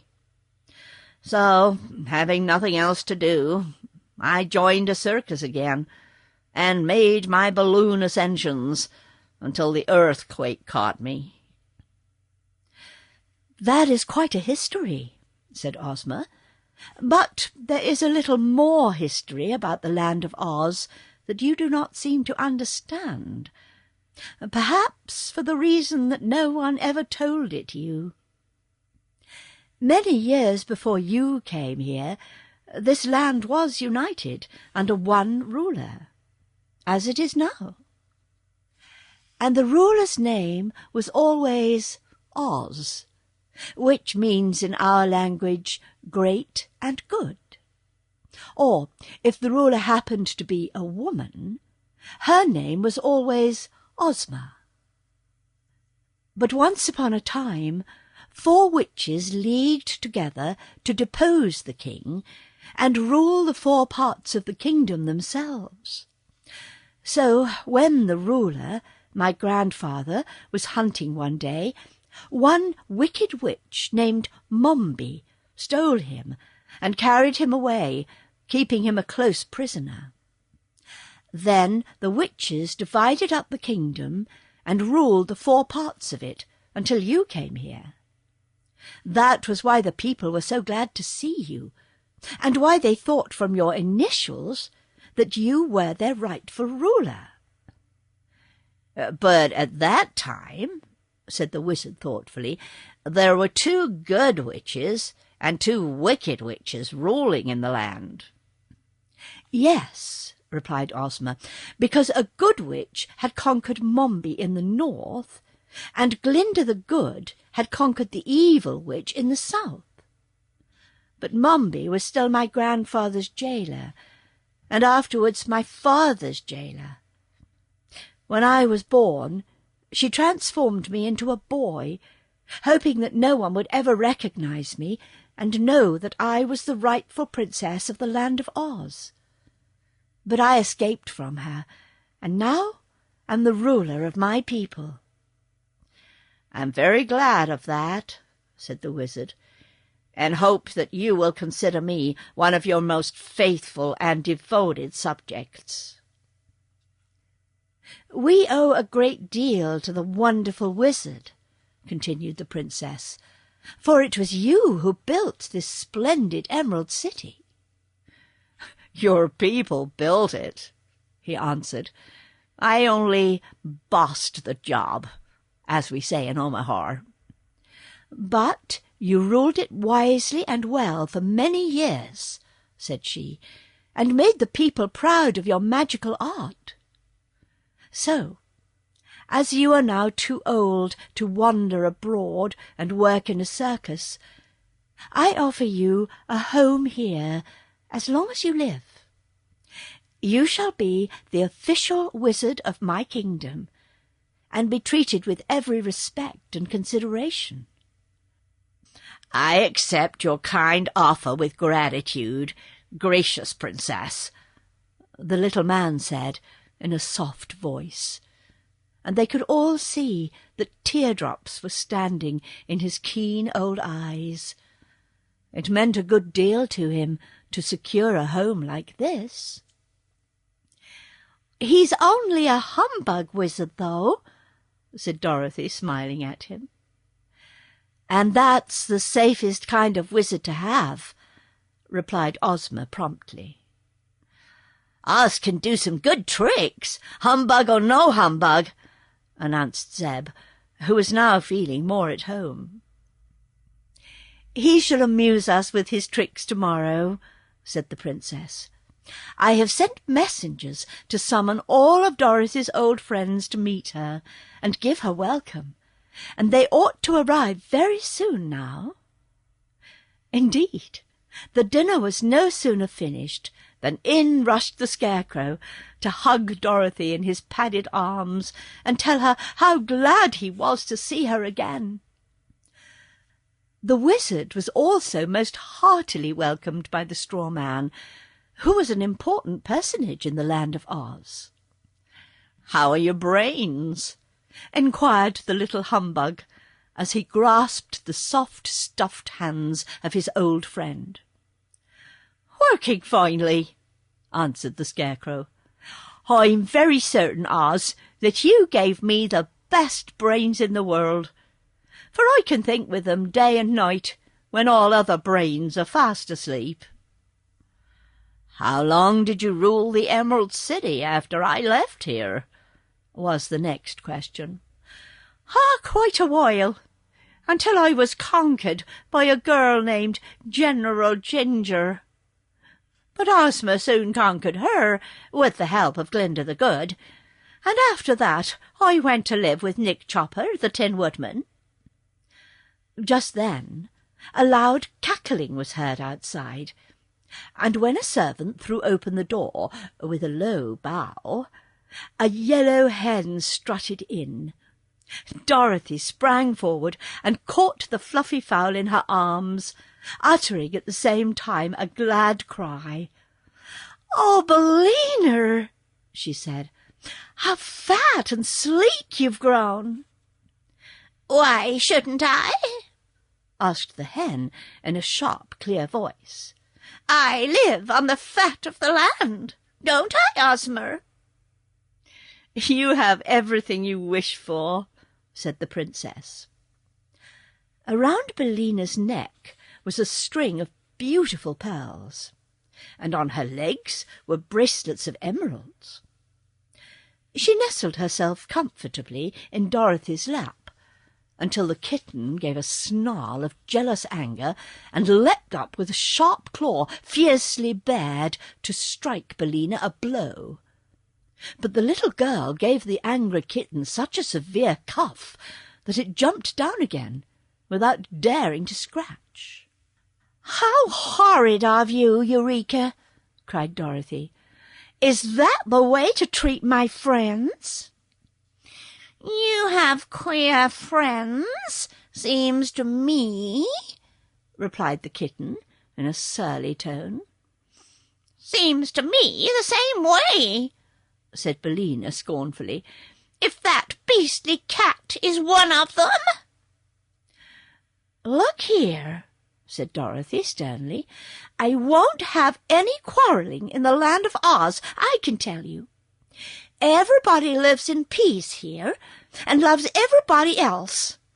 And unless you two, Billina and Eureka, make up and be friends, I'll take my magic belt and wish you both home again, immediately. So there." They were both much frightened at the threat, and promised meekly to be good. But it was never noticed that they became very warm friends for all of that. And now the Tin Woodman arrived, his body most beautifully nickel-plated, so that it shone splendidly in the brilliant light of the room. The Tin Woodman loved Dorothy most tenderly, and welcomed with joy the return of the little old wizard. "Sir," said he to the latter, I can never thank you enough for the excellent heart you once gave me. It has made me many friends, I assure you, and it beats as kindly and lovingly today as it ever did." "I'm glad to hear that," said the wizard. "I was afraid it would get mouldy in that tin body of yours." "Not at all," returned Nick Chopper. "It keeps finely, being preserved in my airtight chest." Zeb was a little shy when first introduced to these queer people, but they were so friendly and sincere that he soon grew to admire them very much, even finding some good qualities in the yellow hen. But he became nervous again when the next visitor was announced. "This," said Princess Ozma, "is my friend Mr. H.M. Wogglebug, T.E., who assisted me one time when I was in great distress, and is now the Dean of the Royal College of Athletic Science." "Ah," said the wizard, "I'm pleased to meet so distinguished a personage." "H.M., said the Wogglebug pompously, "means highly magnified, and T.E. means thoroughly educated. I am, in reality, a very big bug, and doubtless the most intelligent being in all this broad domain." "How well you disguise it," said the wizard. "But I don't doubt your word in the least." "Nobody doubts it, sir," replied the Wogglebug, and drawing a book from its pocket, the strange insect turned its back on the company and sat down in a corner to read. Nobody minded this rudeness, which might have seemed more impolite in one less thoroughly educated. So they straightway forgot him, and joined in a merry conversation that kept them well amused until bedtime arrived. Jim the Cab Horse. Jim the Cab Horse found himself in possession of a large room with a green marble floor and carved marble wainscoting, which was so stately in its appearance that it would have awed anyone else. Jim accepted it as a mere detail, and at his command the attendants gave his coat a good rubbing, combed his mane and tail, and washed his hoofs and fetlocks. Then they told him dinner would be served directly, and he replied that they could not serve it too quickly to suit his convenience. First they brought him a steaming bowl of soup, which the horse eyed in dismay. "Take that stuff away," he commanded. "Do you take me for a salamander?" They obeyed at once, and next served a fine large turbot on a silver platter, with drawn gravy poured over it. "Fish!" cried Jim with a sniff. "Do you take me for a tomcat? Away with it!" The servants were a little discouraged, but soon they brought a great tray containing 24 nicely roasted quail on toast. "Well, well," said the horse, now thoroughly provoked. "Do you take me for a weasel? How stupid and ignorant you are in the land of Oz, and what dreadful things you feed upon! Is there nothing that is decent to eat in this palace?" The trembling servants sent for the royal steward, who came in haste and said, "What would your highness like for dinner?" "Highness?" repeated Jim, who was unused to such titles. You are at least 6 feet high, and that is higher than any other animal in this country," said the steward. "Well, my Highness would like some oats," declared the horse. "Oats? We have no whole oats," the steward replied with much deference, "but there is a quantity of oatmeal, which we often cook for breakfast. Oatmeal is a breakfast dish," added the steward humbly. "I'll make it a dinner dish," said Jim. "Fetch it on, but don't cook it, as you value your life." You see, the respect shown the worn-out old cab-horse made him a little arrogant, and he forgot he was a guest, never having been treated otherwise than as a servant since the day he was born, until his arrival in the land of Oz. But the royal attendants did not heed the animal's ill temper. They soon mixed a tub of oatmeal with a little water, and Jim ate it with much relish. Then the servants heaped a lot of rugs upon the floor, and the old horse slept on the softest bed he had ever known in his life. In the morning, as soon as it was daylight, he resolved to take a walk and try to find some grass for breakfast. So he ambled calmly through the handsome arch of the doorway, turned the corner of the palace, wherein all seemed asleep, and came face to face with the Sawhorse. Jim stopped abruptly, being startled and amazed. The Sawhorse stopped at the same time, and stared at the other with its queer protruding eyes, which were mere knots in the log that formed its body. The legs of the Sawhorse were 4 sticks driven into holes bored in the log. Its tail was a small branch that had been left by accident, and its mouth a place chopped in one end of the body, which projected a little and served as a head. The end of the wooden legs were shod with plates of solid gold, and the saddle of the Princess Ozma, which was of red leather set with sparkling diamonds, was strapped to the clumsy body. Jim's eyes stuck out as much as those of the Sawhorse, and he stared at the creature with his ears erect and his long head drawn back until it rested against his arched neck. In this comical position the 2 horses circled slowly round each other for a while, each being unable to realize what the singular thing might be which it now beheld for the first time.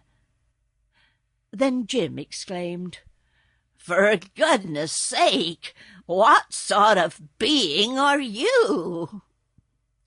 "I'm a Sawhorse," replied the other.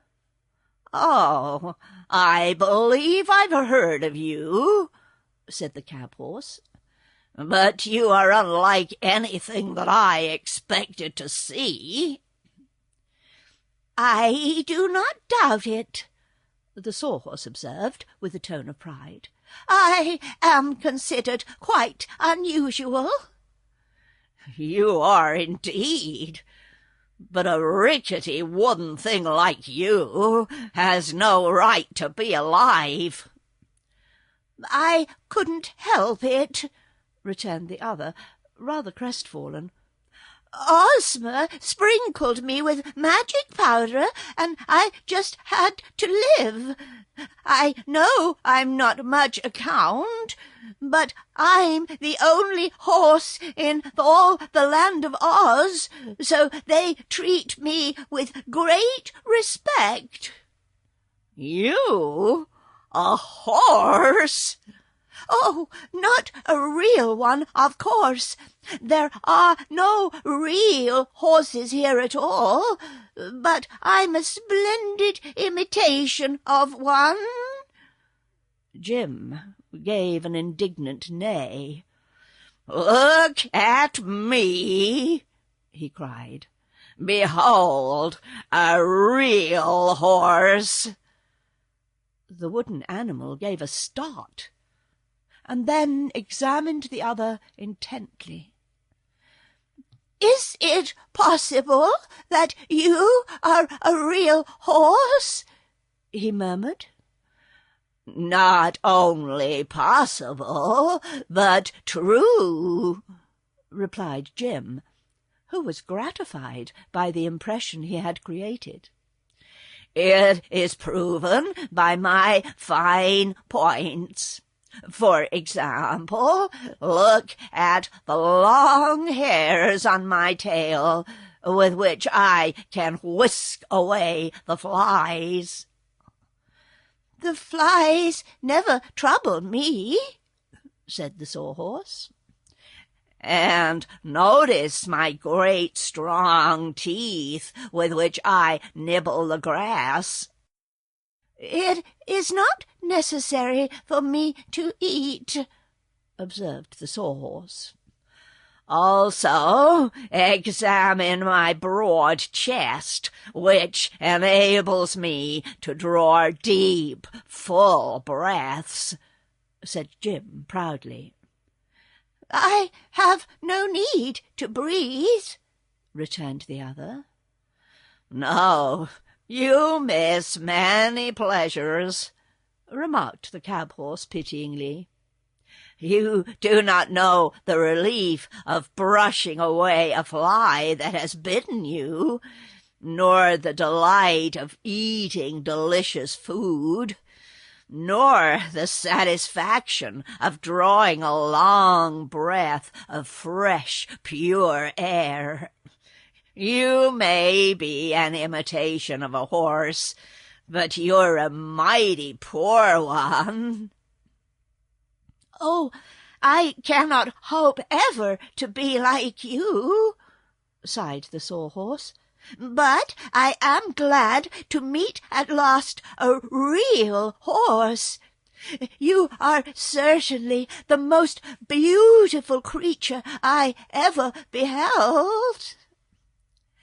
This praise won Jim completely. To be called beautiful was a novelty in his experience. Said he, "Your chief fault, my friend, is in being made of wood, and that I suppose you cannot help. Real horses, like myself, are made of flesh and blood and bones." "I can see the bones all right," replied the Sawhorse, "and they are admirable and distinct. Also, I can see the flesh, but the blood, I suppose, is tucked away inside." "Exactly," said Jim. "What good is it?" asked the Sawhorse. Jim did not know, but he would not tell the Sawhorse that. "If anything cuts me," he replied, "the blood runs out to show where I am cut. Oh, you poor thing, you cannot even bleed when you are hurt." "But I am never hurt," said the Sawhorse. "Once in a while I get broken up some, but I am easily repaired and put in good order again, and I never feel a break or splinter in the least."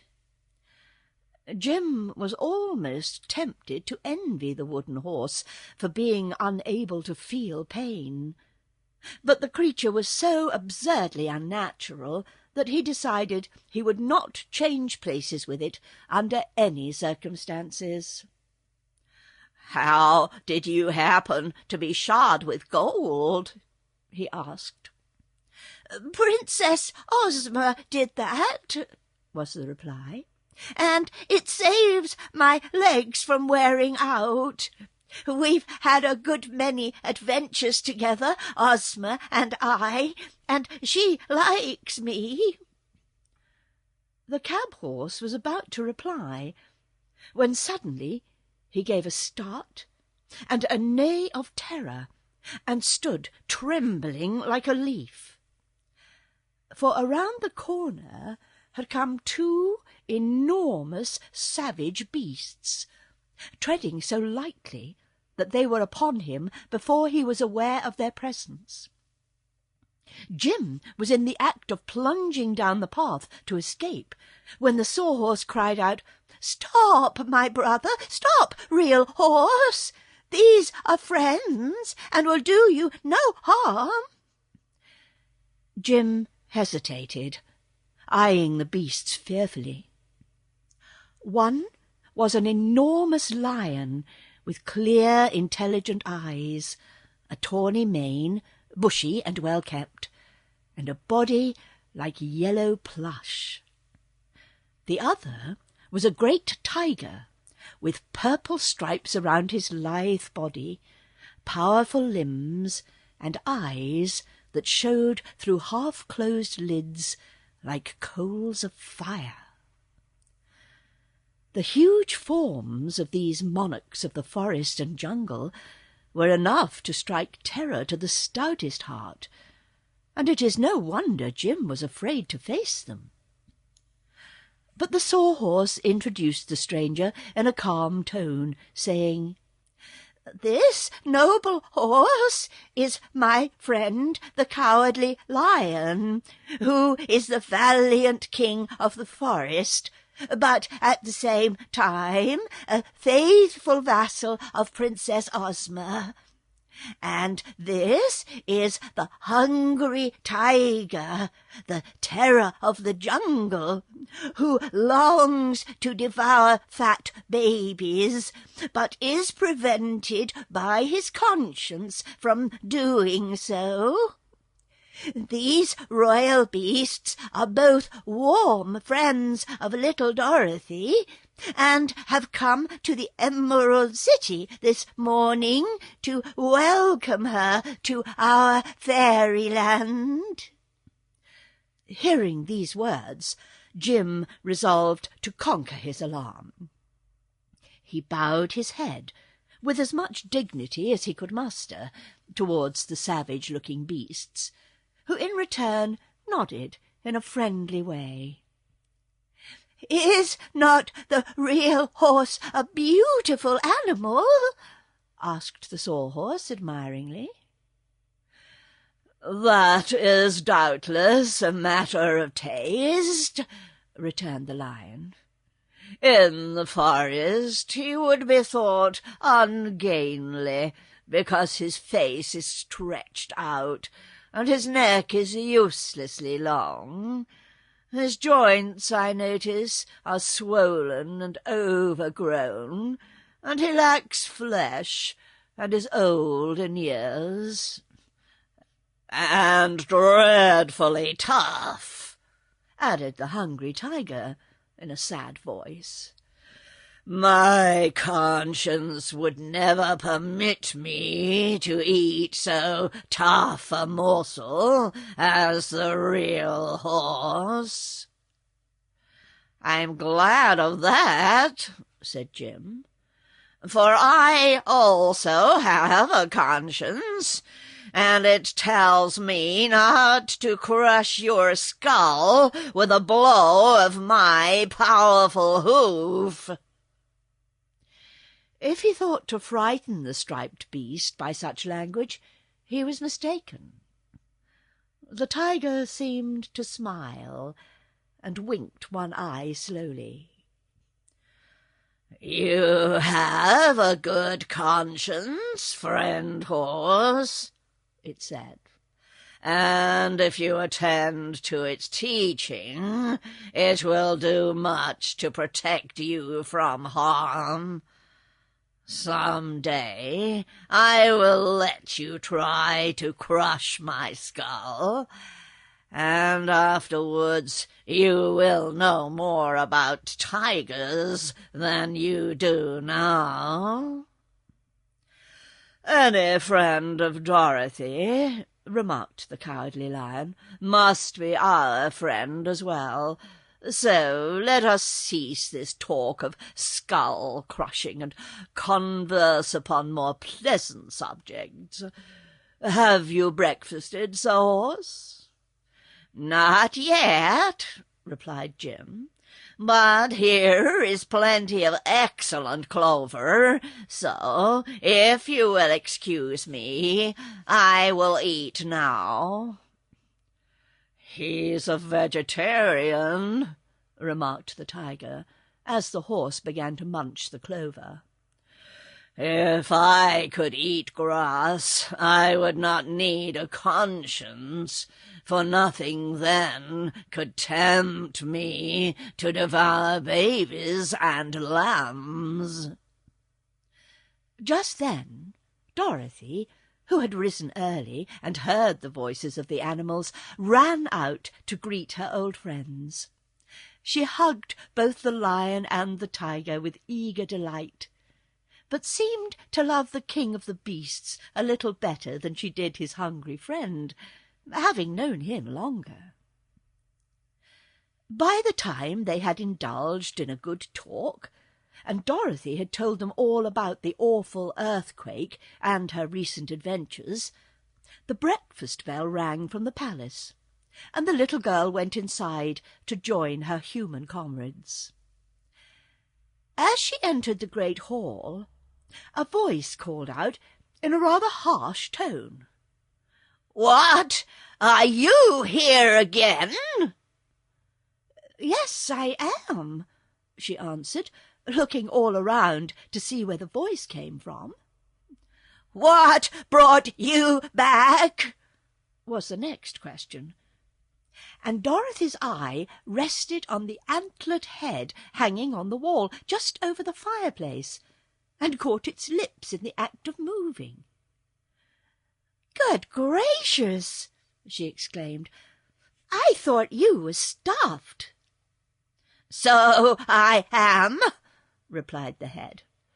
"But once a time I was part of the gump which Ozma sprinkled with the powder of life. I was then, for a time, the head of the finest flying machine that was ever known to exist, and we did many wonderful things. Afterwards the gump was taken apart, and I was put back on this wall. But I can still talk when I feel in the mood, which is not often." "It's very strange," said the girl. "What were you when you were first alive?" "That I have forgotten," replied the gump's head, "and I do not think it is of much importance. But here comes Ozma, so I'd better hush up, for the princess does not like me to chatter much since she changed her name from Tip to Ozma." Just then the girlish ruler of Oz opened the door and greeted Dorothy with a good-morning kiss. The little princess seemed fresh and rosy and in good spirits. "Breakfast is served, dear," she said, "and I am hungry. So don't let us keep it waiting a single minute."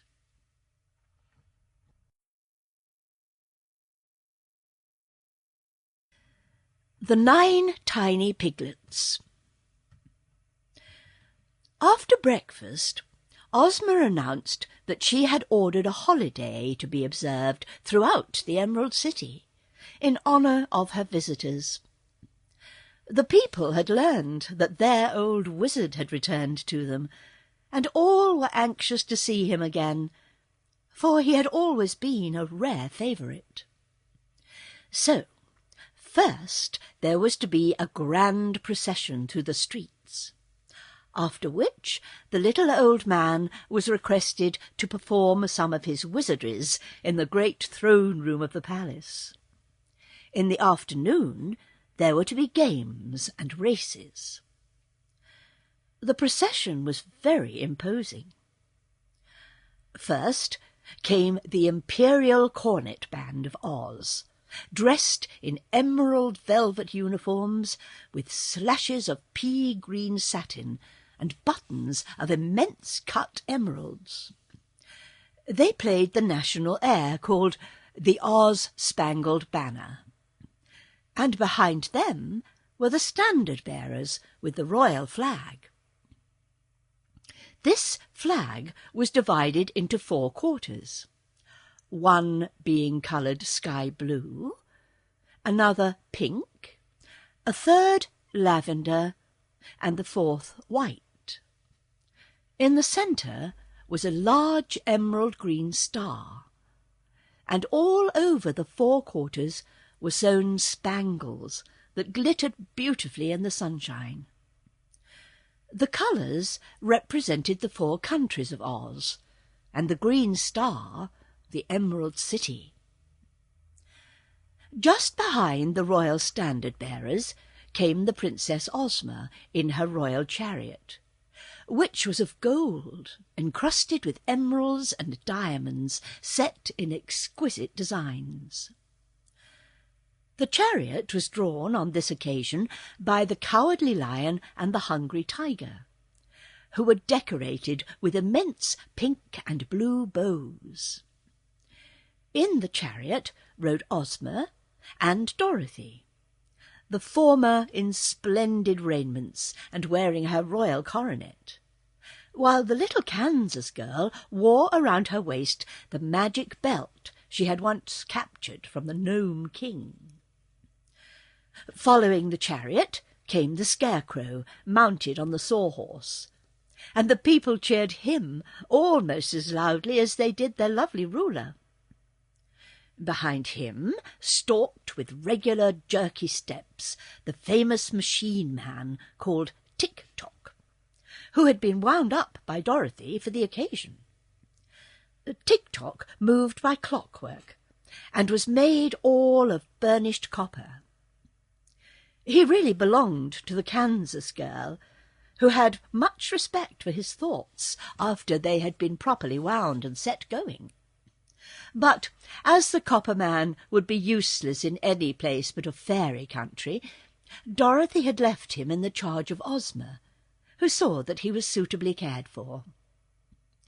There followed another band after this, which was called the Royal Court Band, because the members all lived in the palace.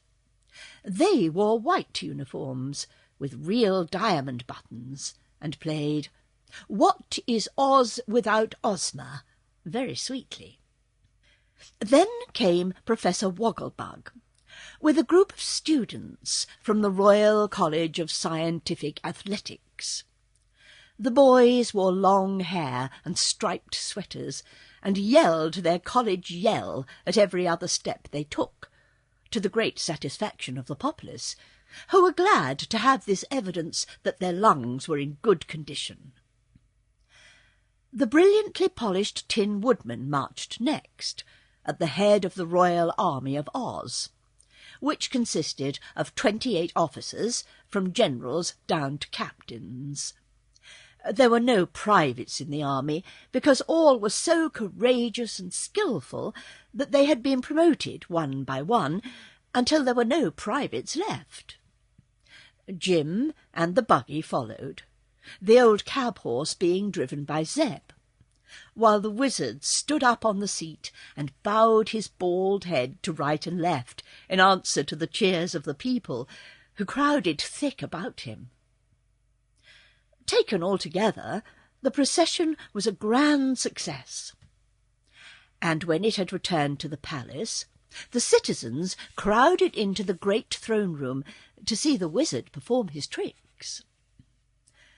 The first thing the little humbug did was to produce a tiny white piglet from underneath his hat, and pretend to pull it apart, making 2. This act he repeated until all of the 9 tiny piglets were visible, and they were so glad to get out of his pocket that they ran around in a very lively manner. The pretty little creatures would have been a novelty anywhere. So the people were as amazed and delighted at their appearance as even the wizard could have desired. When he had made them all disappear again, Ozma declared she was sorry they were gone, for she wanted one of them to pet and play with. So the wizard pretended to take one of the piglets out of the hair of the princess, while really he slyly took it from his inside pocket. And Ozma smiled joyously as the creature nestled in her arms, and she promised to have an emerald collar made for its fat neck, and to keep the little squealer always at hand to amuse her. Afterwards, it was noticed that the wizard always performed his famous trick with 8 piglets, but it seemed to please the people just as well as if there had been 9 of them. In his little room back of the throne room, the wizard had found a lot of things he had left behind him when he went away in the balloon, for no one had occupied the apartment in his absence. There was enough material there to enable him to prepare several new tricks, which he had learned from some of the jugglers in the circus, and he had passed part of the night in getting them ready.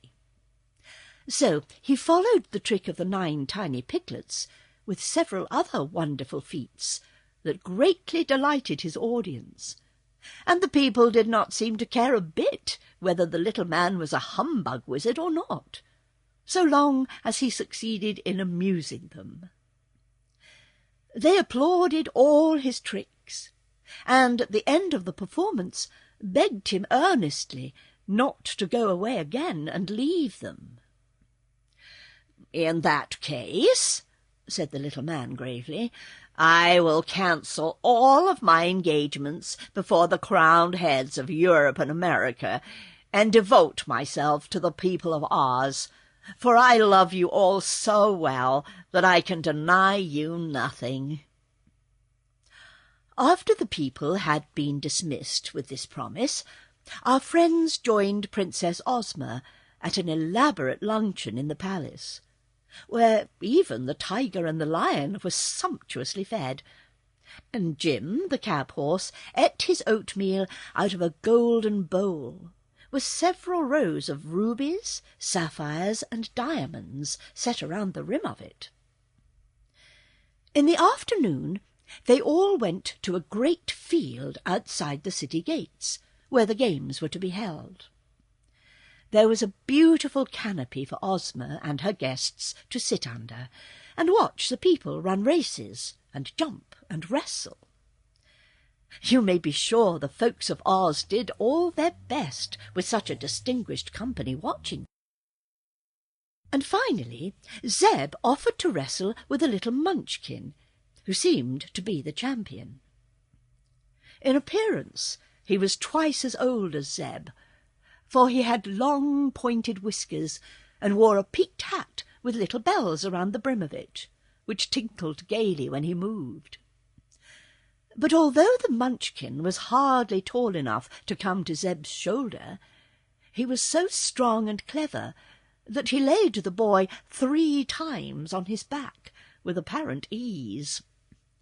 Zeb was greatly astonished at his defeat, and when the pretty princess joined her people in laughing at him, he proposed a boxing match with the munchkin, to which the little Ozite readily agreed. But the first time that Zeb managed to give him a sharp box on the ears, the munchkin sat down upon the ground and cried until the tears ran down his whiskers because he had been hurt. This made Zeb laugh in turn, and the boy felt comforted to find that Ozma laughed as merrily at her weeping subject as she had at him. Just then the Scarecrow proposed a race between the Sawhorse and the Cab-horse, and although the others were delighted at the suggestion, the Sawhorse drew back, saying, "Such a race would not be fair." "Of course not," added Jim, with a touch of scorn. Those little wooden legs of yours are not half as long as my own." "It isn't that," said the Sawhorse modestly, "but I never tire, and you do." "Bah!" cried Jim, looking with great disdain at the other. "Do you imagine, for instance, that such a shabby imitation of a horse as you are can run as fast as I?" "I don't know, I'm sure," replied the Sawhorse. "That is what we're trying to find out," remarked the Scarecrow. "The object of a race is to see who can win it, or at least that is what my excellent brains think. "Once, when I was young," said Jim, "I was a racehorse, and defeated all who dared to run against me. I was born in Kentucky, you know, where all the best and most aristocratic horses come from." "But you're too old now, Jim," suggested Zeb. "Old? Why, I feel like a colt today," replied Jim. "I only wish there was a real horse here for me to race with. I'd show the people a fine sight, I can tell you." "Then why not race with the Sawhorse?" inquired the Scarecrow. "He's afraid," said Jim. "Oh, no," answered the Sawhorse. "I merely said it wasn't fair. But if my friend, the real horse, is willing to undertake the race, I am quite ready." So they unharnessed Jim and took the saddle off the Sawhorse, and the two queerly matched animals were stood side by side for the start. "When I say go," Zeb called to them, "you must dig out and race until you reach those 3 trees you see over yonder. Then circle round them and come back again. The first one that passes the place where the princess sits shall be named the winner. Are you ready?" "I suppose I ought to give the wooden dummy a good start of me," growled Jim. "Never mind that," said the Sawhorse. "I'll do the best I can." "Go!" cried Zeb. And at the word the 2 horses leapt forward, and the race was begun. Jim's big hoofs pounded away at a great rate, and although he did not look very graceful, he ran in a way to do credit to his Kentucky breeding. But the Sawhorse was swifter than the wind. Its wooden legs moved so fast that their twinkling could scarcely be seen, and although so much smaller than the cab-horse, it covered the ground much faster. Before they had reached the trees, the Sawhorse was far ahead, and the wooden animal returned to the starting place and was being lustily cheered by the Ozites before Jim came panting up to the canopy where the princess and her friends were seated. I am sorry to record that Jim was not only ashamed of his defeat, but for the moment lost control of his temper. As he looked at the comical face of the Sawhorse, he imagined that the creature was laughing at him. So, in a fit of unreasonable anger, he turned around and made a vicious kick that sent his rival tumbling head over heels upon the ground, and broke off one of its legs and its left ear. An instant later, the tiger crouched and launched its huge body through the air, swift and resistless as a ball from a cannon. The beast struck Jim full on his shoulder and sent the astonished cab-horse rolling over and over, amid shouts of delight from the spectators, who had been horrified by the ungracious act he had been guilty of. When Jim came to himself and sat upon his haunches, he found the cowardly lion crouched on one side of him and the hungry tiger on the other, and their eyes were glowing like balls of fire. "I beg your pardon, I'm sure," said Jim meekly. "I was wrong to kick the sawhorse, and I'm sorry I became angry at him. He has won the race, and won it fairly. But what can a horse of flesh do against a tireless beast of wood?" Hearing this apology, the tiger and the lion stopped lashing their tails and retreated with dignified steps to the side of the princess.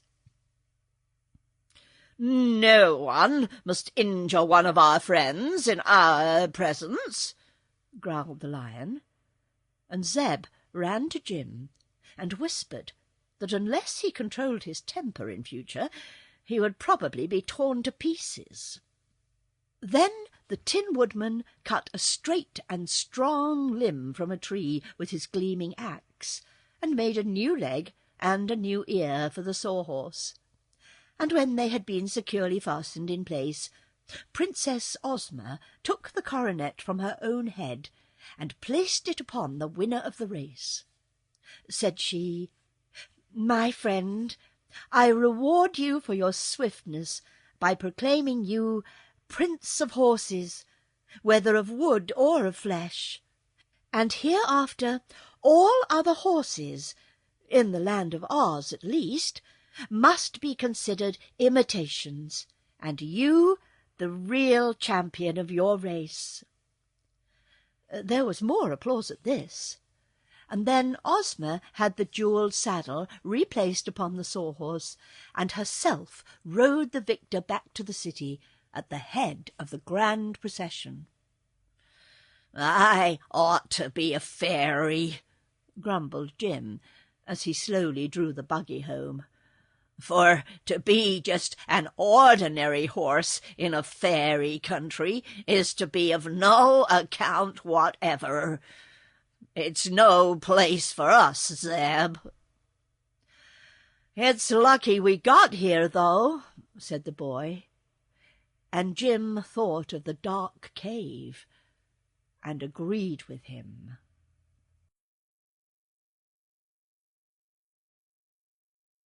The Trial of Eureka, the Kitten. Several days of festivity and merrymaking followed, for such old friends did not often meet, and there was much to be told and talked over between them, and many amusements to be enjoyed in this delightful country. Ozma was happy to have Dorothy beside her, for girls of her own age with whom it was proper for the princess to associate were very few, and often the youthful ruler of Oz was lonely for lack of companionship. It was the third morning after Dorothy's arrival, and she was sitting with Ozma and their friends in a reception-room talking over old times, when the princess said to her maid, "Please go to my boudoir, Jellia, and get the white piglet I left on the dressing-table. I want to play with it." Jellia at once departed on the errand, and she was gone so long that they had almost forgotten her mission, when the green-robed maiden returned with a troubled face. "The piglets are not there, Your Highness," said she. "Not there?" exclaimed Ozma. "Are you sure?" "I have hunted every part of the room," the maid replied. "Was not the door closed?" asked the princess. "Yes, Your Highness, I'm sure it was, for when I opened it, Dorothy's white kitten crept out and ran up the stairs." Hearing this, Dorothy and the wizard exchanged startled glances, for they remembered how often Eureka had longed to eat a piglet. The little girl jumped up at once. "Come, Ozma," she said anxiously. "Let us go ourselves and search for the piglet." So the two went to the dressing-room of the princess and searched carefully in every corner and among the vases and the baskets and the ornaments that stood about the pretty boudoir. But not a trace could they find of the tiny creature they sought. Dorothy was nearly weeping by this time, while Ozma was angry and indignant. When they returned to the others, the princess said, "There is little doubt that my pretty piglet has been eaten by that horrid kitten, and if that is true, the offender must be punished." I don't believe Eureka would do such a dreadful thing," cried Dorothy, much distressed. "Go and get my kitten, please, Jellier, and we'll hear what she has to say about it." The Green Maiden hastened away, but presently returned and said, "The kitten will not come. She threatened to scratch my eyes out if I touched her." "Where is she?" asked Dorothy. "Under the bed in your own room," was the reply. So Dorothy ran to her room and found the kitten under the bed. "Come here, Eureka," she said. "I won't," answered the kitten in a surly voice. "Oh, Eureka, why are you so bad?" The kitten did not reply. "If you don't come to me right away," continued Dorothy, getting provoked, "I'll take my magic belt and wish you to the country of the Gargoyles." "Why do you want me?" asked Eureka, disturbed by this threat. "You must go to Princess Ozma. She wants to talk to you." "All right," returned the kitten, creeping out. "I'm not afraid of Ozma or anyone else." Dorothy carried her in her arms back to where the others sat in grieved and thoughtful silence. "Tell me, Eureka," said the princess gently, "did you eat my pretty piglet?" "I won't answer such a foolish question," asserted Eureka with a snarl. "Oh, yes, you will, dear," Dorothy declared. "The piglet is gone, and you ran out of the room when Jellia opened the door. So, if you are innocent, Eureka, you must tell the princess how you came to be in her room, and what has become of the piglet." "Who accuses me?" asked the kitten defiantly. "No one," answered Ozma. "Your actions alone accuse you. The fact is that I left my little pet in my dressing-room, lying upon the table, and you must have stolen it without my knowing it. When next the door was opened, you ran out and hid yourself, and the piglet was gone." "That's none of my business," growled the kitten. "Don't be impudent, Eureka," admonished Dorothy. "It is you who are impudent," said Eureka, "for accusing me of such a crime when you can't prove it except by guessing." Ozma was now greatly incensed by the kitten's conduct.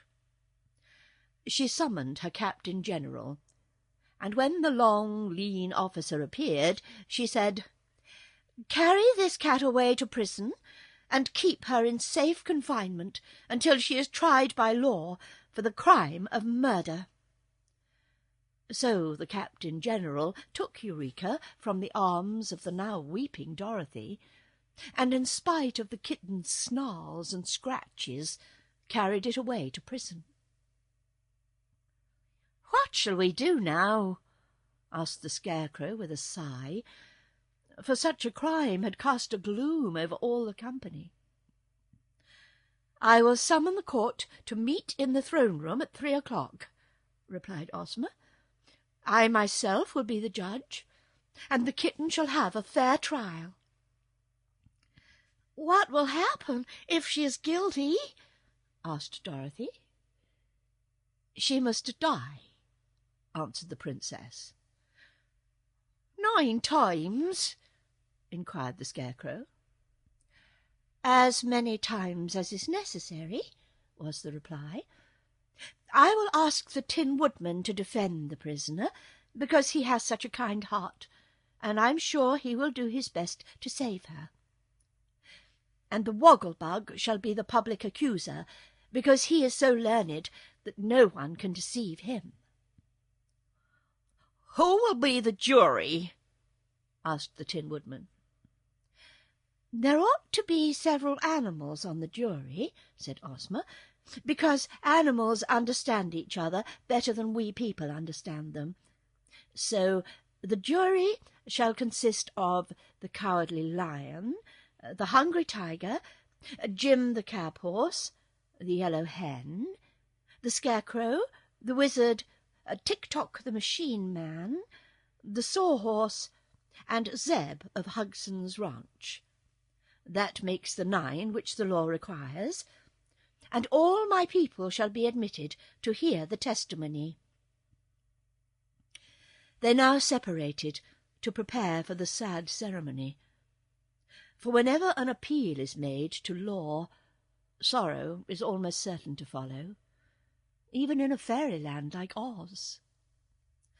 But it must be stated that the people of that land were so generally well behaved that there was not a single lawyer among them, and it had been years since any ruler had sat in judgment upon an offender of the law.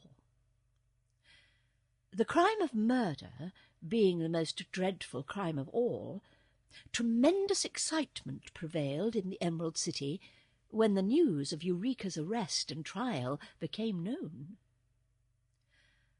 The wizard, when he returned to his own room, was exceedingly thoughtful.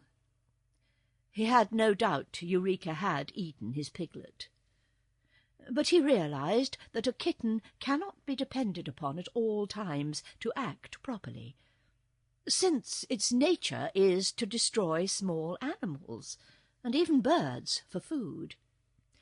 And the tame cat that we keep in our houses today is descended from the wild cat of the jungle, a very ferocious creature indeed. The wizard knew that if Dorothy's pet was found guilty and condemned to death, the little girl would be made very unhappy. So, although he grieved over the piglet's sad fate as much as any of them, he resolved to save Eureka's life. Sending for the Tin Woodman, the wizard took him into a corner and whispered, "My friend, it is your duty to defend the white kitten and to try to save her.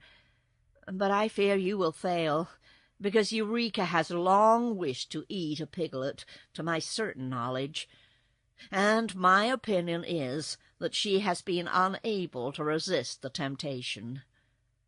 Yet her disgrace and death would not bring back the piglet, but only serve to make Dorothy unhappy. So I intend to prove the kitten's innocence by a trick." He drew from his inside pocket one of the 8 tiny piglets that were remaining, and continued, "This creature you must hide in some safe place, and if the jury decides that Eureka is guilty, you may then produce this piglet and claim it is the one that was lost. All the piglets are exactly alike, so no one can dispute your word. This deception will save Eureka's life, and then we may all be happy again." "I do not like to deceive my friends," replied the Tin Woodman. "Still, my kind heart urges me to save Eureka's life, and I can usually trust my heart to do the right thing. So I will do as you say, friend wizard." After some thought, he placed the little pig inside his funnel-shaped hat, and then put his hat upon his head, and went back to his room to think over his speech to the jury.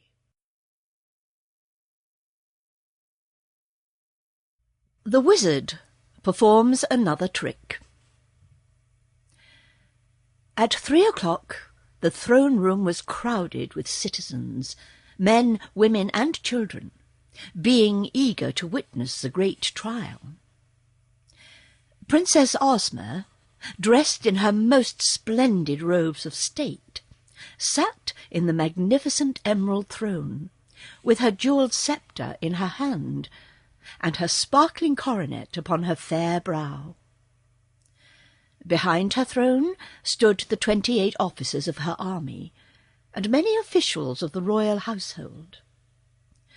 At her right sat the queerly assorted jury, animals, animated dummies, and people, all gravely prepared to listen to what was said. The kitten had been placed in a large cage just before the throne, where she sat upon her haunches and gazed through the bars at the crowds around her with seeming unconcern. And now, at a signal from Ozma, the Wogglebug arose and addressed the jury.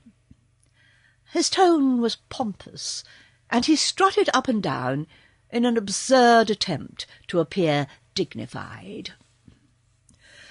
"Your Royal Highness and fellow citizens," he began, "the small cat you see, a prisoner before you, is accused of the crime of first murdering and then eating our esteemed ruler's fat piglet, or else first eating and then murdering it. In either case, a grave crime has been committed which deserves a grave punishment." "Do you mean my kitten must be put in a grave?" asked Dorothy. "Don't interrupt, little girl," said the Wogglebug. "When I get my thoughts arranged in good order, I do not like to have anything upset them or throw them into confusion." "If your thoughts were any good, they wouldn't become confused," remarked the Scarecrow earnestly. "My thoughts are always—" "Is this a trial of thoughts or of kittens?" demanded the Wogglebug. "It's a trial of one kitten," replied the Scarecrow, "but your manner is a trial to all of us." "Let the public accuser continue," called Ozma from her throne, "and I pray you, do not interrupt him." "The criminal who now sits before the court, licking her paws," resumed the Wogglebug, "has long desired to unlawfully eat the fat piglet, which was no bigger than a mouse. And finally she made a wicked plan to satisfy her depraved appetite for pork. I can see her in my mind's eye." "What's that?" asked the Scarecrow. "I say I can see her in my mind's eye." "The mind has no eye," declared the Scarecrow. "It's blind." "Your Highness," cried the Wogglebug, appealing to Ozma, "have I a mind's eye or haven't I?"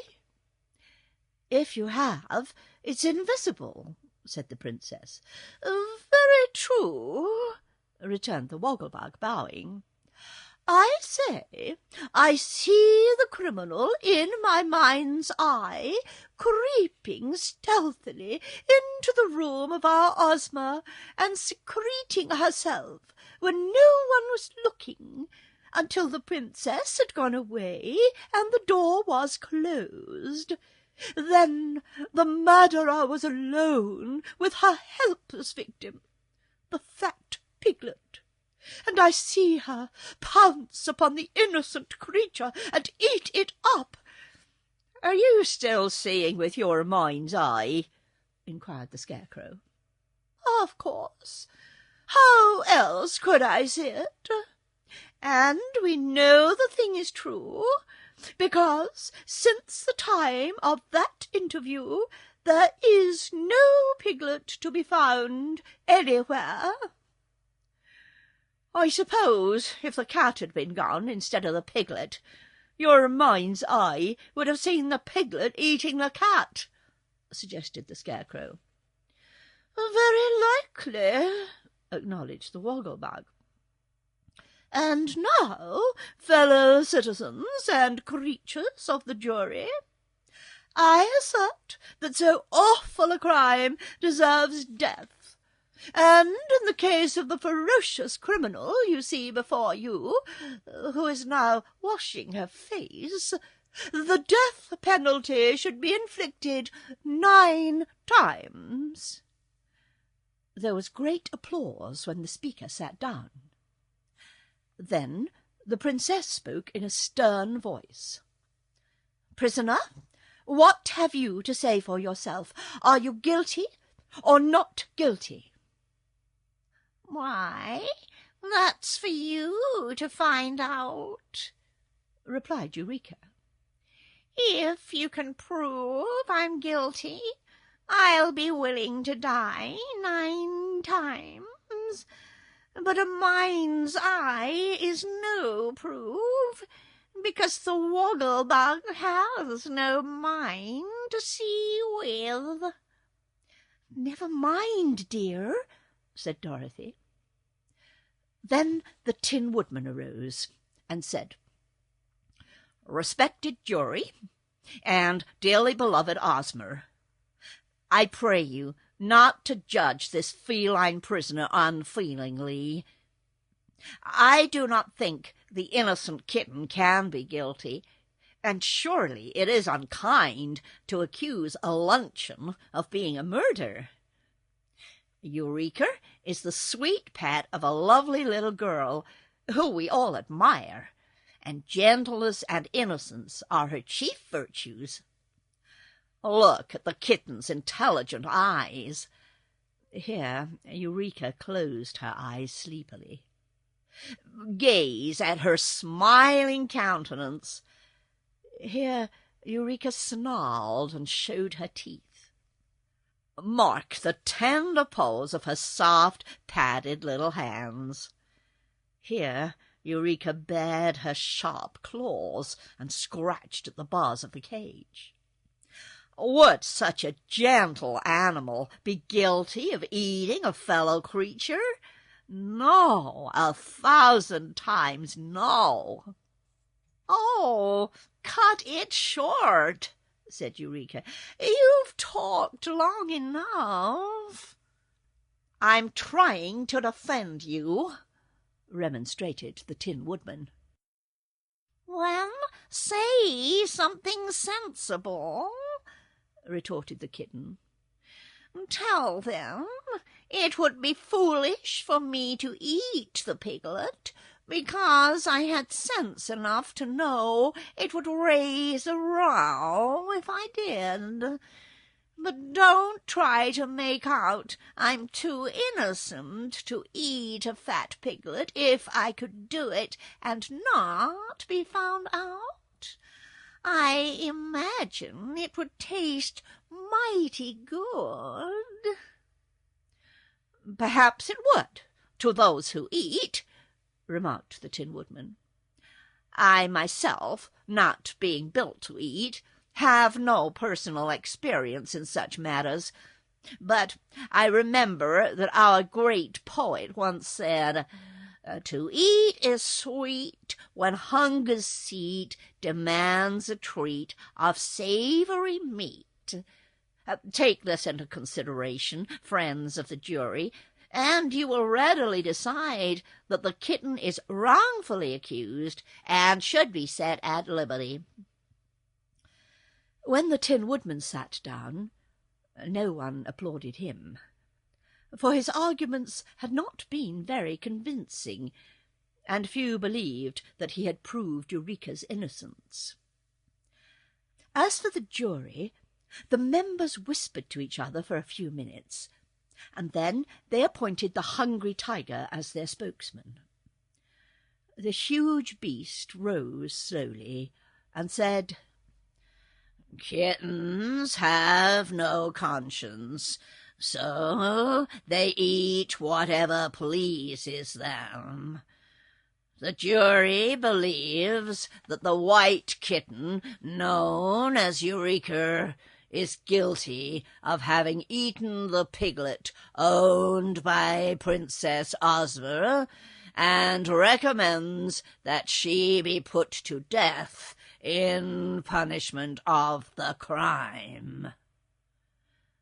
The judgment of the jury was received with great applause, although Dorothy was sobbing miserably at the fate of her pet.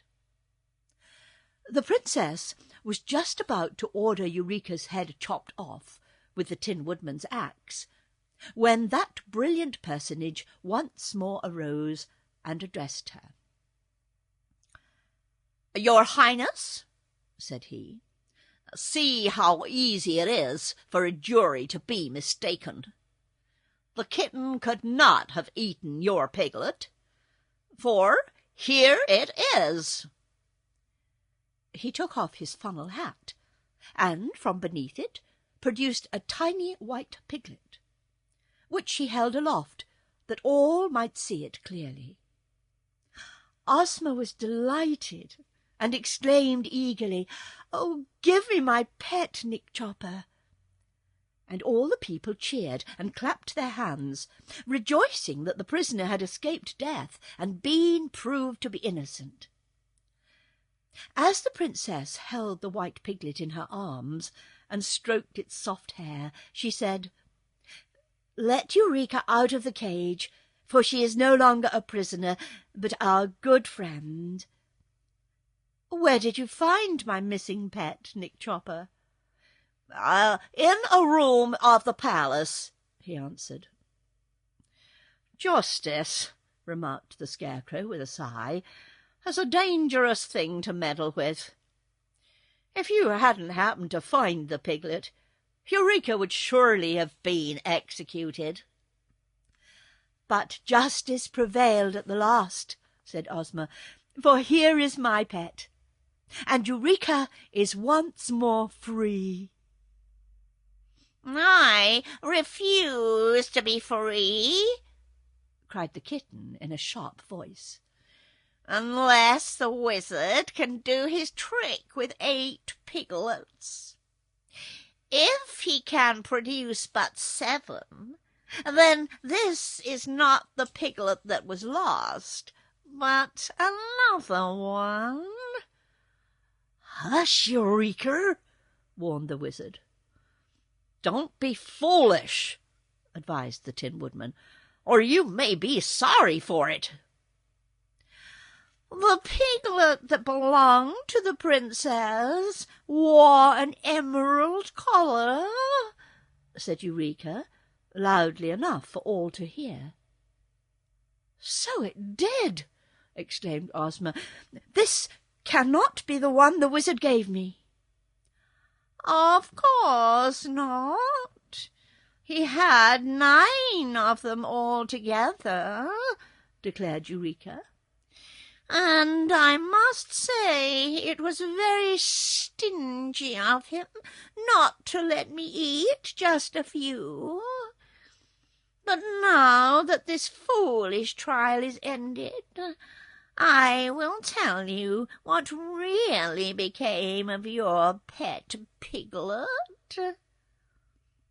At this, everyone in the throne-room suddenly became quiet, and the kitten continued in a calm, mocking tone of voice. "I will confess that I intended to eat the little pig for my breakfast, so I crept into the room where it was kept while the princess was dressing, and hid myself under a chair. When Ozma went away, she closed the door and left her pet on the table.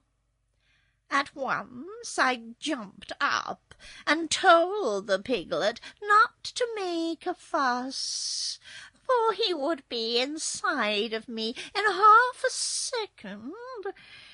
But no one can teach one of these creatures to be reasonable. Instead of keeping still so I could eat him comfortably, he trembled so with fear that he fell off the table into a big vase that was standing on the floor. The vase had a very small neck and spread out at the top like a bowl. At first the piglet stuck in the neck of the vase, and I thought I should get him after all. But he wriggled himself through and fell down into the deep bottom part, and I suppose he is there yet." All were astonished at this confession, and Ozma at once sent an officer to her room to fetch the vase. When he returned, the princess looked down the narrow neck of the big ornament and discovered her lost piglet, just as Eureka had said she would. There was no way to get the creature out without breaking the vase, so the Tin Woodman smashed it with his axe and set the little prisoner free. Then the crowd cheered lustily, and Dorothy hugged the kitten in her arms and told her how delighted she was to know that she was innocent. "But why didn't you tell us all at first?"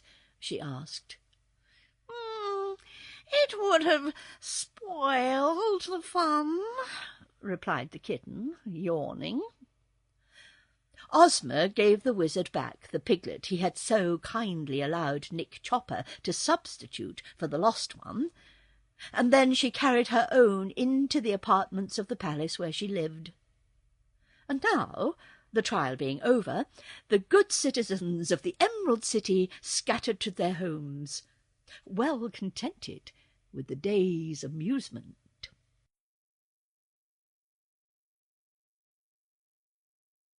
Zeb returns to the ranch. Eureka was much surprised to find herself in disgrace. But she was, in spite of the fact that she had not eaten the piglet. For the folks of Oz knew the kitten had tried to commit the crime, and that only an accident had prevented her from doing so. So therefore even the hungry tiger preferred not to associate with her. Eureka was forbidden to wander around the palace, and was made to stay in confinement in Dorothy's room. So she begged her mistress to send her to some other place where she could enjoy herself better.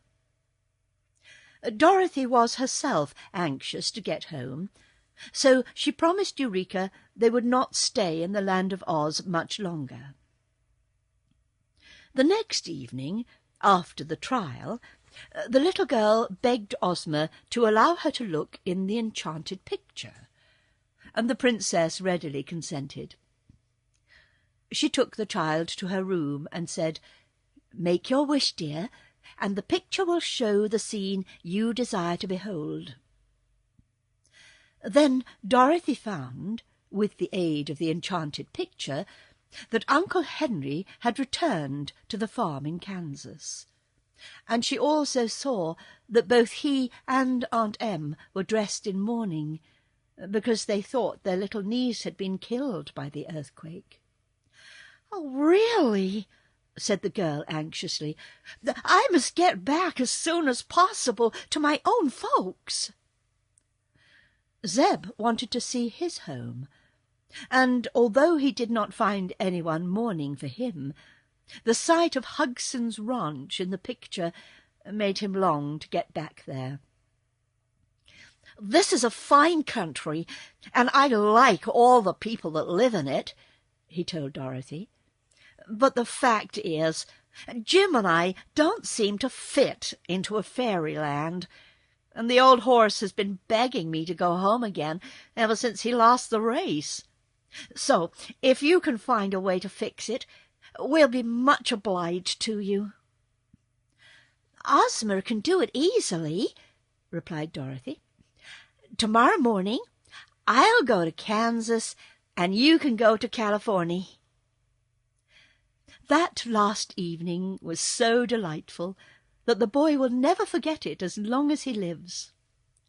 They were all together, except Eureka, in the pretty rooms of the princess, and the wizard did some new tricks, and the scarecrow told stories, and the Tin Woodman sang a love song in a sonorous metallic voice, and everybody laughed and had a good time. Then Dorothy wound up Tick-Tock, and he danced a jig to amuse the company. After which the Yellow Hen related some of her adventures with the Gnome King in the land of Eve. The princess served delicious refreshments to those who were in the habit of eating, and when Dorothy's bedtime arrived, the company separated, after exchanging many friendly sentiments.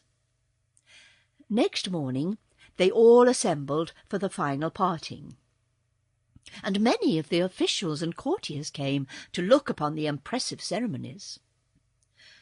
Dorothy held Eureka in her arms and bade her friends a fond good-bye.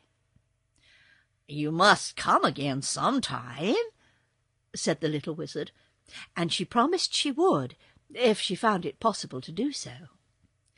"But Uncle Henry and Aunt Em need me to help them," she added, "so I can't ever be very long away from the farm in Kansas."